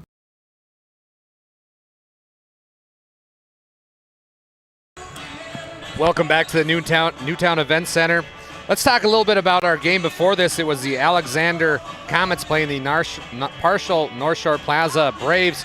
The Comets came out with a victory 65-35, and they were led by our Brad Johnson Insurance Player of the Game. That was Keaton Werman. Keaton Werman had 18, and again, Brad Johnson Insurance Player of the Game went to him. And Pat, we were talking about this a little bit off air, but the head coach for the Comets got sick, and Trey Jacobson had to step in, the assistant. He got a call this morning. He was talking to us in an interview, and that's an interesting thing. I don't know if I've ever heard of it. I hope Coach Allard's feeling better, but yeah, interesting. Obviously not ideal on a first round of districts. I've been coaching for 12 years. I don't know that I've heard of a coach having to miss a game. He must be very sick, but you know what? We're hoping Coach Allard can get better. He's a tremendous coach. These guys love him. They got to win for him. Hopefully he can be back here on Monday. And Alexander with a nice win there, as you can see on our screen. Keaton Werman along there with assistant coach Trey Jacobson, our Brad Johnson Insurance Player of the Game. We've got another half to go here. Don't go anywhere. We've got the whole second half between the Williston Trinity Christian Crusaders and Trenton Tigers. And then to follow that one up, we've got a really fun one. The Ray Jays, a young team. They're the 6th seed. They're going to play the Powers Lake Burke Central Ranchers, who are the 3, and that one promises to be a fun nightcap. We'll see you in about a minute. That's going to be a good game. Since 1961, Tioga Medical Center has been providing quality health care to Northwest North Dakota patients. With a newly built clinic in Tioga, where primary care providers along with visiting specialists are caring for patients every day. Primary care clinics in Ray and Powers Lake also. Call for an appointment today at 701-664-3368. Tioga Medical Center. Great staff making a difference in the lives of patients every day. This Game Day Media broadcast is brought to you in part by the Trenton Indian Service Area offers a community health clinic that includes a variety of medical disciplines. Open Monday through Friday. You can find them on their website at mytissa.org. This Game Day Media broadcast is brought to you by the Alexander Public School Foundation is dedicated to supporting the needs of students and the staff of Alexander School. We believe that the strength of the community is rooted in the strength of its school. Best of luck to all of the athletes, coaches, and fans from the Alexander Public School Foundation. Located in Tioga, North Dakota, Patriot Oilfield Service Incorporated, a proud supporter of the Tioga Pirates, supporting the Bakken with hot oil and water hauling services. Call our dispatch office at 701-664-2106 today. Welcome back to Newtown. I'm Dallas Hansen alongside Pat Alberts. About to come up with the tail end of our Bank of Tioga halftime show. Bank of Tioga located in Crosby, North Dakota and Tioga, North Dakota. It's been a fun one so far. The Trenton Tigers, they're hanging around. Trenton Tigers are the 7th seed playing the 2 seed Trinity Christian Crusaders. Quick recap, if you're just now joining us, the Kenmare Bowbells Honkers were victorious over the Tioga Pirates 58-36. And then it was the Alexander Comets beating the partial North Shore Plaza Braves 65-35. That puts us for the next games to be on the 26th. That's going to be the Kenmare Bowbells Honkers playing the Alexander Comets. And then the Tioga Pirates will play the partial North Shore Plaza Braves. That'll be our first game on the 26th at 3 p.m. The Tioga versus the Braves. Right now we're in our 3rd game of the day. The Wilson Trinity Crusaders taking on the Trenton Tigers. And our nightcap will be the Powers Lake Burke Central Ranchers playing the Ray Jays. We're just about to tip off here. Make sure if you're watching, you share with your friends and family. The more the merrier. We're trying to make a go of this thing. Make sure you like us on Facebook at Game Day Media. That's Game Day Media. Make sure you give us a like. And then on YouTube, subscribe, share, comment, like. I guess we don't have our comments on, but like away and share with friends and family. We're going to be here Monday, all day Monday, and all day Tuesday. Want to give a quick shout out to our producer, David Peterson. He left Tioga, North Dakota this morning at 5:30 a.m. Got here and got everything ready to go. So David was here bright and early and got everything set up. And he hit the slots, I think? I think he hit I think he went and did it. David's going to come on here quick. I got up about 5. I left Tioga at 5:57, got here about 6:50. Got everything set up, just an incredible venue. Derek Hammonds and his crew setting us up right at mid-court. You can't ask for a better spot. And Kaylee Packenow doing a fantastic job as the event coordinator here. And Michelle Hoff, let's not forget about her, the host athletic director from the Partial Braves, just doing a tremendous job for District 7 boys basketball here at Four Bears Event Center. Chapman puts up a shot as the Tigers begin the second half here. It will be Nibel. Nibel giving it over quickly to Spalmer. And Pat, does Spalmer always play the point guard here for the Crusaders? I think they kind of mix and match. It depends where they got Kai Thomas playing. There it looks like they wanted to get him a quick Nix with the tray. Listen, I always say when a shot goes in, it was a perfect play call right there. Perfect play call to start the half for the Trinity Christian Crusaders. Vincent Wana give it to Reddish. Yeah, and like I said, we've gone 2 possessions for Trenton now. How many times has Overy touched it? None. 0 times. You got to get him the ball. I understand it's tough. They're taking him away, but he's got to touch it. Tigers sitting back in a 2-3 zone. They'll give it over to Nix. Nix hit a 3 to begin the second half. No good there. Quickly over to Chapman. Chapman 3-on-2 heading the other way. Chapman behind the back. Little dipsy doodle. No good. Rebound goes back to Chapman. He gives it to Overy. Up and good. And good hustle back here. A lot of guys will be hanging around half court. Overy got on his horse, got down the court. Easy 2 points. Overy looking like a young Pat Alberts back in the day in the great state of Minnesota. Kai Thomas. Not quite as big. He has me by maybe 80 pounds when I was a high school kid. So Nibel now drives. Nice play there from the Tigers, but Nibel gets it back. He'll kick out to Nix. Nix quickly over to Spalmer. Spalmer back to Kai Thomas. Thomas, Trey, good. Yeah, and this is where they'll fill it up quick. They might give up a couple, but, you know, again, I kind of joked with our kids when we played these guys. I'm a college, let's say didn't finish college. Three's worth more than two. They hit a lot more threes than you do twos, and that's why these scores end up so lopsided. Vincent Wama taking a screen from Overy. Overy back. Puts a mid-range jumper up, and good. Yeah, there we go. So 2 times down. Last 2 times he's touched it. 4 points. Coach Pat Alberts getting his inner Tony Romo on, calling them out before they happen. Kai Thomas in the corner. Good. My goodness, Kai. And do not let him get hot. I can tell you that. We're going to take a quick timeout. Crusaders call timeout. You're listening to Game Day Media. Got it. At Souris Valley Dental Group, we've been using modern treatment techniques and products to help families smile since 1968. Voted as the #1 dentist in Minot, our team of expert dentists combine their unique areas of expertise and their experiences to create treatment plans that help each individual patient meet their goals. Contact our dental office at 701-419-8900 or visit sourisvalleydental.com to schedule an appointment today. You can count on us to keep your family grinning from ear to ear for many years to come. Hey, it's game day. Thank you for choosing us wherever, however. I'm Dallas Hansen, joined along with Pat Alberts, head coach of the Tioga Pirates, doing a little color here. It's going to be Vincent Wama back over to Chapman. Chapman finds a Slater, but Slater stepped out of bounds. Turnover on the Tigers, and not what you want out of a timeout. And Slater just subbed in. You know, maybe a younger player here. Pressure's getting to him. Just kind of forgets where he is on the floor. Faulty turnover. Kai Thomas pump fake, step back 3. Back over to Spalmer, almost got picked off. Spalmer traveled. Oh no, we're going to have a foul. Monty Lund. Slater, so we got a turnover on one end. We got a foul underneath. Foul will go against Slater. Slater picks up his first personal. This will be Spalmer inbounding for the Crusaders. Finds Kai Thomas. Who else? Kai Thomas, pump fake. Nice little floater, no good. Rebound goes over to Nibel. Nibel pump fakes, drives baseline. He'll go up. Whoa, we're going to have a foul because that was kind of an ill-advised shot. Yeah, it kind of bailed him out a little bit. He looked like he was going to have to do a little wraparound, you know, high off the glass there. Overy, probably frustrated. Score's getting lopsided, gets frustrated. Just kind of a foolish foul. Should have just let him kind of put that one up. Nibel's first one from the cherry stripe is good. 48-26. Crusaders up here. 22 points, 5:25 left here in the third quarter. Opening day for boys districts here. It'll be the Tigers taking it out here. 5:22 left in the third quarter. Vincent Wana's going to be trapped, and it's going to go out of bounds, but that trap is working great for Coach Broughton. It is, and you know, David might laugh here a million times. Like, absolute terrible spot to pick up your dribble. Yeah. You cannot pick it up there. You got to get it to the middle. Again, easier said than done, but it has to happen to be successful against the press. Tigers go up, no good. Rebound goes over to Cale Nix.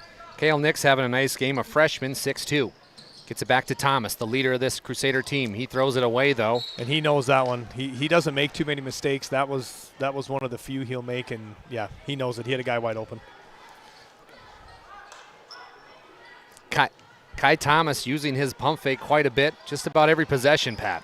He pump fakes and drives. And I think what's going to probably happen, if it's me, if I'm Kai Thomas, I'm going to probably wait until these guys start biting on that pump fake. I'm going to start probably hitting a few more threes. Nice pass there, but it's not going to work for him as he's going to be fouled. And that was a nice play there by James Richard to get the steal. Did a behind-the-back pass, but he got fouled. So Crusaders will take it over under their own basket. Thomas inbounds. Spalmer back to Thomas. He'll put up a tray. No good. Rebound Tigers. Ooh, Kai Thomas tips it out of bounds on the Tigers. Nice play by Kai Thomas. Just a ton of effort. He's a smart player, senior player. He got the angle on the baseline and tipped it right off the Tiger. Dominic Spalmer now will inbound it for the Crusaders right in front of their bench for the head coach Jacob Broughton.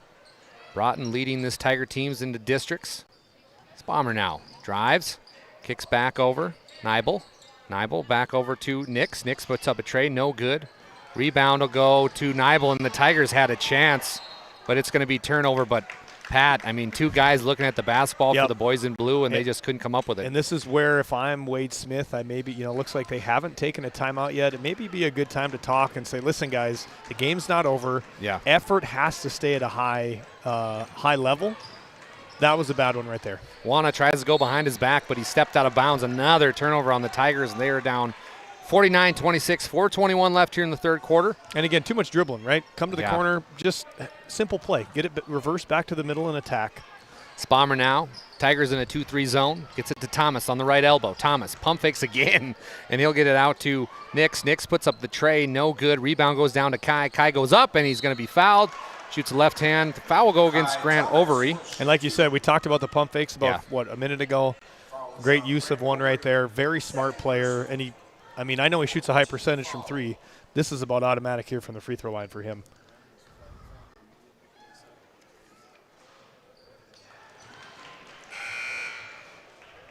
Kai Thomas.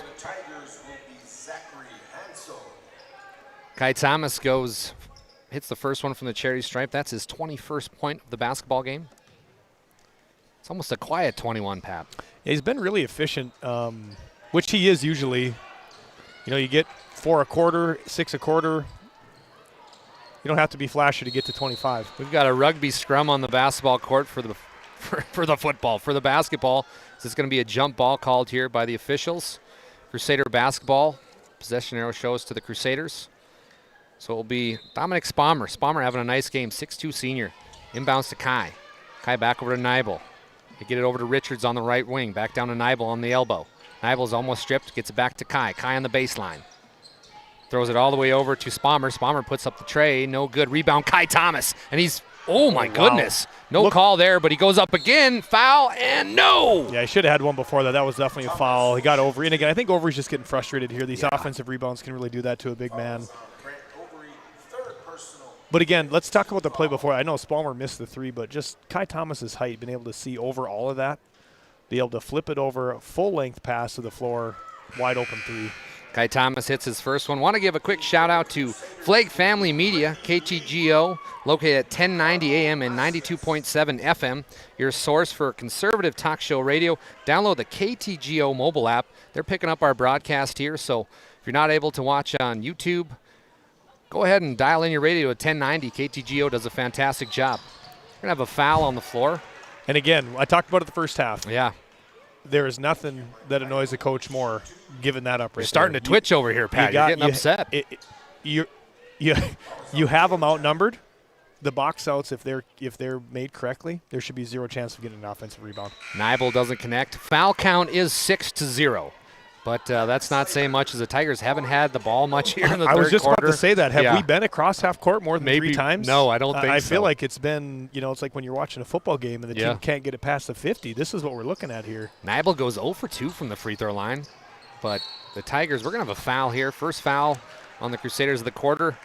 And I like one thing Jacob Broughton's doing here. He's getting a couple subs, and these kids don't, they don't play a ton of minutes. It's nice to get them the experience. You never know coming into Monday or Tuesday what minutes kids may need. Ooh, cross-court pass, another one. Some ill-advised passes here from the Tigers, but it will be Chapman getting it down to Slater. Slater on the elbow. Gets it back all the way across court to Hansel. Hansel back in the corner to Kendall. Kendall back to Overy. Overy puts up a shot, and good. Nice play. I know he made that, but he's about his foot's on the three-point line. Just pull. Percentage-wise, that's not a great shot. But you know what? What I say earlier. If it goes in, they're all good plays. Shooters shoot, I guess. Yep. Tigers switching back to man defense. Kai Thomas deep. From the parking lot. Oh, my. No good, but he gets the ball back. Nice pass down low to Cale Nix, and he hits it. Cale Nix. It's something we have probably been talked about either is how unselfish I think Kai Thomas is. He's a kid. He could put up 30 shots a game. And not that he doesn't shoot a lot, but he definitely shares the basketball very well for a kid of his caliber. Kendall gets it over to Chapman. Chapman back. Nice pass to Overy, and good. Grant Overy with his 8th point of the third quarter. It's going to be the newcomer, Grady Lee, 5'5", junior, number 14, checking in for the Crusaders. Getting some time here. Back to Thomas. Thomas. Nice power basketball, bully ball. Yeah, and if I'm him, if I get that matchup, I'm doing that every time down the floor until they send a double. Chapman goes behind the back. He's going to go nice pass over there to Hansel. Hansel goes up and good. Nice play from Zachary Hansel. Good pump fake again. You know these guys are going to go for those block shots. Maybe pregame you talked about it. Get him up in the air. 2 minutes left here in the third quarter. Crusaders 52, Tigers 32. Nibel now, top of the key. This kid can play as well. Goes up, tipped out. It will be Crusader basketball. Checking back into the ballgame for the Crusaders will be James Richard along. And those are some good minutes. I know these, these guys don't play a ton, but if you can eat up 2-3 minutes, it's invaluable for a team to get guys to do that. 100%. Vincent Wana checks back in the ballgame. He's had 11 points in the first half, scoreless now in the second. Yeah, Trenton's kind of tightened it up a little bit. Again, they got the feel. They understand what they need to do here in the second half to claw back. Thomas back to Nibel. Nibel is going to have it ripped away. Vincent Wana. It looks like maybe Wade Smith has talked about when they put the ball on the floor to kind of attack it a little more. They look like they're really – oh, here we go. Here we go. Kai Thomas heading the other way. It's going to be – Wana blocked him out. Kicks it back over to Spommer. Spommer. It's going to be now Nibel getting the basketball. Kind of getting sloppy here last 2 minutes of the third quarter. Hey, this is where he'd look to get Thomas a touch. Yeah. You said getting sloppy. Nice play there by the Tigers, though, able to get the steal, but Nibel steals it right back for the Crusaders. Now it's Kai Thomas, top of the key, drives down low, layup up and good. Kai Thomas. This will go unnoticed, but James Richards there kind of pretended to post up, almost set a really good screen there for Thomas just to come free. Slater now gets it back to Overy. Overy back over to Vincent Wana. Wana now back over to Kendall. Kendall kicks back to the top of the key to Chapman. Chapman's going to pull it from the top of the key. All air, no good. That stops the clock with 47.9 seconds left. 35 seconds on the shot clock. Little difference here as. And if you're Wade Smith too, like this is, there's what, maybe 28 seconds, 25 seconds. He's extended outside the white line. You could probably get a better shot than that one on that possession. Coach Wade Smith pulling out all the stops here defensively, played man, zone, throwing everything at the Crusaders, trying to get a stop for his team. It's going to be Richards. Right-hand layup, no good. Rebound, Thomas, and he's going to get the point. That was almost luck there, though. A nice way to follow up. Chapman now, quickly the other way. Chapman on the right wing. Gets it to Hensel. Hensel throws it out over to Evans. Evans puts up the tray, no good. Rebound goes to Wana. Wana puts up the shot, no good. Rebound, Overy. Overy up and good. Grant Overy with the old school and one. And that's just pure hustle, grit, kind of saying, all right, that ball's going to be mine. If this is going to be a miss, I'm getting this one. I'm going to put it back. Great points. Appreciate head coach Pat Alberts joining us. Overy, no good on the attempt. The kids maybe thought it was a two-shot. Yeah, nobody moved, really. Richards now on the right wing. Richards going to drive all the way down, kick back out. It's going to be no good, and our score after 3. The Trinity Christian Crusaders 56, Trenton Tigers 34. Listen to Division B boys basketball on Game Day Media.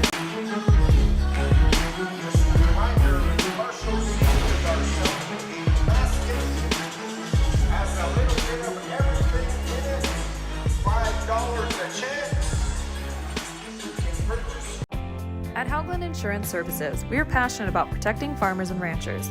With extensive agricultural knowledge, we have the tools to protect your profit and minimize risk. Whether it's crop and livestock insurance or farm property and liability, we protect your hard-earned assets. We can also assist with farm transitions, commercial insurance, life, health, and disability coverage. You work hard to feed our world, and we work tirelessly to protect what you've grown and built. Call us at 701-965-4066 or visit us online at hauglandinsuranceservices.com. Welcome back to Newtown, North Dakota. Basketball is the game. Game Day Media is the place to watch.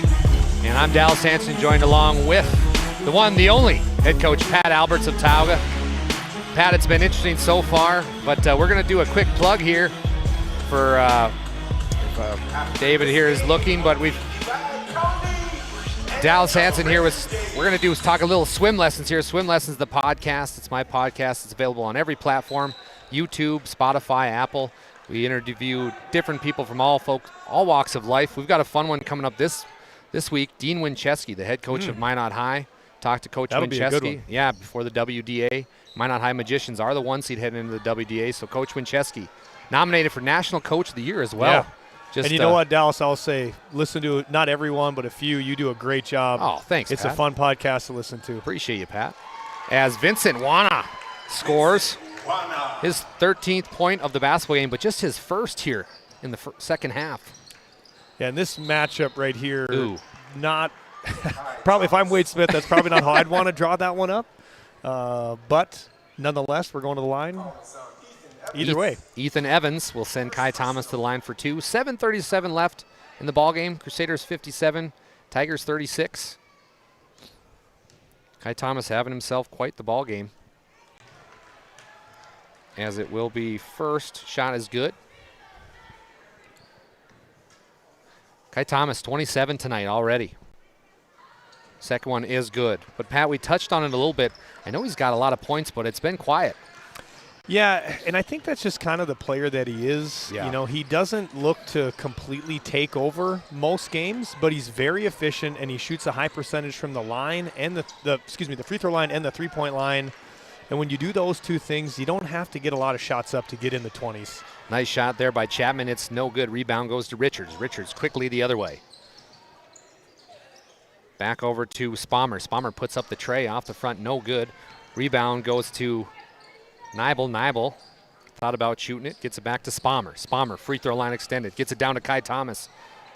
And we're going to get out of bounds. And Evans doing all he can to hold Kai Thomas. Yeah, I know he turned that one over, but again, he's going to just bury himself on that block. They're going to look at that one every time down the floor. You'd think he'd want to try to send somebody or switch the matchup. Chapman now going the other way, kicks out to Evans. Evans puts up the tray, no good.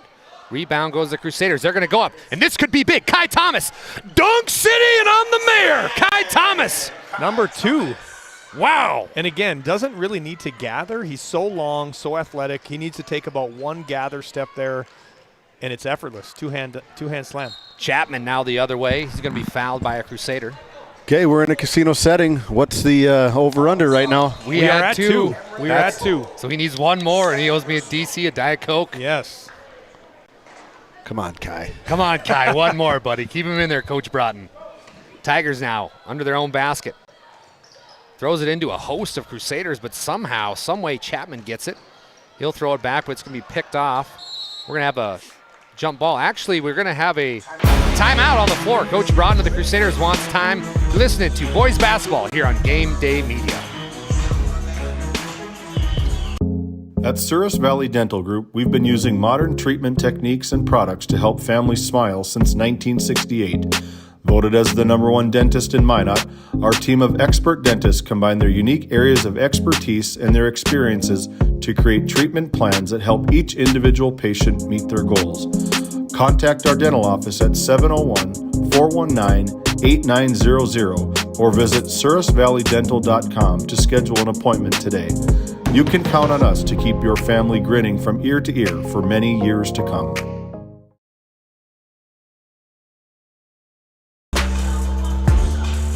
Welcome back to the Four Bears Event Center. Game Day Media here with your coverage of District B boys basketball. We've got a few people we want to thank. Let's thank the Powers Lake Athletic Booster Club supporting our Ranchers and Powers Lake athletic programs, as well as the Tioga Pirates Booster Club supporting our Pirates, Firestorm, Northwest Stars Gymnastics and all athletic programs, as well as Hidden Beauty Salon and Spa, located in Tioga, North Dakota on Main Street. They have your full service of salon and spa. Follow them at Hidden Beauty on Facebook. Prairie Motors of Stanley. Thank you, Prairie Motors. We devote ourselves to helping and serving our customers to the best of their ability with high-quality vehicles and service. Come see us at Prairie Motors in Stanley. 61-36. Crusaders putting on quite the show here, led by Kai Thomas. Might be getting an early vote for Brad Johnson Insurance Player of the Game. Don't go anywhere. I like the way he handles himself, too. Yeah, you know, a kid could get frustrated, but you never really see him getting after teammates. You never see him, you know, getting after the refs. He's always under control, plays very hard. He's been like that his whole career. Yes, he has, and he's come a long way. I remember, you know, when they moved to play for these guys, he was a lot different player then, and from then to now, in a short amount of time, he's blossomed. He's a tremendous player. Coach Broughton putting in a lot of time with Kai Thomas as the Crusaders will inbound it here. on the right wing. They'll get it down low to the baseline. Nibel kicks it back out. Richards puts up the tray. No good. Rebound will go to the Tigers. Longy finds Overy, and we're going to go cherry picking the thon. It'll be Chapman. Chapman goes up. Blocked. Nice block there by the Crusaders. Wana will host up a three. No good. Rebound goes to Kai. Up to Nibel. Nibel. Up and good. Yeah, nice this play. is whereas if you're Wade Smith, you don't want to get into this right now. You want to keep playing tough defense. Don't be lazy getting back. Again, you're already down by a bunch. Chapman finds Hensel. Hensel, nice little shot. No good. Overy's there, and he cleans it up. Nice play from Grant Overy. 6'6" senior. Overy had a nice career here for the Tigers. Heading the other way, it's going to be Spommer. Spommer kicks back out to Richards. Richards over to Nibel. Nibel thought about shooting it. We're going to have a foul going the other way. Offensive foul. 24, that's going to be Dominic Spommer, and not sure what he did. I was not watching. Looks like, I'm guessing, probably just getting a little chippy. Yeah. Trenton, they're probably don't want to be on the floor. Terrible amount right now. If you're Trinity, you got to let that stuff go.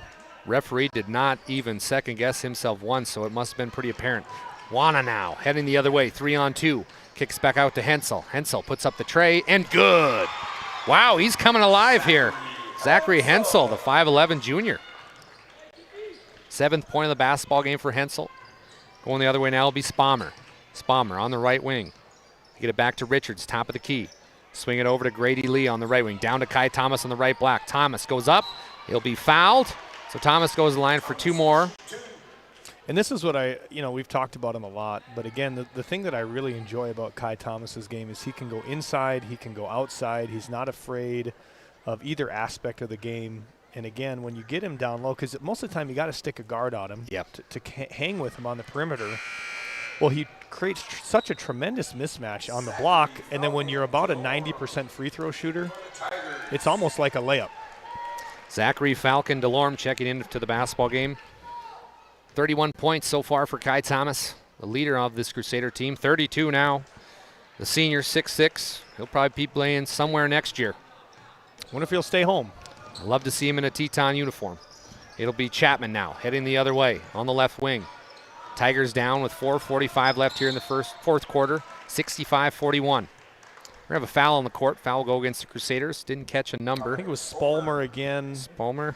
Again, if you're brought in here, the game is probably in hand. It is getting a little, and they are taking him out. Yep. So Spommer will check out of the basketball game. Nibel comes in for him. Dominic Spommer. You just don't want to get something to get out of hand. You do something you're going to regret here. You got to play Monday. You need everybody full strength. Chapman, top of the key, takes a screen from Wana. Chapman goes up, no good. Rebounds now on the floor. It's going to be somehow Richards now gets it on the right wing. Richards for the Crusaders. He drives, kicks back to Kai. Kai kicks out to Grady Lee. Grady Lee in the house. Grady Lee scoring his first points in the ballgame in the fourth quarter. It's a three-pointer, Grady Lee. And good for him. Kid coming off the bench, probably doesn't play hardly any minutes. No hesitation, knocks down a three. Wana now. Going to pull up from the free throw line. It's up, no good. Rebound will go to the Tigers. Kicks it back out to Hensel. Hensel drives. Back out to Chapman. Chapman puts up a runner. No good. Rebounds tipped around. Hensel picks up it. And it'll be back to Vincent Wana. And what a catastrophe of a possession. But Vincent Wana. 2 points is 2 points, I guess. 2 points is 2 points. 3:40 left here in the ballgame. Dallas Hance with Pat Alberts. Thank you for choosing game day as Nibel drives. Nibel on the right wing. Back to Kai Thomas. Top of the key. Over to Grady Lee. Back down to Richards. Richards is going to be fouled. Foul will go against, I believe, Zachary Falcon DeLorme. Yep. Yeah, and you've probably got a few possessions left here if you're the starters for Trinity Christian. Again, I know we have 2 full days of rest, but the last thing you want to do is someone, turning an ankle, something crazy like that. Again, the damage has been done. You get to 70, it's a good showing. I could see maybe about another minute we'll see some mass subbing going on. Nibel now scores. Make it 70-43. Don't go anywhere. We got our Brad Johnson Insurance Player of the Game coming up. It's been all Crusaders all night as Wana puts up a 3. Nibel with the board for the Crusaders. Crusaders will move on to the semifinals. Tigers will move on to the loser side of the bracket. They will play Monday, both teams. Game Day Media will have all those games. As we're going to have a nice interception here by Jalen Chapman. Chapman's got a wide open lane. Whoa! Nibel's going to be called for the push, and that's too bad because it will be no basket as Nibel kind of almost pushed on an illegal so screen. This one I guess I'm not really understanding is they're not going to give the basket, but it was a breakaway layup, and Nibel pushed the Trenton offensive guy. So I guess to me, why would I not? Yeah, why would I not get the bucket? If that happened in a close game, that would be not good. Chapman now gets it, sets it up for the Tigers. 2:42 left here in the ballgame. Jalen Chapman on the right wing, goes to the top of the key, puts up a runner, banks it in. Nice play from Jalen Chapman to score his 4th point of the basketball game. And it's good to build some confidence for Chapman. He's a good young player. This is an opportunity for him to kind of maybe get a few buckets, carry some momentum into Monday's game. Corey Kendall's going to pick up the blocking foul. That will send Spommer to the charity stripe for 2 as they are in bonus. So with the new 3-class system, we also have this new foul rule, which is every quarter the fouls reset. They go up to 5, and after 5 fouls, it's double bonus. So if you're losing, you hate it, and if you're winning, you love it. Yeah. Spommer scores his 5th point of the basketball game. From our Souris Valley Dental Group free throw line.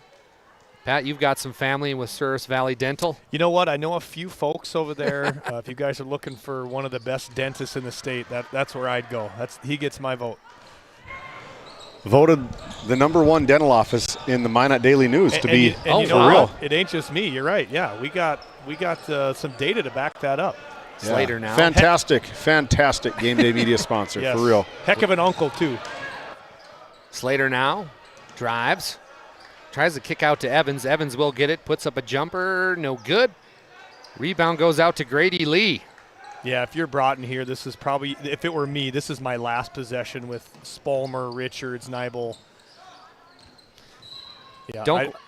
Yeah, offensive charge is going to go against, who's Monty Lund going to call? It's going to be 24 Dominic Spalmer, so that's a big one. Don't go anywhere, though. We're going to have our DNL Paraffin post-game show. Randy's going to come back on board. He's got the mic down there courtside. He's going to interview Coach Broughton and our Brad Johnson Insurance Player of the Game, so stick around. And then we've got our nightcap, which promises to be a good one. The 3-seed Powers Lake Burke Central Ranchers playing the Ray Jays. The Jays, a young team, Pat, but they can play basketball. You know, they can fill it up on the offensive side of the ball. They got 3 kids who have no hesitation on the offensive side. What they lack maybe in some size, they make up for purely in shooting ability and a game IQ. But, I mean, let's not pretend like Powers Lake hasn't been around for a long time. Have got plenty of athletes on that team. Kyle Hughesby, Cody Rice, tremendous players. It's going to be a fun one. It's going to be great. Don't go anywhere. We'll have that one as well. So we're going to have a timeout here on the floor. We'll take one as well. It'll be the Trinity Christian Crusaders 74, Trenton Tigers 45. We'll be back in 30 seconds. You're listening to Game Day Media.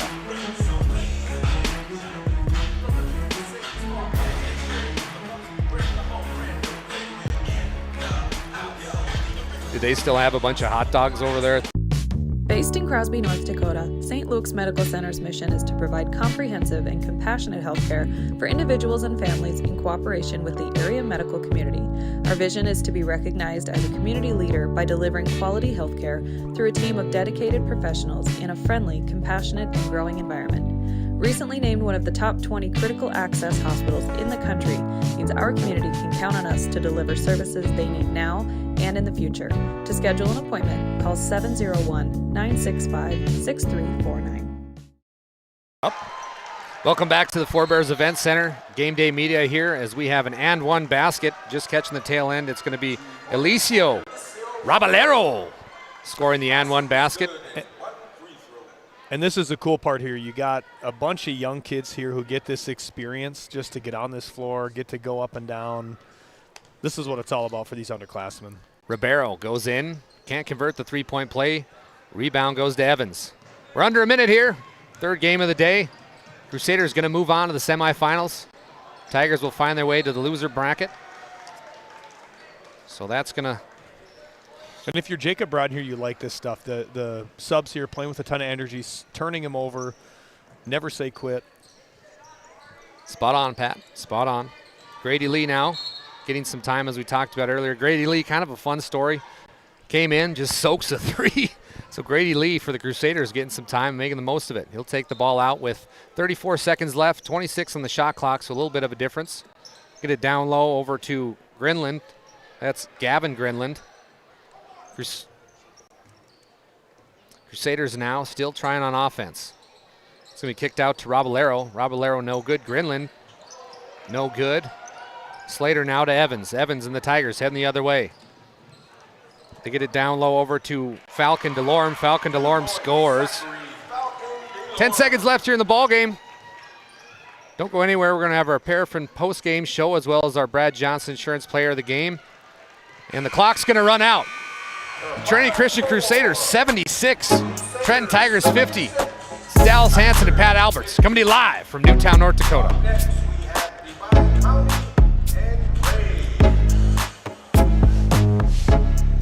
While being the largest leaseholder in the Bakken, Continental Resources believes that we are among the most efficient and cost-effective producers of oil and natural gas on the planet.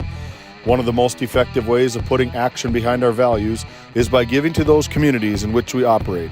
American Energy is a huge contributor of tax revenue to local, state, and federal governments, an economic catalyst, and a job creator.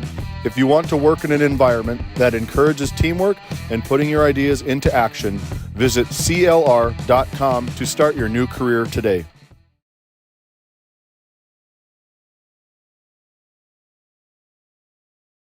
This Game Day Media broadcast is brought to you by The Alexander Public School Foundation is dedicated to supporting the needs of students and the staff of Alexander School. We believe that the strength of the community is rooted in the strength of its school. Best of luck to all of the athletes, coaches, and fans from the Alexander Public School Foundation.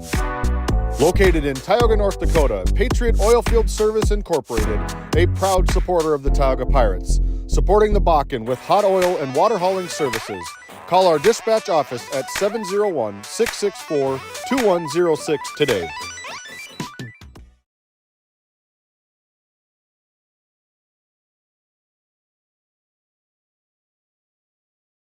Our DNL Paraffin post-game show, and we have Randy courtside. Randy, take it over. We have a pretty happy coach here, Jacob Broughton of the Williston Trinity Christian and Crusaders, and boy, what a game tonight to start out this quarterfinal round in this District 7 tournament. Yeah, we played well. There was definitely some moments where we could play better. We got sloppy, but yeah. I guess that's the coach's job to critique and criticize. So, 76-50, we're happy. Yeah, and I thought you guys had a great individual performance from Kai Thomas, our Brad Johnson Insurance Player of the Game.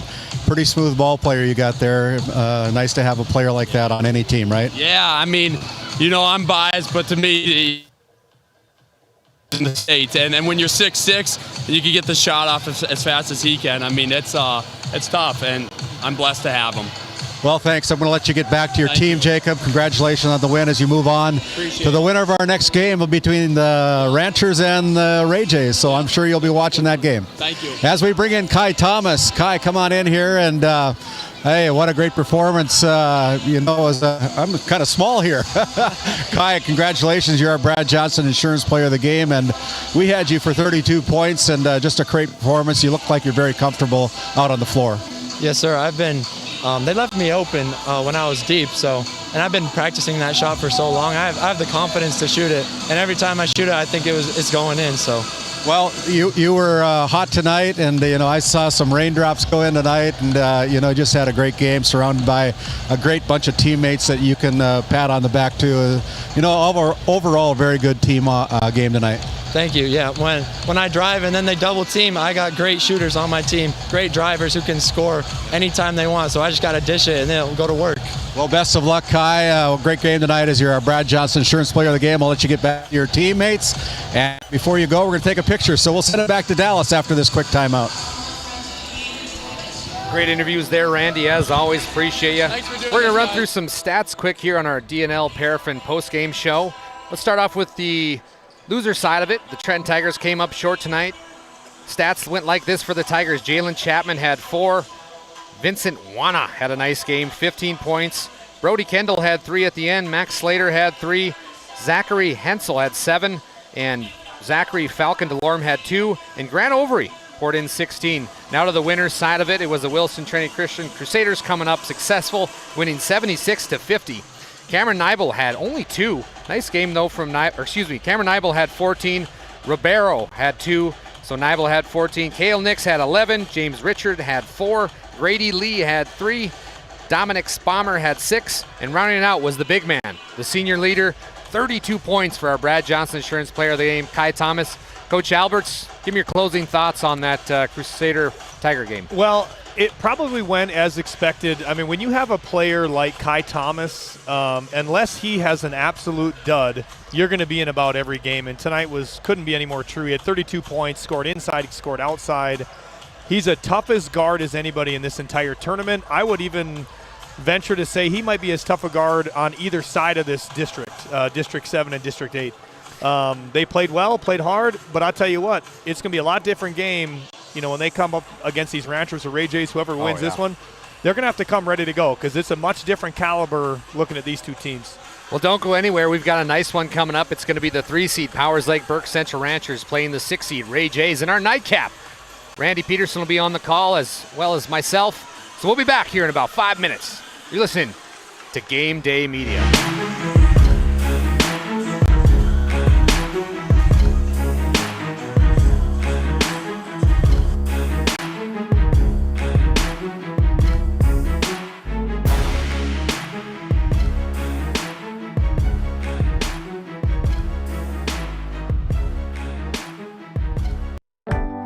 Located in Crosby, North Dakota, Brad Johnson Insurance has been helping clients find insurance coverage since 1986. Our team is passionate about serving the community in which we live and pride ourselves on getting to know our clients to best serve their needs. Our staff is active in the public and strives to better our community through participation, involvement, and by supporting area events and youth programs. For a quote, visit bradjohnsoninsurance.com or call 701-965-4200 today. This Game Day Media broadcast is brought to you by At Bethel Baptist Church in Powers Lake. Come join us for Sunday school at 10 and worship at 11. If you can't join us in person, make sure to find us on Facebook for messages, weekly devotionals, podcasts, and important Bethel updates at Bethel Baptist Powers Lake. United Quality Cooperative is your local co-op offering propane and bulk fuel delivery, as well as ag, feed, and livestock equipment with brands including AeroQuip, Payback, and High Qual. Shop our locations in Newtown, Parshall, Ross, and Keene, or check us out at our website at www.uqcoop.com.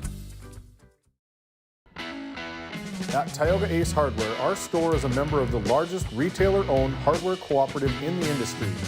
We are all committed to being the helpful place by offering our customers knowledgeable advice, helpful service, and quality products. As the helpful hardware folks in your community, we promise that helping you is the most important thing we have to do today. Shop the biggest brands all under one roof at 119 North Main Street in Tioga, or shop online at acehardware.com. This Game Day Media broadcast is brought to you by The Alexander Public School Foundation is dedicated to supporting the needs of students and the staff of Alexander School. We believe that the strength of the community is rooted in the strength of its school. Best of luck to all of the athletes, coaches, and fans from the Alexander Public School Foundation. Located in Tioga, North Dakota, Patriot Oilfield Service Incorporated, a proud supporter of the Tioga Pirates, supporting the Bakken with hot oil and water hauling services. Call our dispatch office at 701-664-2106 today. This Game Day Media broadcast is brought to you by At Ray Farmers Union Elevator, we carry a variety of seed, fertilizer, and crop protection products. We can assist you with everything from buying the seed in the spring to burn down in the fall. Stop in or call 701-568-3343 to see how we can help you today. Burke Divide Electric Cooperative. We're owned by our members and committed to supporting our communities. Your local Touchstone Energy Cooperative. We wish our local athletes the best of luck in the District 7 tournament.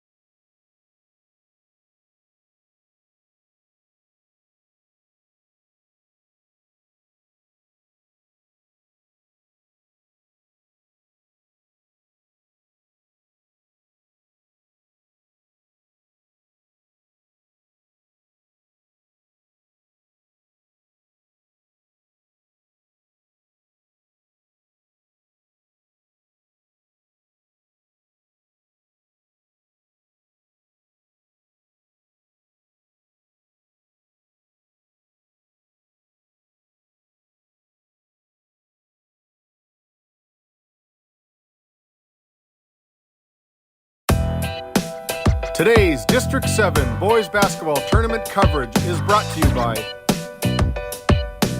NCC, Tioga Medical Center, The Country Store, St. Luke's Medical Center, O Theone Boutique, Souris Valley Dental Group of Minot, D&L Paraffin, Brad Johnson Insurance, Bravera Bank, Continental Resources, Northwest Therapy Services, Nesset Consulting Service, Roustabout Service and Insulating, DA Land LLC, 701 Cornhole Company, Bingaman Construction, Tioga Ace Hardware, Border Plains Equipment of Stanley, Tioga Parts Supply, Surge Aesthetics, The Porch, Tegan's Interiors, Tioga Drug and Soda Shop, Prairie Home Furnishings,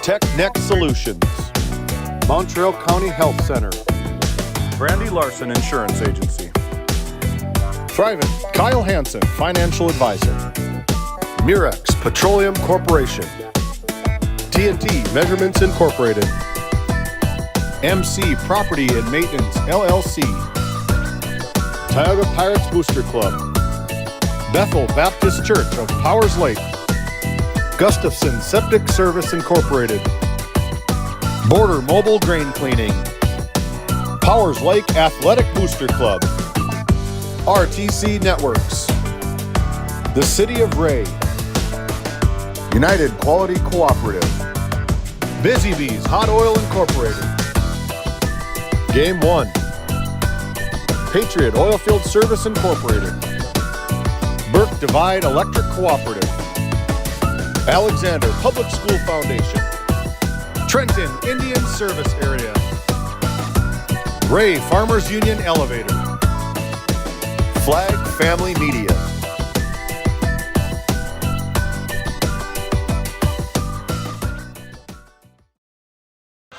Hey, welcome back here to the Four Bears Event Center. My name's Randy Peterson. Alongside me is Dallas Hansen. Great call on the previous game between the Crusaders from Williston Trinity Christian and the Trenton Tigers, as we have our final game of the day, our fourth game just about in the books here, with only about 3.5 minutes to go for our tip-off. It'll be the Ray Jays coming in, a very youthful Ray Jay team, taking on the Powers Lake Brook Central Ranchers, a perennial power here in northwest North Dakota, Dallas. Yeah, they're the title takers, if you will. Coach Carlson's always got Powers Lake ready to go, and the Ranchers, they've been phenomenal, but they've got some moving pieces and some new guys, but it's going to be a fun one. I really love watching this young Jays team play, and I'm really looking forward to the nightcap, Randy. This is going to be a heck of a ball game. If you're just joining us, we'd go over some of the games that happened so far in our first game that started, I don't know, it seems like hours ago. It was the Kenmare Bullbells Honkers taking out the Tioga Pirates 58-36. Alexander putting it on the partial North Shore Plaza Braves 65-35 in a game just concluding. It was the Crusaders from Williston Trinity Christian 76, the Trenton Tigers 50. And now our final game of day number 1 of this District 7 postseason tournament. It'll be the number 3 seed, the Powers Lake Brook Central Ranchers, taking on the youthful Ray Jays. And we're looking forward to this game. Last time these two teams met up was back on January 5th. And it was all Powers Lake Brook Central that night over at Kurt Hutton Field Court in Ray, as the Ranchers put it on the Ray Jays 72-44. And, both teams with identical records of 11-8 right now. The Powers Lake Brook Central Ranchers are the number 3 seed. The Ray Jays the number 6 seed. But, you can throw records out the door. It's tournament time, and, both coaches have gotten their final coaching moments in.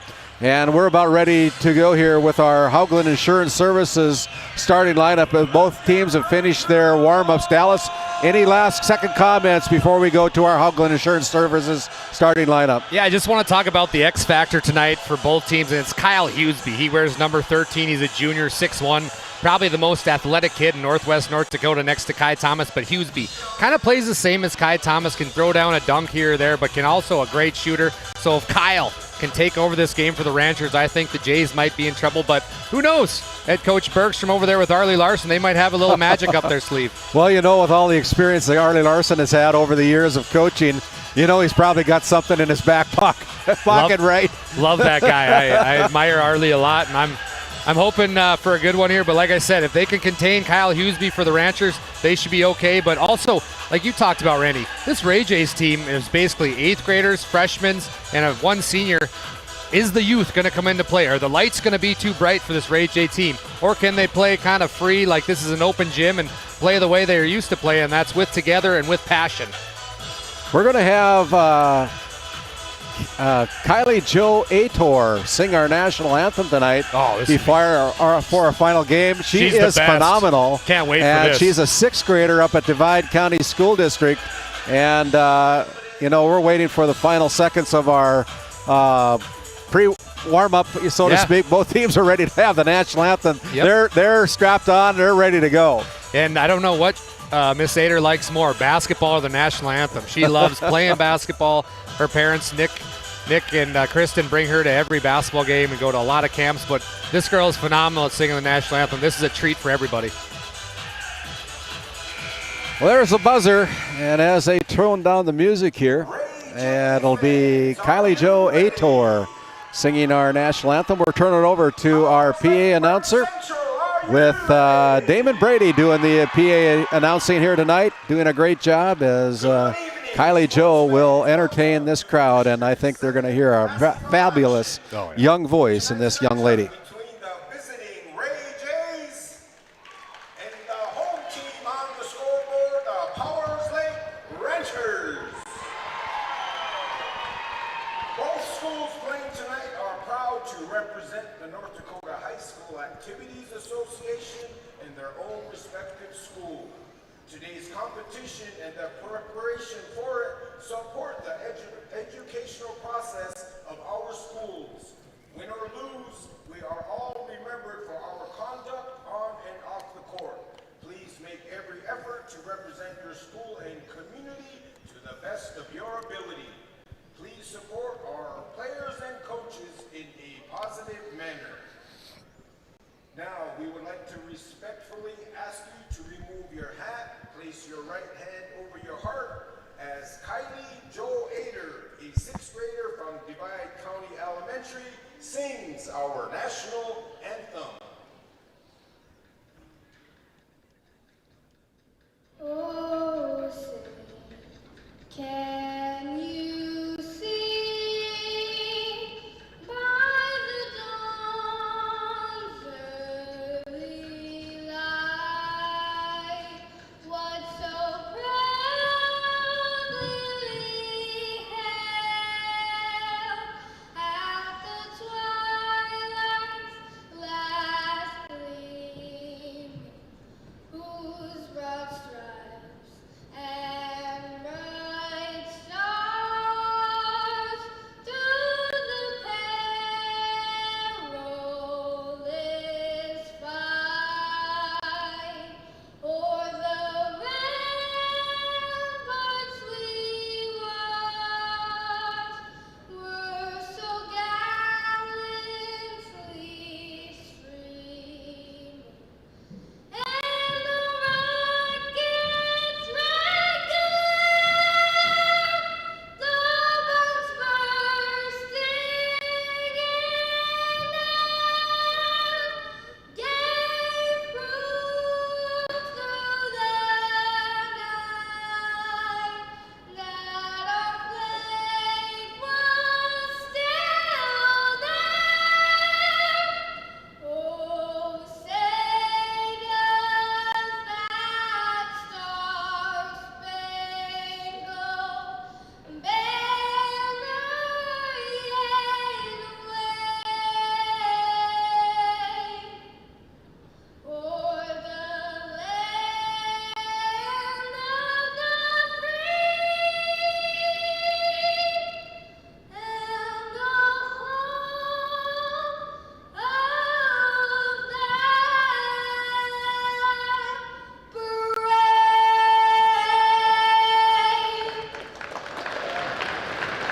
Good job. Thank you.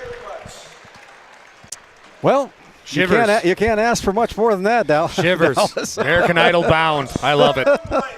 Kylie Jo Ador, a 6th grader here from Divide County. As we go with our Haugland Insurance Services starting lineups, they'll introduce the Ray Jays first. They're coached up by Michael Bergstrom as they introduce Jace Becker, a 5'11" 8th grader. He wears number 0 as the Ray Jays wearing their black uniforms tonight. Austin Swanchera comes in 6'5". He's the lone senior on the team for the Ray Jays. Brody Sinar gets the nod tonight, a 6' sophomore playing guard. And it'll be Ty Barman, the 7th grader, wearing number 5 tonight, getting the started forward, and rounding out the starting lineup is Blake Bergstrom. Blake Bergstrom wears number 20. He is a 5'9" 8th grader. They come into this game with an 11-8 record, the number 6 seed out of the regular season, coming into this postseason tournament. The newly organized District 7 tournament after we go to the 3-class system of basketball. And now as we move over to the other side of the Powers Lake Ranchers, it'll be Nick Erickson. Erickson stands 6 foot. He's a junior. Wears number 3.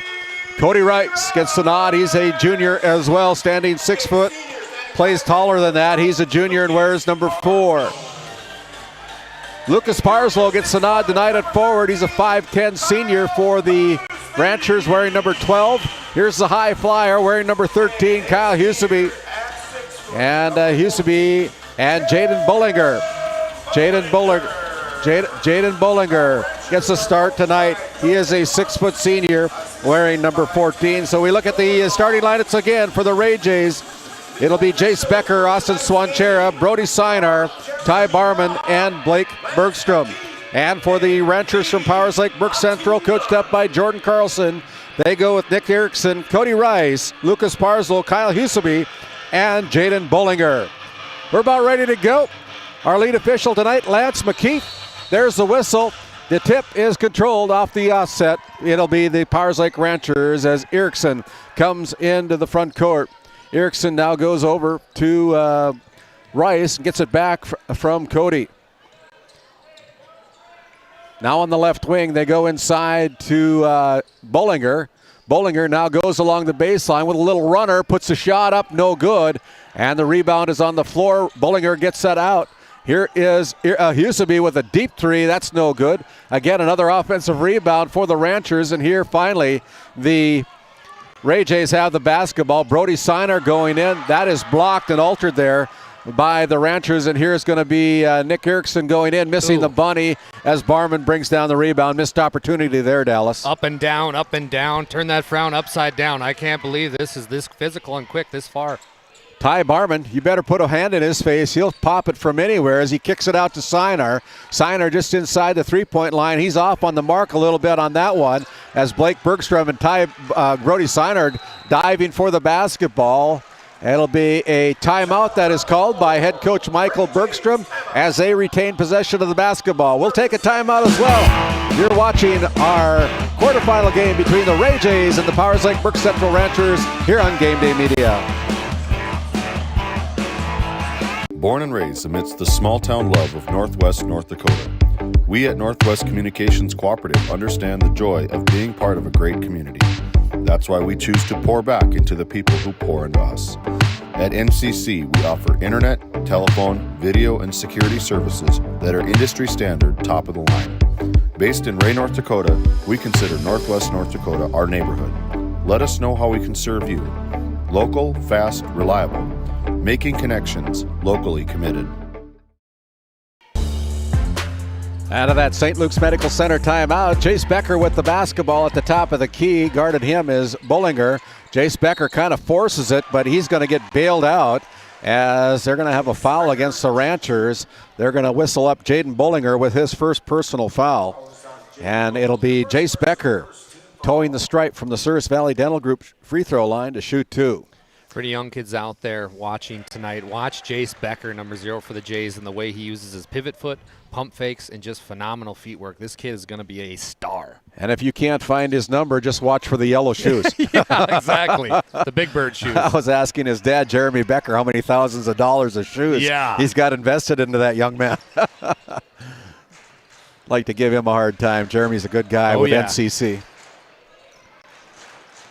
Here is Rice with a kick out to Parslow. Parslow pulls the trigger, no good, and there's Swanchera with the rebound, and the Ranchers still looking for their first point of the game as Becker comes into the front court, gives it up to Sinar. Sinar on the right side to Blake Bergstrom. They say he's 5'9" in the program. I'm not sure if that's so good. I don't know if there's a coach in the country that knows how to measure. Helen Keller could see that kid's not 5'9". Here is a traveling call against Austin Swanchera before he got the shot away. Took a couple steps.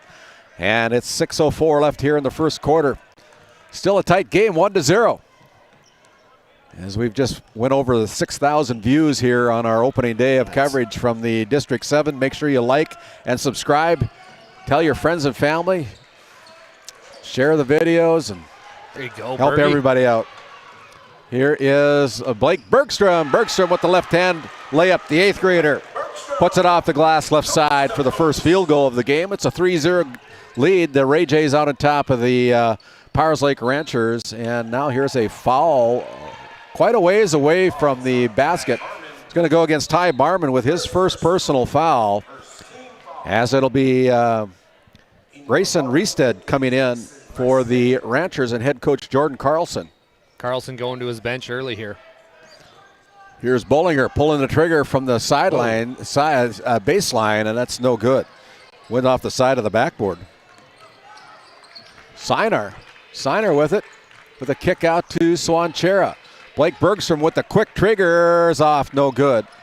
And the rebound comes away to the Ranchers. They push the ball up front. Nice and there play, is Bergstrom Bergie. Stealing it right away. Wow, you love to see that. He doesn't play like an 8th grader. He's just ready to go in fearless. Yeah, that's not the size of the dog. It's the fight in the dog, right? That's right, 100%.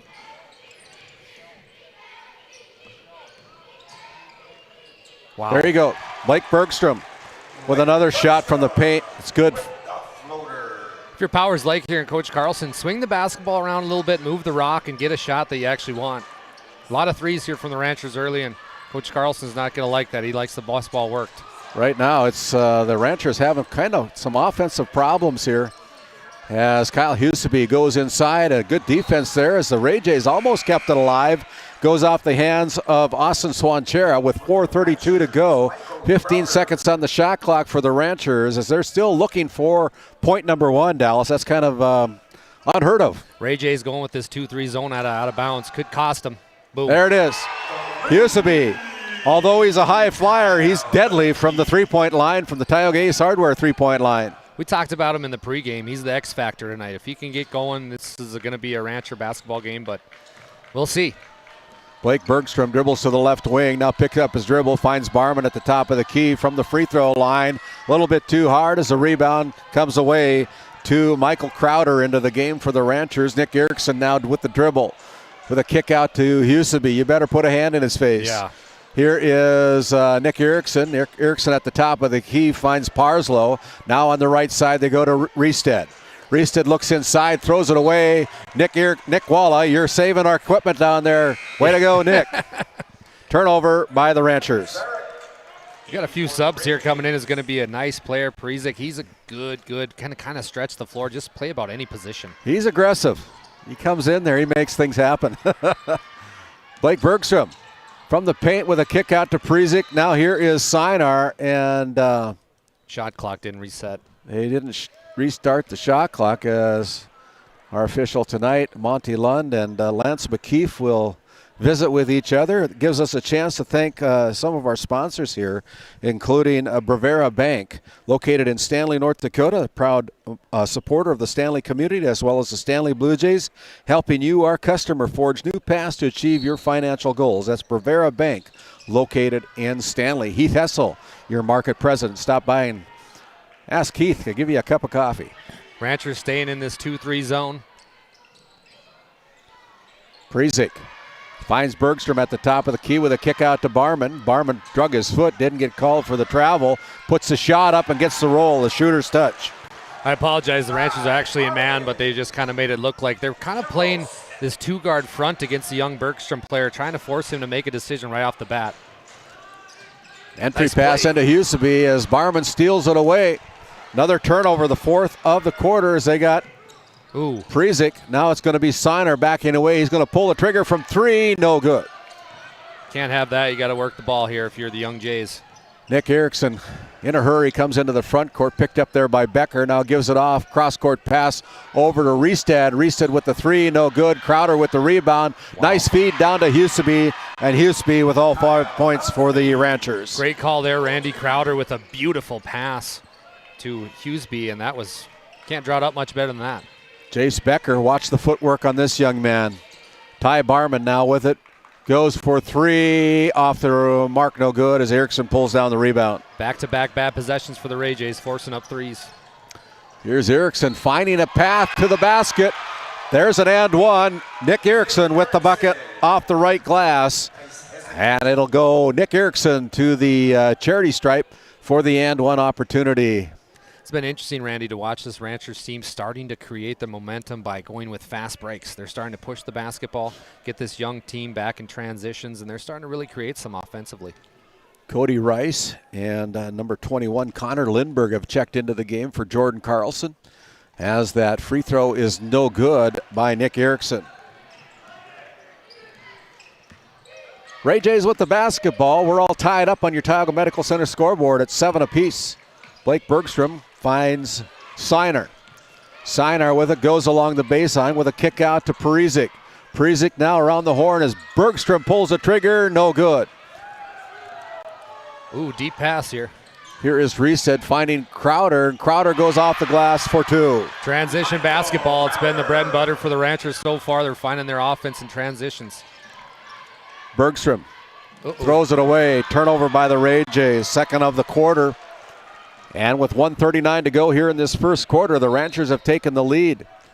9-7 on your Tioga Medical Center scoreboard. Perizic will check out of the game. Austin Swanchera, the lone senior for this Ray Jays basketball team, checks back in for head coach Michael Bergstrom. They go inside, and that's the Ranchers almost throwing it. They did throw it away, and then there's going to be a foul that's going to be whistled.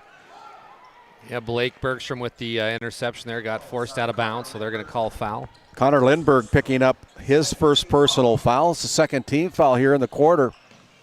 Need a guy in the middle. Blake Bergstrom goes over to Jace Becker. Now Becker, it goes out of bounds. Last touch by Riestad, and it's a good thing he didn't pick that up. Yeah. Do they get a fresh 10 seconds now? Or doesn't look like it.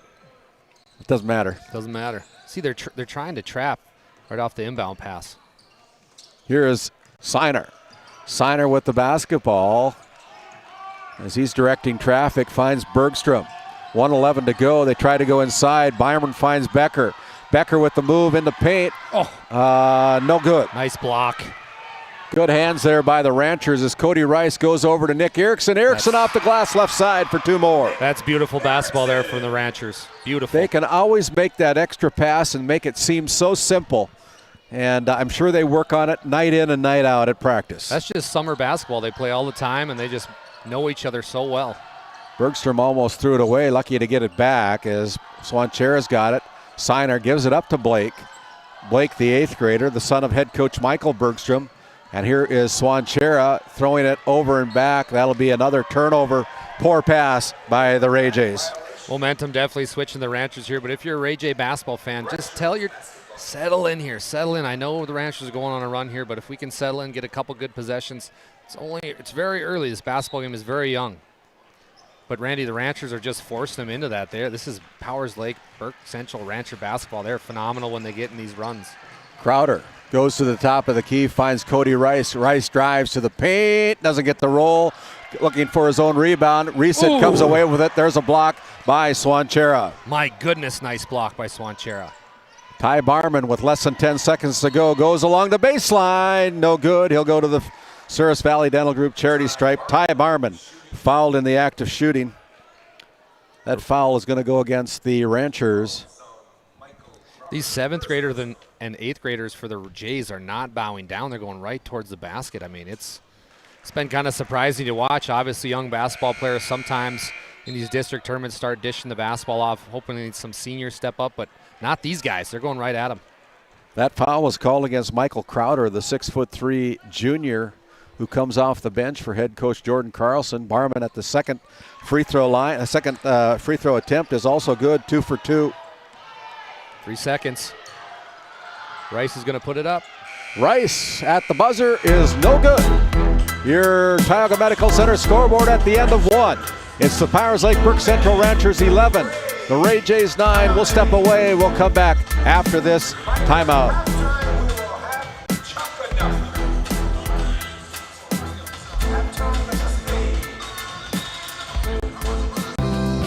Growing family? The City of Ray has shovel-ready lots available, 12,000 to 20,000 square feet. The lots are free of any special assessments. Right on Highway 2, we offer convenient travel and connections, as well as access to our amazing education system. Your family's future is important to us. Let us help you with that first big step. Contact Rhonda at 701-568-2204 or stop by City Hall at 101 Main Street in Ray. Think of Ray when planning your future. Invest in a community that invests in you. As we come back out of that Northwest Therapy Services start of the second quarter, Ray J basketball here to start the quarter. Again, my name is Randy Peterson alongside Dallas Hansen for our final game of coverage here on day number 1 of the District 7 postseason tournament. Jace Becker goes inside. This footwork goes out to Blake Bergstrom, his cousin. Bergstrom's shot is no good as Rice picks up the rebound for the Ranchers. And now here is Grayson Reestead with the missed opportunity. Here come the Ray Jays again. Out to Sinar. Sinar with the basketball. One dribble finds Jace Becker. Here goes the three. Off the glass, no good. As Rice hustles into the front court. Where's number 4? Goes through his legs. Now goes to the paint. Spin move. And then he gets called with the offensive foul. That was an offensive foul as Cody Rice apparently put his shoulder down and picked up the offensive foul. And Blake Bergstrom. There you go, way to flash middle. Now they got 3-on-1 if they use it. Here's a bounce pass down to Parizek. Parizek gets the roll. Hit every part of the rim, Dallas. Yeah, that was... I'm watching Coach Carlson right now talk to the official about that last one. Not happy. Kyle Huseby with a kick out to Parslow down along the left baseline. Now here is Rice, almost traveled with it. Here's the shot from the right elbow, is no good. Chance for the Jays to take the lead. We're all tied up at 11 apiece. Here he goes. Here is Jace Bergstrom. Wow. He lands on the floor. Michael Bergstrom's asking for the and one. Can't say I blame him. Becker just an 8th grader at 5'11", but he just plays bigger tall. than that. Yeah, he plays tall. Jaden Bullinger now, and we're going to have a foul that's going to be whistled against, I believe it's going to go against Grady Parizek. Parizek got mixed up there down under and picks up the foul with the hold. Jay's going back to this 2-3 zone. Out on top, they go to Bullinger. Now on the left side, it is Parslow for 3, and Parslow rings the bell from the Tioga Ace Hardware three-point line. That's his shot, that wing 3. He loves that area. Parslow, a great shooter. 14-13, the Ranchers take the lead by 1. Here's Becker going to get the easiest buck of the season as he was left all alone. Lead is 1 for the Jays. Here's Kyle Huseby with a kick out to Parslow. Parslow goes inside to Reestead. Now nice pass over to Jaden Bullinger, and Bullinger the recipient of that easy basket. And here comes a pass over the head of the Ray Jays. They throw it out of bounds. It'll be a turnover against the Jays as we have Nick Erickson coming back in for Cody Rice for the Ranchers. And Ranchers with a 1-point lead, 16-15 here from the Four Bears Event Center. My name's Randy Peterson alongside Dallas Hansen here on Game Day Media.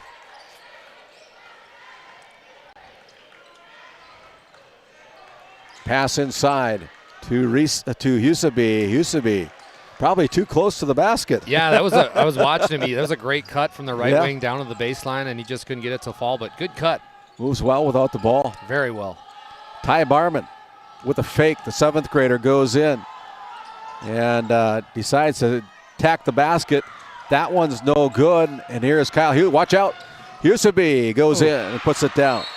Huseby with the bucket. Ray Jays want time. And Ray Jays want a timeout. We'll take a timeout as well.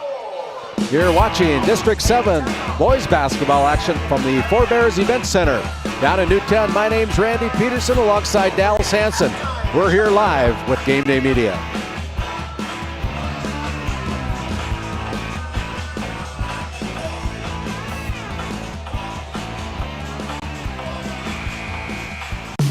Based in Williston, North Dakota, Busy Bees Hot Oil Incorporated is a veteran-owned and managed company. Busy Bees services include water hauling, hot oil services, cap string flushes, and much more. Busy Bees will approach any job, no matter how large or small, with 100% safety and commitment. We pride ourselves on giving back to the community that has given so much to us. Looking for the perfect career? Consider Busy Bees Hot Oil Incorporated. Find them at busybeeshotoilinc.com or give them a call at 701-572-9303 today. Here's a travel underneath the basket by Jace Becker as Lance McKeef whistles him up for the travel. This segment is brought to you by The Porch, locally owned coffee shop in Ray, North Dakota, serving a variety of drinks for everybody. That is The Porch. Mandy Knox and her team in Ray. Here comes a set play from Carlson, trying to get his team going offensively, calling out some sets. He's usually really spot on with this offensively. 18-15 as Huseby will go to the free throw line as he's fouled in the act of shooting. Just kind of waiting for Huseby to take this one over, Randy. I mean, he's had a couple good shots, hit that big three from the top of the key, but slowly but surely he's kind of tonight letting the game come to him and different style of play. Huseby off on the first one. He's got 7 points on the night as that foul was called against Austin Swanchera. It's 18-15 on your Tioga Medical Center scoreboard as Kyle rings up the second of 2 free throws from the Souris Valley Dental Group free throw line. 19-15, a 4-point lead for the Ranchers. Here come the Jays, breaking that press real easy. Wow. As Blake Bergstrom puts down a big one from the Tioga Ace Hardware three-point line. Grayson with a nice move, and they're going to whistle up Austin Swanchera. They feel he got him on the arms a little bit, and it'll be Grayson Riestead going to the Souris Valley Dental Group charity stripe. Grayson is a 6'2" sophomore and puts down the first free throw. I wonder if he's not a younger brother of that Carter Riestead from a few years ago. Yeah. Got the same height. Yeah, same height. Good basketball player. Second one by Grayson is also in. So 2 for 2 from the Souris Valley Dental Group charity stripe. 21-18 with under 4 minutes to play here as Becker and the Ranchers against the Ranchers. Blake Bergstrom, they leave him alone again. And that one's off the mark a little bit. Ranchers pull down the rebound. Jaden Bollinger goes inside. It's Crowder. Wow. Crowder with a nice bucket from the paint.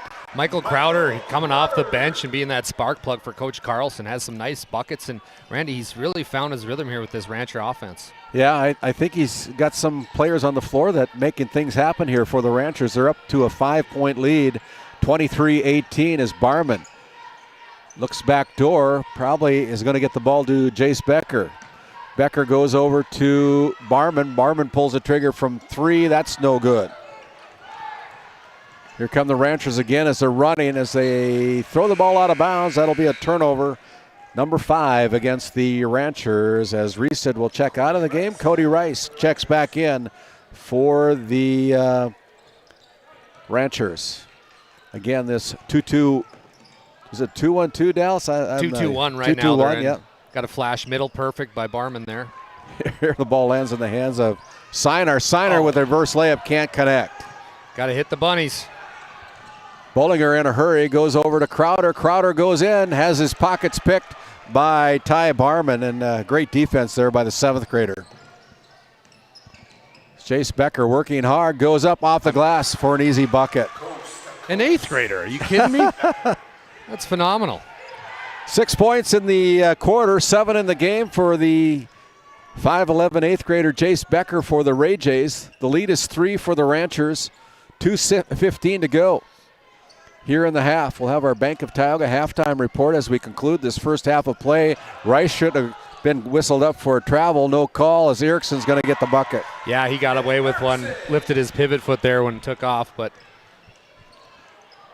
Here is Ty Barman, and Barman, as Perizic gets the ball back out of his hands, and that'll be a jump ball, and they'll call that against the Ray Jays. That'll be a turnover, as these two teams match up in 11-man football, so they know each other personally very well, but when they get on the basketball floor, they are opponents. It's very different, yeah. And watching Coach Bergstrom talk to his son Blake, he says, go back to the ball. You need to go back to the ball. Don't just stand there when they're getting trapped.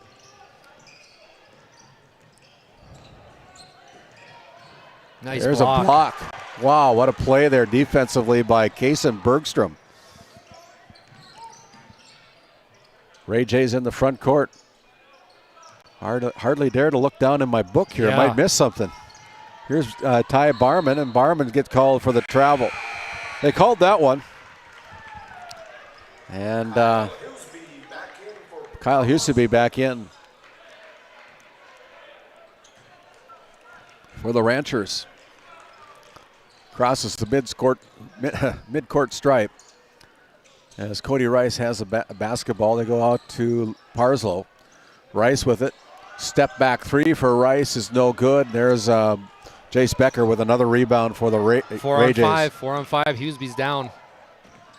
Comes back to play here. Here is Ty Barman with a little jump step. Puts up the shot and gets called for the travel again.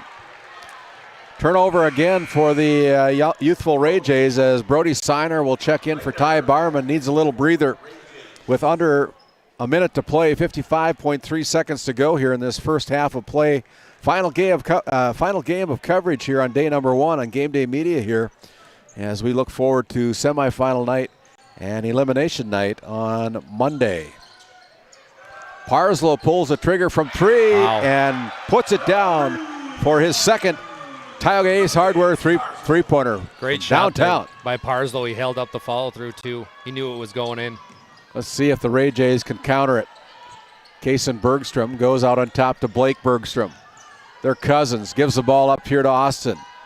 Now over to Jace Becker. Jace with a spin move and puts it down for 2 more. Wow. That's the feet work we were talking about pregame. I mean, the kid just knows the game inside and out, but it's the fundamentals, and that's what makes him fun to watch.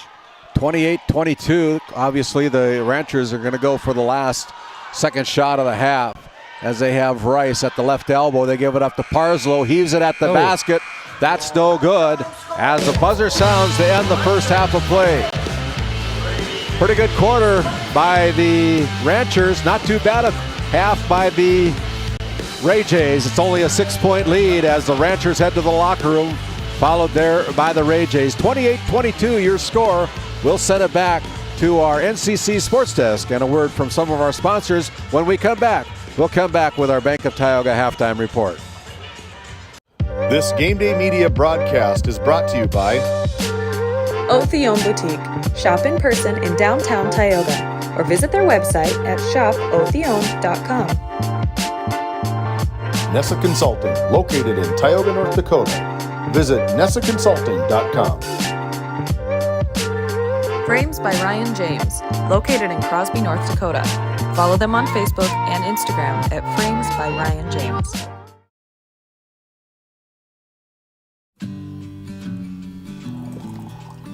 Hey, Dad, will you check the cows? Use this instead, Grandpa. The cows look fine, Dad. In my day, we had to sleep in the barn to check the cows. Combining tradition and technology, respecting the past while embracing the future. RTC Networks. This Game Day Media broadcast is brought to you by Napa Tioga Parts Supply, located at 105 North Main Street in Tioga. Visit napaonline.com. TNT Measurements Incorporated, providing oil and gas allocation meter proving, calibrations, and production facility lac provings.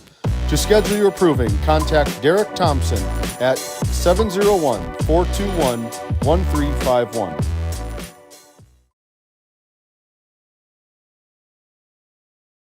This Game Day Media broadcast is brought to you in part by Brandy Larson Insurance of Stanley offers home, auto, business, and farm insurance. For a quote, call 701-628-1414. Your local Farmers Union insurance agent. Murex Petroleum Corporation, a pioneer for today, creating opportunities for all involved. Extraordinary people, extraordinary assets. MurexPetroleumCorporation.com.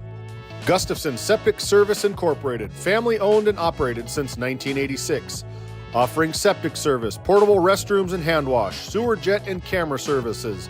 Located in Stanley, North Dakota, call for a free quote at 701-628-2960.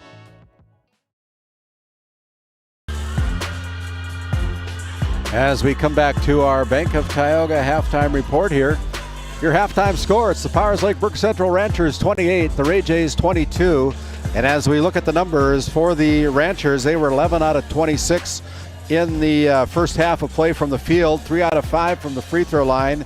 They put down 3 3-pointers in the first half of play, and they only committed 5 first half turnovers. And for the Ray Jays, 9 out of 21 from the field, going 3 out of 4 from the free throw line.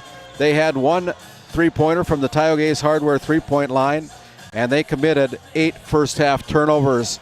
And as we look at the individual numbers, they'll go this way. Nobody in double digits yet, but Jace Becker for the Ray Jays has got 9 points, 7 points put in by Blake Bergstrom, 4 points for Ty Barman, and 2 points for Grady Parizic for a total of 22 first half points. And for the Ranchers, with 28 points on the board through the first half of play, it was Kyle Huseby with 8 points, 6 points each for Nick Erickson and Lucas Parslow, 4 points for Michael Crowder, and 2 points for Grayson Reested for a total of 28 first half points. Foul trouble? Nobody's in foul trouble. Nobody's got more than 1 personal foul for either side of the scorebook. And so with that, we're going to send it back to our NCC studio as we come back and continue on with our Bank of Tioga halftime report after this quick timeout from a few words from some of our great sponsors. This Game Day Media broadcast is brought to you in part by Border Mobile Grain Cleaning, based in Columbus, North Dakota, offers custom on-the-farm grain cleaning for spring wheat, durum, and barley. Contact Ethan Bakken at 701-310-5007 or find him on Facebook at Border Mobile Grain Cleaning. The Country Store, located at 123 Main Street in Powers Lake, North Dakota. If they don't have it, you probably don't need it. This Game Day Media broadcast is brought to you in part by Roustabout Service and Insulating, servicing the oil and gas industry since 1963. MC Property and Maintenance LLC is a family-owned and operated property management, maintenance, and handyman company based in Stanley, North Dakota. From lawn care to snow removal and everything in between, let us manage every aspect of your rental, property, and maintenance needs. To schedule an appointment, call Max at 701-641-2772. Founded in 2019, Northwest Therapy Services, located in Ray and Williston, North Dakota, provides speech therapy in our clinics as well as partnering with local schools and nursing facilities to provide on-site therapeutic services. Our therapists offer language therapy as well as therapy for social, cognitive, communication, swallowing, feeding, and voice disorders. We are dedicated to providing the highest level of quality services. To schedule an appointment, visit nwtherapyservices.com or call 701-568-8255. As we come back to our Bank of Tioga halftime show, once again your score, it is the Ranchers 28, the Ray Jays 22. And as we look at our Brad Johnson Insurance Player of the Game from our Game 3 between the Williston Trinity Christian Crusaders and the Trenton Tigers. We want to give mention to Kai Thomas, the 6'6" senior who poured in 32 points tonight to lead his Crusaders to a pretty convincing 26-point win tonight, 76-50. But Dallas Hansen, a very well-rounded ball player, 6'6", plays more like a guard, handles the ball like a guard. Got a bright future if he wants to pursue it. Yeah, you couldn't have said that any better, Randy. And it was like almost a quiet 32, if you will. He played so well together with his teammates, and I just hope Wilson State College Tetons try to sign this kid because he can definitely play collegiately. And can Kai lead his team to a district championship? I think that's what everybody's wondering. This is the first time he's been the true leader, and it's going to be fun to watch him in this tournament. If you can go out to our Facebook page at Game Day Media, you can find all of our social media posts, including all of our players of the game on our social media site. Make sure you go to our Game Day Media Facebook page. You can subscribe at no cost to our page where we have a lot of interesting information. Like and share us as you help us to promote Northwest area athletes on our YouTube channel, Game Day Media ND. And make sure you give us a thumbs up everywhere. Once in a while, we'd appreciate that. And that just helps all of our like-minded viewers know that we're out there on YouTube land.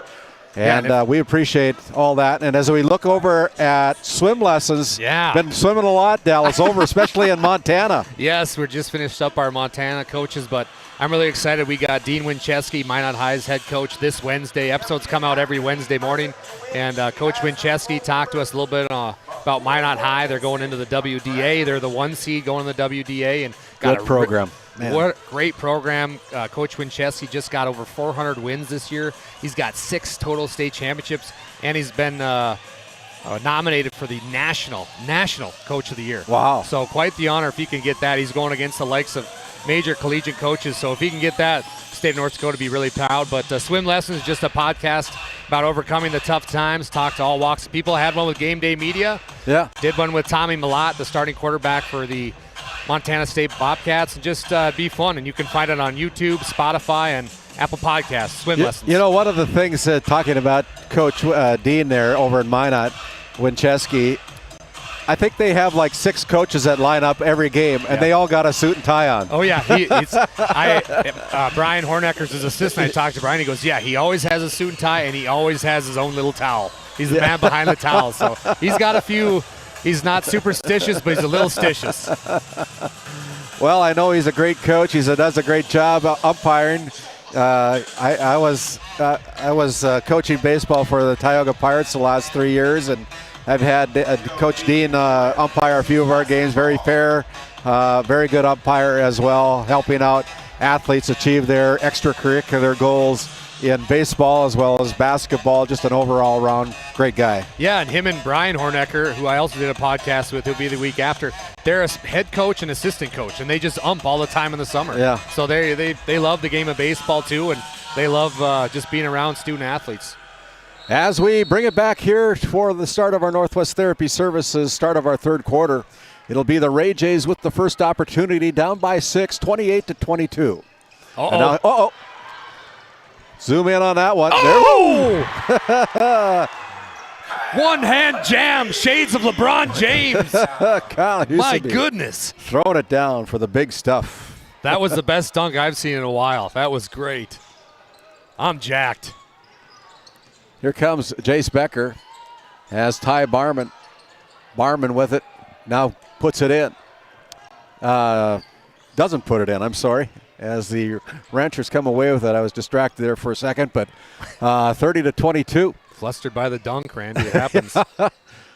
Tongue twisted there. Oh. Not only can he flush it, he can throw it up from 3. Wow, 5 points already for Huseby. Things are heating up for the junior, Kyle Huseby. Whoa. That kind of takes the wind out of your sails if you're the Ray Jays, you think? Yeah, 100%, especially a young team like this, seeing a dunk and just trying to weather the storm or find themselves down 11. This goes from 6 down at half to 11 down right now, and now here's going to be a foul that's going to be called. It'll be against the Ranchers. Rice with the foul, as the Ray Jays wearing their black uniforms tonight. The Ranchers wearing their white uniforms. 33-22 on your Tioga Medical Center scoreboard. Steiner could get going a little bit here offensively. Ray is going to find themselves back in the game, but he's going to have to score. Yeah, they gotta try to get a few more points out of more than these youngsters. Yeah. As Barman puts up the shot, that's no good. There's Bollinger with the rebound. Rice with a bounce pass, throws it away, tried to get too fancy with it. Picked off there by the Ray Jays as Becker comes into the front court, stops from the top of the key, no good. Long rebound comes out to Blake Bergstrom as they go around the horn. Ty Barman's going to try his luck. That one is short, and they're still looking for their first point of the second half.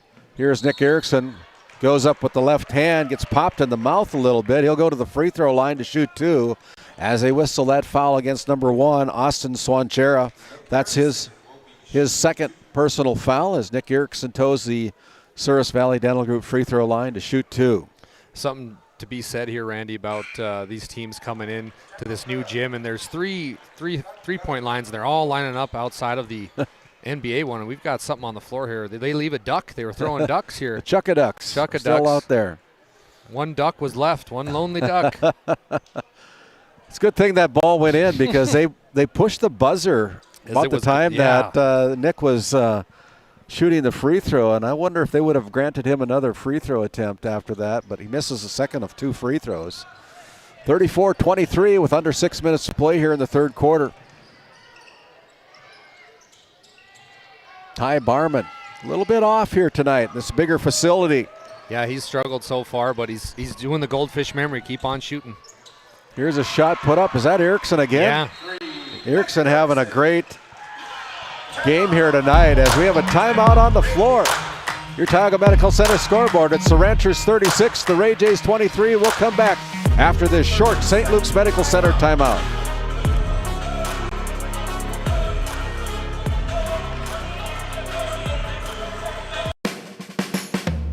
At Border Plains Equipment of Stanley, our vision is to be the respected and recognized leader in agricultural equipment and the employer of choice by helping people succeed. Our mission is to serve agricultural customers and communities by partnering to meet their needs through the sales and support of farm equipment and technology.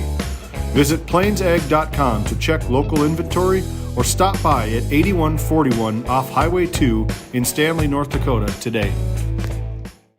As we come back live here on Game Day Media, it'll be the Ray Jays with the basketball as Blake Bergstrom goes into the front court to Grady Parizek. Parizek hands the ball back to Bergstrom as he's directing traffic near the midcourt stripe. Got to be careful. Yeah, he almost crossed. There's going to be an offensive foul.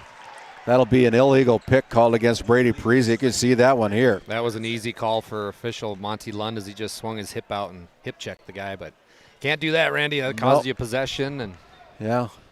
Ray Jays can't afford too many possessions where they don't get at least a shot away. Yeah. They're down by 13, 36-23, as Parizek redeems himself and intercepts the basketball.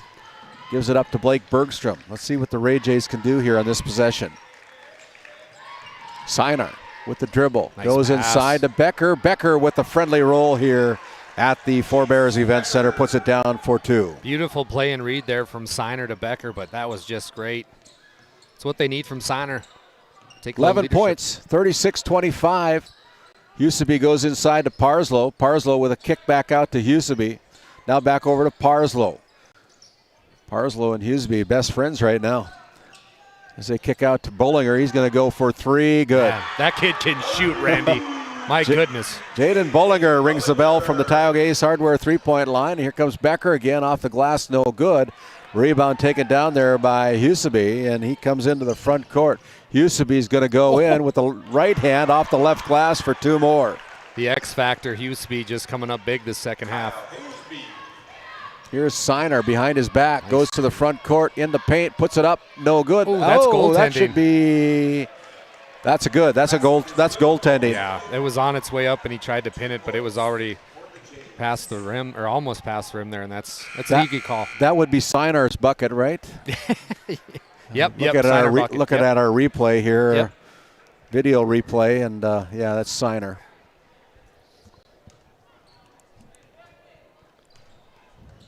.408 to go. 41-26, 15-point lead for the Ranchers as they go inside. Huseby left all alone. Now goes to the right elbow, puts up the shot that's no good. Swancher clears the boards for the Ranchers. Yeah, I wish we had replay. I don't know, that was tough to judge that last Huseby goaltending. Maybe it wasn't. Hard to say. Maybe we would have had to have a Diet Coke on it or something. Yeah, we would have. Pat owes me one. I was just going to ask, where are we at with that bet? Still in the casino setting. What's the over-under? Need to round up Alberts on Monday. He owes me a DC. I'll make sure he gets that to you, Dallas. Thank you, David.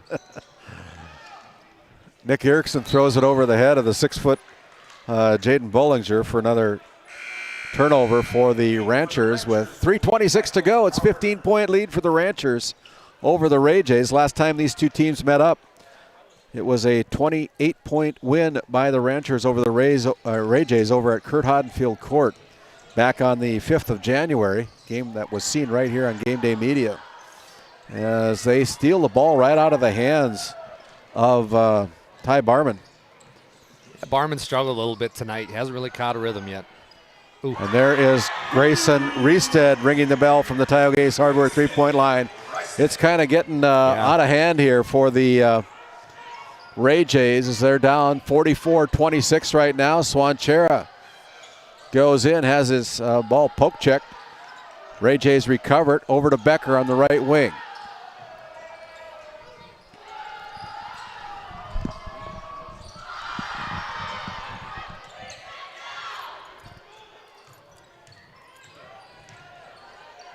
Back out to Bergstrom. Bergstrom with it. Doesn't get the roll. I thought it was going to fall in. Me too. That was really close. Rice has had a nice game for Powers Lake. Done a lot of little things good for him. Here is Huseby again. Look at the footwork. Did everything but finish, but boy, he had a chance to go to the put it in, and it just fell away. But he'll go to the Souris Valley Dental Group free throw line as that foul is called against Blake Bergstrom. His first personal foul as Kyle Huseby toes the stripe and calmly puts in another free throw. Big quarter for Kyle Huseby now with 8 points, 16 on the game so far. The second one is off the mark, no good. He plays with such great finesse. Yeah. You know, he just went in there and changed effortless the basketball. too. Yeah, it just makes it look so easy, but it's not. And there's going to be a foul. It's going to be whistle against Cody Rice, and Rice is saying, "What did I do?" According to the referees, it's a blocking foul. Yep. So Fresh 35 goes on the shot clock. 2:10 to go here in the third quarter. My name's Randy Peterson alongside Dallas Hansen. Glad that you've joined us here tonight. As there is Jace Becker. Look at that little Kareem Abdul-Jabbar jump hook. Great hook there. Here's a stop and a turnover. And now the Ray Jays give it right back to the Ranchers. 1:49 remaining. As the Ranchers have the basketball, Parslow and Erickson will check in for Bollinger and Huseby, and Connor Lindberg checks in for Cody Rice. And Michael Bergstrom's going to bring in Kason Bergstrom, replacing Austin Swanchera. Swanchera, again, the only senior on this year's Ray J roster. A lot of potential coming up for head coach Michael Bergstrom and the Ray Jays. They go inside to Crowder. Crowder from the paint puts it in for two more. He's played really well tonight, Randy. Had a lot of little bunny layups that he's made, but just done a phenomenal job. Blake Bergstrom lets it fly from the locker room.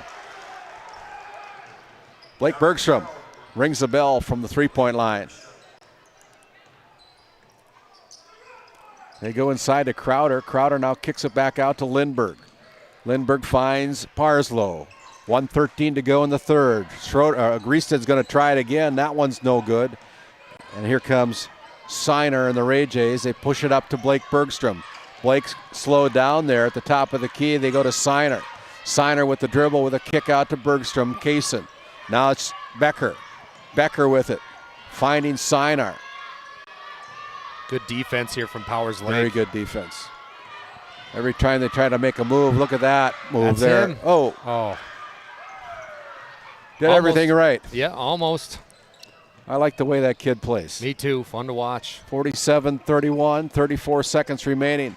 They go inside, and it's going to be on the deck as the Ray Jays have the ball go off of the Ranchers. That'll be another Rancher turnover. Turnover number 12 of the game as Blake Bergstrom's got the basketball in the backcourt. The Ranchers put on some pressure. They go on the right corner to Ty Barman. Barman with it. Goes in. Nice little move there. No call. Here come the Ranchers again. Pushing the ball up to Reestead, and Reestead gets an easy bucket. Boy, you think you got the press broken, and then you end up giving up the bucket. And here is Brody Siner. Siner at the buzzer is no good as the buzzer sounds to end your third quarter of play. We'll be back after this timeout for the final quarter of day number 1. Back after this quick timeout and a word from our sponsors. Born and raised amidst the small-town love of Northwest North Dakota, we at Northwest Communications Cooperative understand the joy of being part of a great community. That's why we choose to pour back into the people who pour into us. At NCC, we offer internet, telephone, video, and security services that are industry standard, top of the line. Based in Ray, North Dakota, we consider Northwest North Dakota our neighborhood. Let us know how we can serve you. Local, fast, reliable. Making connections, locally committed. As we come back here to the Four Bears Event Center, gives us a chance to thank DA Land LLC of Tioga, Surge Aesthetics out of Hazen, North Dakota, Technex Solutions out of Tioga, the Farmers Union Insurance, Larson Vossen Agency out of Crosby, 701 Cornhole Company in Mandan, Hidden Beauty Salon and Spa in Tioga, Prairie Motors of Stanley, Kyle Hansen, your thriving financial agent located over in Stanley, Flag Family Media, KTGO, Powers Lake Athletic Booster Club, and the Tioga Pirates Booster Club, all proud supporters of game day media action here from the District 7 tournament. As we begin our fourth quarter, the start of our Northwest Therapy Services fourth quarter, the Ranchers looking to take the air out of the ball maybe. Nick Erickson doesn't think so as he goes up for 3. And they're piling it on right now, 52-31. Wheels are coming off. Hopefully Ray can learn a little bit from this. I mean, their season's far from over. Just learn from these moments and try to get better, continually improve, which they have done this season. Here's Sinar throwing it at the hoop. That's no good. As the ball is going to be run down there by Sinar. Back out to Bergstrom. Bergstrom with a little hook pass out to Ty Barman. And Barman! Nice. 4-3. And we have, what do we have here?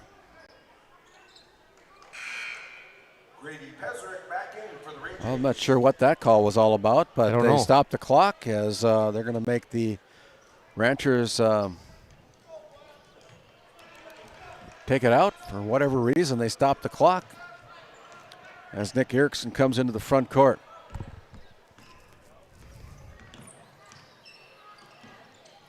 Grayson Reestead, and the Ranchers throw it away again.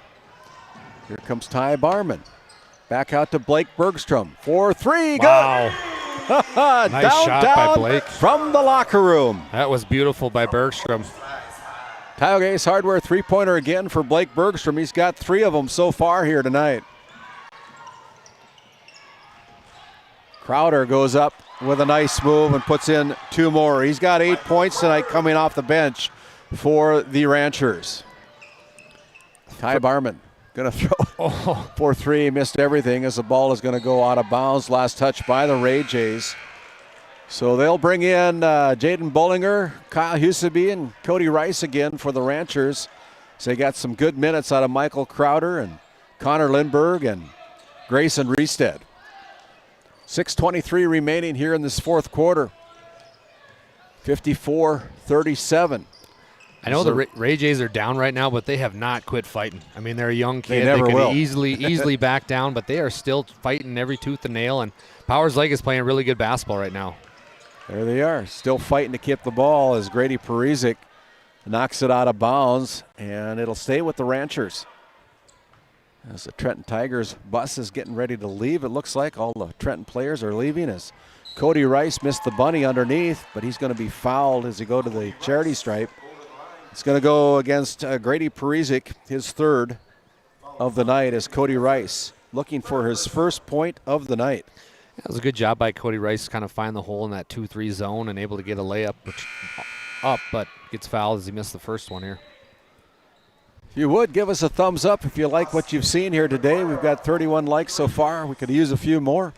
If you're watching, we'd appreciate all of those that you can give to us and help us promote Game Day Media, as Cody Rice doesn't put in the second one. He's 0 for 2 from the charity stripe. Can't buy one tonight, Randy. No. Jace Becker, bounce pass, tried to get it into his cousin's hand, threw it away. And now here's Cody, no good on the free throw attempt. The rebound there by the Ranchers. Huseby goes over to Bollinger as they want to take some time off the clock. Maybe, no. Here is Kyle Huseby. He missed that shot as well. Looked good, though. And now we're going to have a frustration foul called against the Ranchers, I believe. Huseby. He's going to go against Kyle Huseby. That'll only be his first personal foul.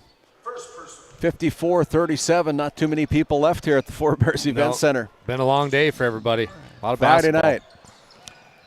Come back on Monday, though. We're going to have a lot of good basketball on Monday here from the Four Bears Event Center.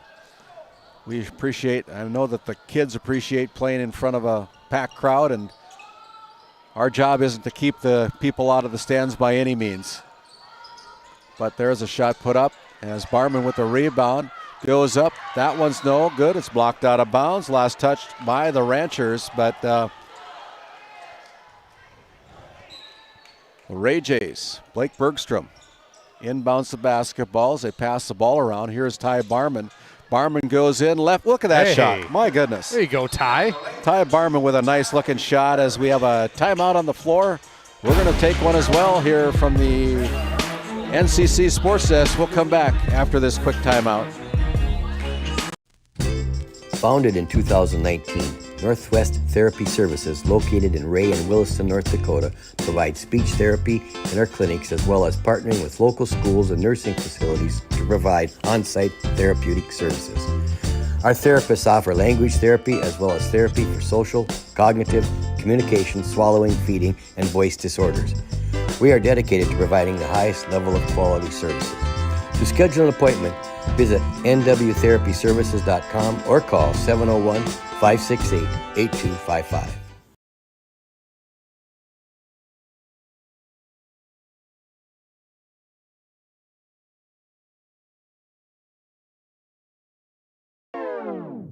This Game Day Media broadcast is brought to you by Napa Tioga Parts Supply, located at 105 North Main Street in Tioga. Visit napaonline.com. TNT Measurements Incorporated, providing oil and gas allocation meter proving, calibrations, and production facility lack provings. To schedule your proving, contact Derek Thompson at 701-421-1351. Out of that St. Luke's Medical Center timeout, the Ray Jays come up with a little full court pressure. No trouble by the Ranchers to break the press. They come into the front court. They give it up to Erickson. Now over to Huseby. Huseby goes in with a kick out. Now out on top to Erickson. Erickson finds Bollinger on the left side. Airballed it. Missed everything on that shot. That doesn't happen too many times. And here's Blake Bergstrom with a little runner. He got a pat in that shot. Man. He always does that smooth. year He's in, got year out. 15 points for the 8th grader. Huseby. As Nick Erickson backs away a little bit, re-engages, now goes left side to Reestead. Out on top, it's Rice. Rice going to go for three. That's no good either.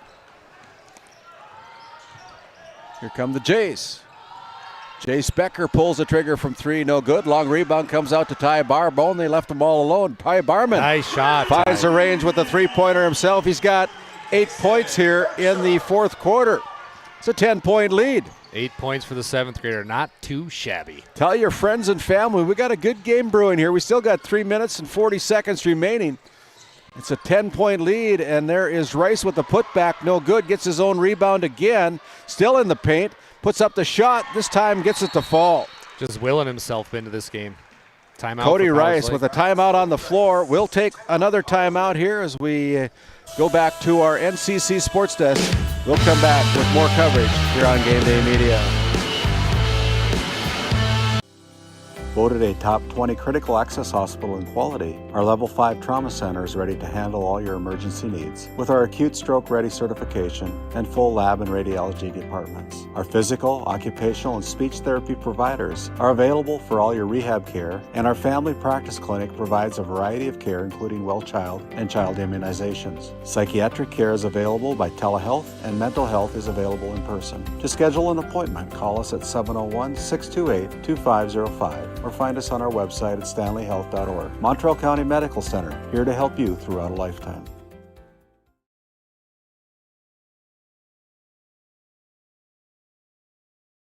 This Game Day Media broadcast is brought to you in part by The Trenton Indian Service Area offers a community health clinic that includes a variety of medical disciplines. Open Monday through Friday. You can find them on their website at mytissa.org. Out of that St. Luke's Medical Center timeout, the Ray Jays come out against some backcourt pressure. They come into the front court, find Jace Becker. Becker with a spin move gets blocked out of bounds by Grayson Reestad. But great ball movement by the Ray Jays, Dallas. Yeah, and Grayson Reestad just read that really well, but a good move by Becker, but just wasn't there that time. Ray Jays keep the basketball. And then we're going to have a poke check foul against Cody Rice. That'll be his third personal. It's only the second team foul here in the fourth quarter against the Ranchers, and just like that, Lucas Parzo will check in for Cody Rice. Lucas Parzo in for the Ranchers. As Blake Bergstrom will trigger the inbounds pass. We're ready to play. Bergstrom finds Sinar. Brody goes over to Blake Bergstrom. He's open. Yeah, no kidding. Sinar goes to the paint, puts up the shot. Huseby pulls down the rebound. Going the other way quick. Here is Nick Erickson with a garbage bucket and an and one. Bucket is good by Nick Erickson as a foul is called against. Good release there by Erickson, but a nice pass, all full court pass there by Parslow. I didn't see who they whistled that against. Maybe Ty Barman is what I'm thinking, but the rebound taken away by Barman on the missed free throw.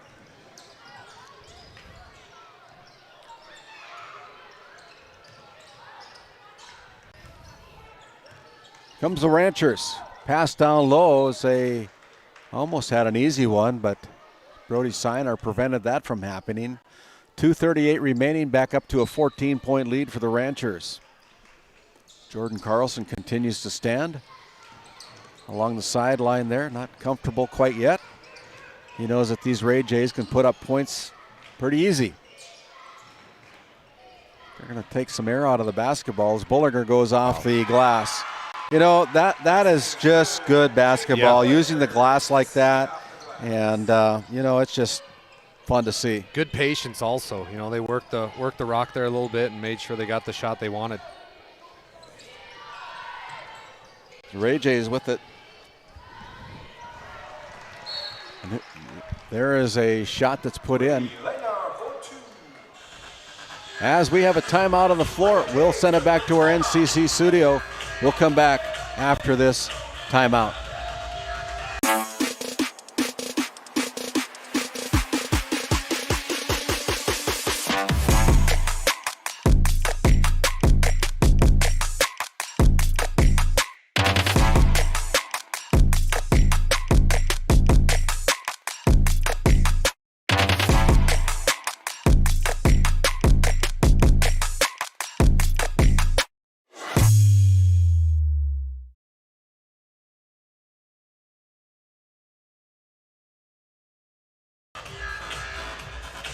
As we come back out of that St. Luke's Medical Center timeout, only 2 minutes and 2 seconds remaining on the clock here in the fourth quarter.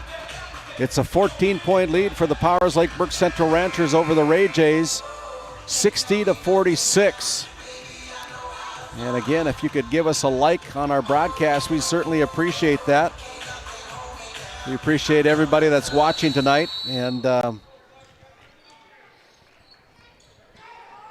here is the Ranchers easily breaking the press as Kyle Huseby goes to the baseline. Poke checked out by Brody Sinar as Dallas Hansen will head down to our floor tonight here at the event center, pick up our winning head coach along with our Brad Johnson Insurance Player of the Game, Kyle Huseby, one of those in contention for it.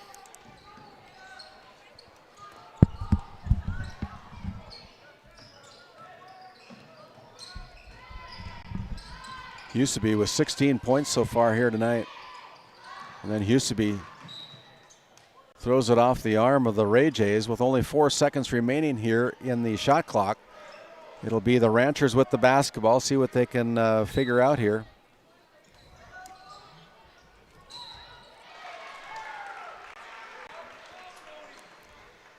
Kyle Huseby will go to the line.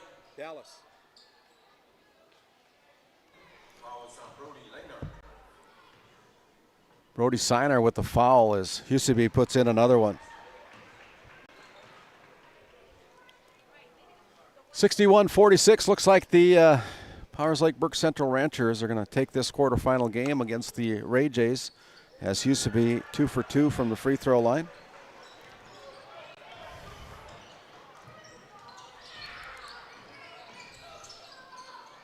They go inside to Becker. Now Barman pulls the trigger from 3. Ty Becker with another one. He's got 3 of them in the quarter. He's got 11 points in the quarter. And add that to the 4 that he had in the first half. He's got 15 points. Ty Barman picks up the foul.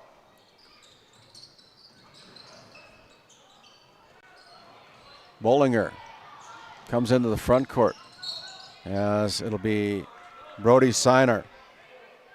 Brody Sinar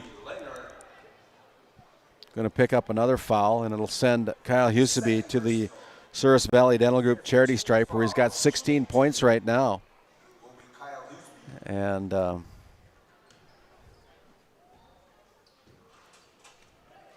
puts in another free throw.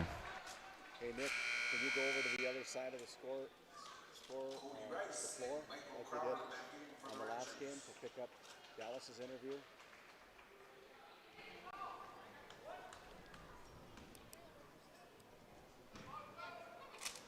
Kyle Huseby with another one.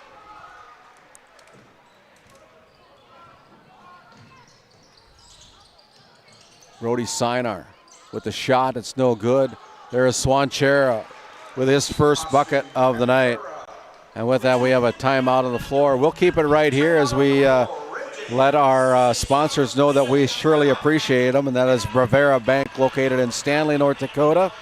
DA Land LLC, established in 2021. The Porch, located in Ray. Surge Aesthetics with an office in Hazen, North Dakota. Technic Solutions, located in Tioga, North Dakota. Farmers Union Insurance, the Larson Boston Agency in Crosby, North Dakota. 701 Cornhole Company, located in Mandan. Hidden Beauty Salon and Spa, located on Main Street in Tioga. Prairie Motors of Stanley, North Dakota. Matt Evans and his team over there in Stanley. Kyle Hansen and Becky Gettle, your Thrivent Financial Advisors in Stanley. Flag Family Media, Powers Lake Athletic Booster Club, and the Tioga Pirates Booster Club. And now we have a quick foul in the backcourt against Blake Bergstrom. And it'll be Lucas Parslow going to the free throw line to shoot 2 on the double bonus. Parslow's free throw is up and in. Well, they haven't missed too many free throws here tonight. We're good to leave everything here. I talked to Kaylee. Second one is in as well. Here's Bergstrom. Blake with under 45 seconds to play here. Ty Barman's going to go for another one, has his shot blocked. Jace Becker comes with it. Blake Bergstrom throws it up for 3, and another three-pointer by Blake Bergstrom from the Tioga Ace Hardware three-point line. And I believe we're going to have another foul that is going to be called.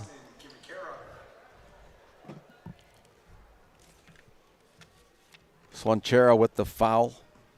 And it'll send Kyle Huseby to the free throw line to shoot 2 more. And he's off on the first one. Huseby now with 20 points. He'll be named our Brad Johnson Insurance Player of the Game as Huseby makes his second one.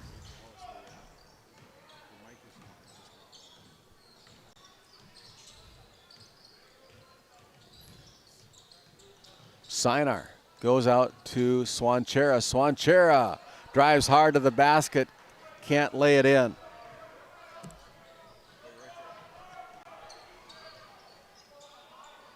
Eight seconds to go as the Ranchers are going to run it out, as the fans show their appreciation for this game. Your final score, the Ranchers 67, the Ray Jays 54. We're going to step aside. We're going to run down our head coach, winning head coach, Jordan Carlson, along with our Brad Johnson Insurance Player of the Game, Kyle Huseby, as Dallas Hansen makes his way over, and we'll come back after this quick timeout. D&L Paraffin Incorporated is a local family-owned hot oil company that has been in operation since 1981. We work hard to develop good business relationships with the oil field companies in the Tioga area. While offering services north of Lake Sakakawea, we focus on integrity, hard work, and safety. For all hot oil services, call dispatch at 701-641-3065 or 701-641-6310. And for hiring information, be sure to follow us on Facebook at DL Paraffin. This Game Day Media broadcast is brought to you in part by Bingaman Construction in Ray, North Dakota, your go-to for all your residential and commercial spray foam and construction needs. Tegan's Interiors, located on Main Street in Crosby, North Dakota. Follow them on Facebook or find them online at tegansinteriors.com. Tioga Drug and Soda Shop, located at 106 North Main Street in Tioga. Visit tiogadrug.com.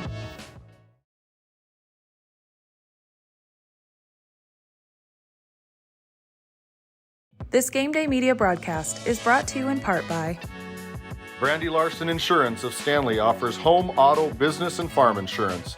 For a quote, call 701-628-1414. Your local Farmers Union insurance agent. Murex Petroleum Corporation, a pioneer for today, creating opportunities for all involved. Extraordinary people, extraordinary assets. MurexPetroleumCorporation.com. Gustafson Septic Service Incorporated, family owned and operated since 1986. Offering septic service, portable restrooms and hand wash, sewer jet and camera services. Located in Stanley, North Dakota, call for a free quote at 701-628-2960. As we come back here to our D&L Paraffin postgame show, it's time now for our Continental Resources coach's comments. We're going to send it down to Dallas. He's got a very happy Jordan Carlson, coach from the Powers Lake Burke Central Ranchers. Back to you, Dallas. Thanks, Randy. I got winning coach Jordan Carlson. Coach Carlson, the more things they change, the more they stay the same. You've continued your winning ways here in this district. How does it feel to get this first round win? Any win's a big one. First half we started out pretty slow, just weren't making the right passes offensively, not crashing, just not doing little things. I thought second half defensively we came out, made that extra pass, and kind of got that lead we needed, and it was big in the third quarter the way we started. To see the city of Powers Lake come out and always give you guys this good backing, how does that make a head coach feel along with the team? Yeah, I tell the guys all the time, we got the best fans. Our fans show up no matter what. They'd rather come to the game than watch it, on the TV or something, and I think we got the best fans around. Now you get to move on my finals. We just got to be disciplined defensively. Trinity is a real good team. They shoot the ball well. We got to have hand-up shooters and control the paint. So, they shot real well when we matched up with them in the regular season. So hopefully we can just control it and control the glass. Kai Thomas, one of the better players in the state, if not the region. What's your thoughts, and how can you contain Kai Thomas tomorrow night? I don't know if you can contain him. He's a real good player. Plays well inside and out. Rebounds well. he's disciplined. So, just got to do what we can to kind of contain him. And like I said, if we can control the glass, that'll be big. Congratulations, Coach. Appreciate the time. If we can get Mr. Hughesby in here. Good, thanks, Coach. Got Kyle Hughesby here. Kyle, great game. You had the big flush, the dunk, LeBron James-esque, I said on the broadcast. When you're up for that, how does that feel? I don't know. Fun, I guess. You won the game. You guys kind of started off a little rough, trying to find the offensive flow a little bit. How did you guys find your way to get some offensive points?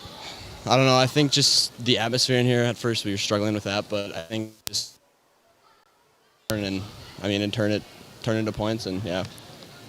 You played Trinity Christian Crusaders next. They got Kai Thomas, some other nice pieces. You guys have played Trinity before. What's your thoughts moving into the semifinals as you try to defeat the 2-seed Crusaders?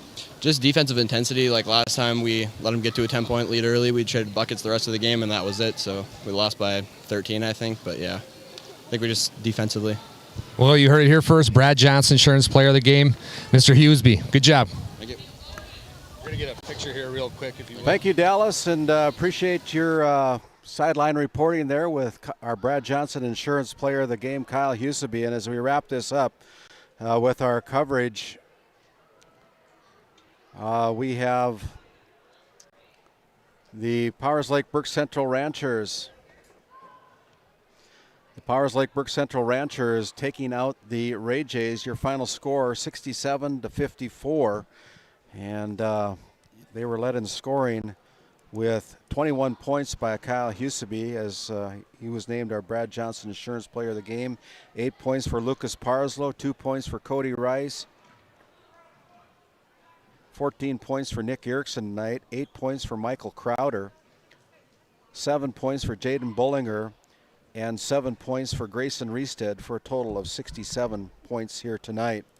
And for the Ray Jays, they got 13 points from Jace Becker, 2 points from Austin Swanchera, 2 points from Grady Parizic, 4 points for Brody Sinar, 15 points for Ty Barman,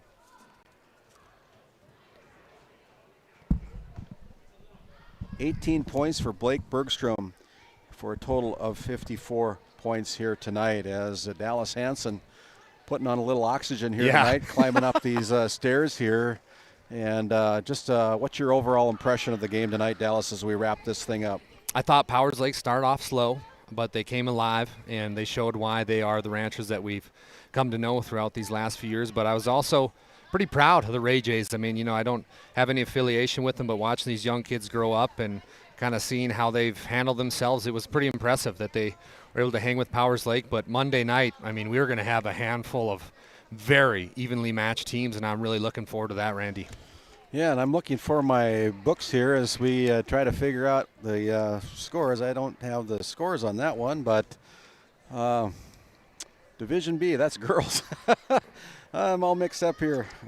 Here it is. There it is. Here it is as we recap the information here today on our games. Again, as we recap all the games, 4 games here today. It was the Kenmare Bullbells Honkers 58, Tioga 36 to win game number 1. Alexander wins game number 2, 65-35. The Crusaders from Williston Trinity Christian beats the Trenton Tigers 76-50. And it's the Powers Lake Burke Central Ranchers 67, the Ray Jays 54. We'll step aside and we'll come back.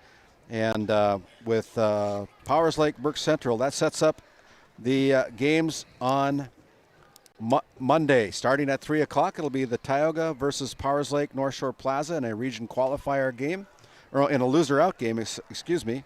Tioga will play the Braves at 3 o'clock. Trenton will play the Ray Jays at 4:30. Then the semifinals begin at 6 o'clock with Kenmare Bullbells versus Alexander. Williston Trinity Christian will play the Powers Lake Burke Central Ranchers, and I'm really looking forward to semifinal night, Dallas. Yeah, it's going to be a lot of fun, and somebody's going to go home. 2 teams will go home on Monday night, and Tioga and Parshall, that's a very interesting matchup. See who can win that one. And then Trenton and Ray. I mean, Trenton struggled a little bit tonight, but they looked good in the first half against Trinity. And then our semifinal, I mean, Kenmare, Alexander, 2 defensive, just stalwarts, if you will. And then Trinity and Powers Lake. I mean, it's come down to this. I think those are really, really evenly matched teams, and I truly don't know who to pick out of those semifinals. And I'm really looking forward to the broadcast on Monday. Well, it's been a great day of basketball here from the District 7 initial District 7 as we have a new class of basketball here. And did everything with the 3 divisions of basketball. Again, your final score from our final game here was the Powers Lake Ranchers 67, the Ray Jays 54 on behalf of Dallas Hanson, my play-by-play commentator tonight, along with my color analyst. I want to thank Pat Alberts for stepping in and giving my voice a rest a little bit. I want to thank David Peterson for helping out with all of his production along with his coaching duties. I want to thank Owen Miller and Nick Walla for running our cameras. It's been a long night for them. Again, until Monday night, folks, my name is Randy Peterson. Good night and have a great weekend.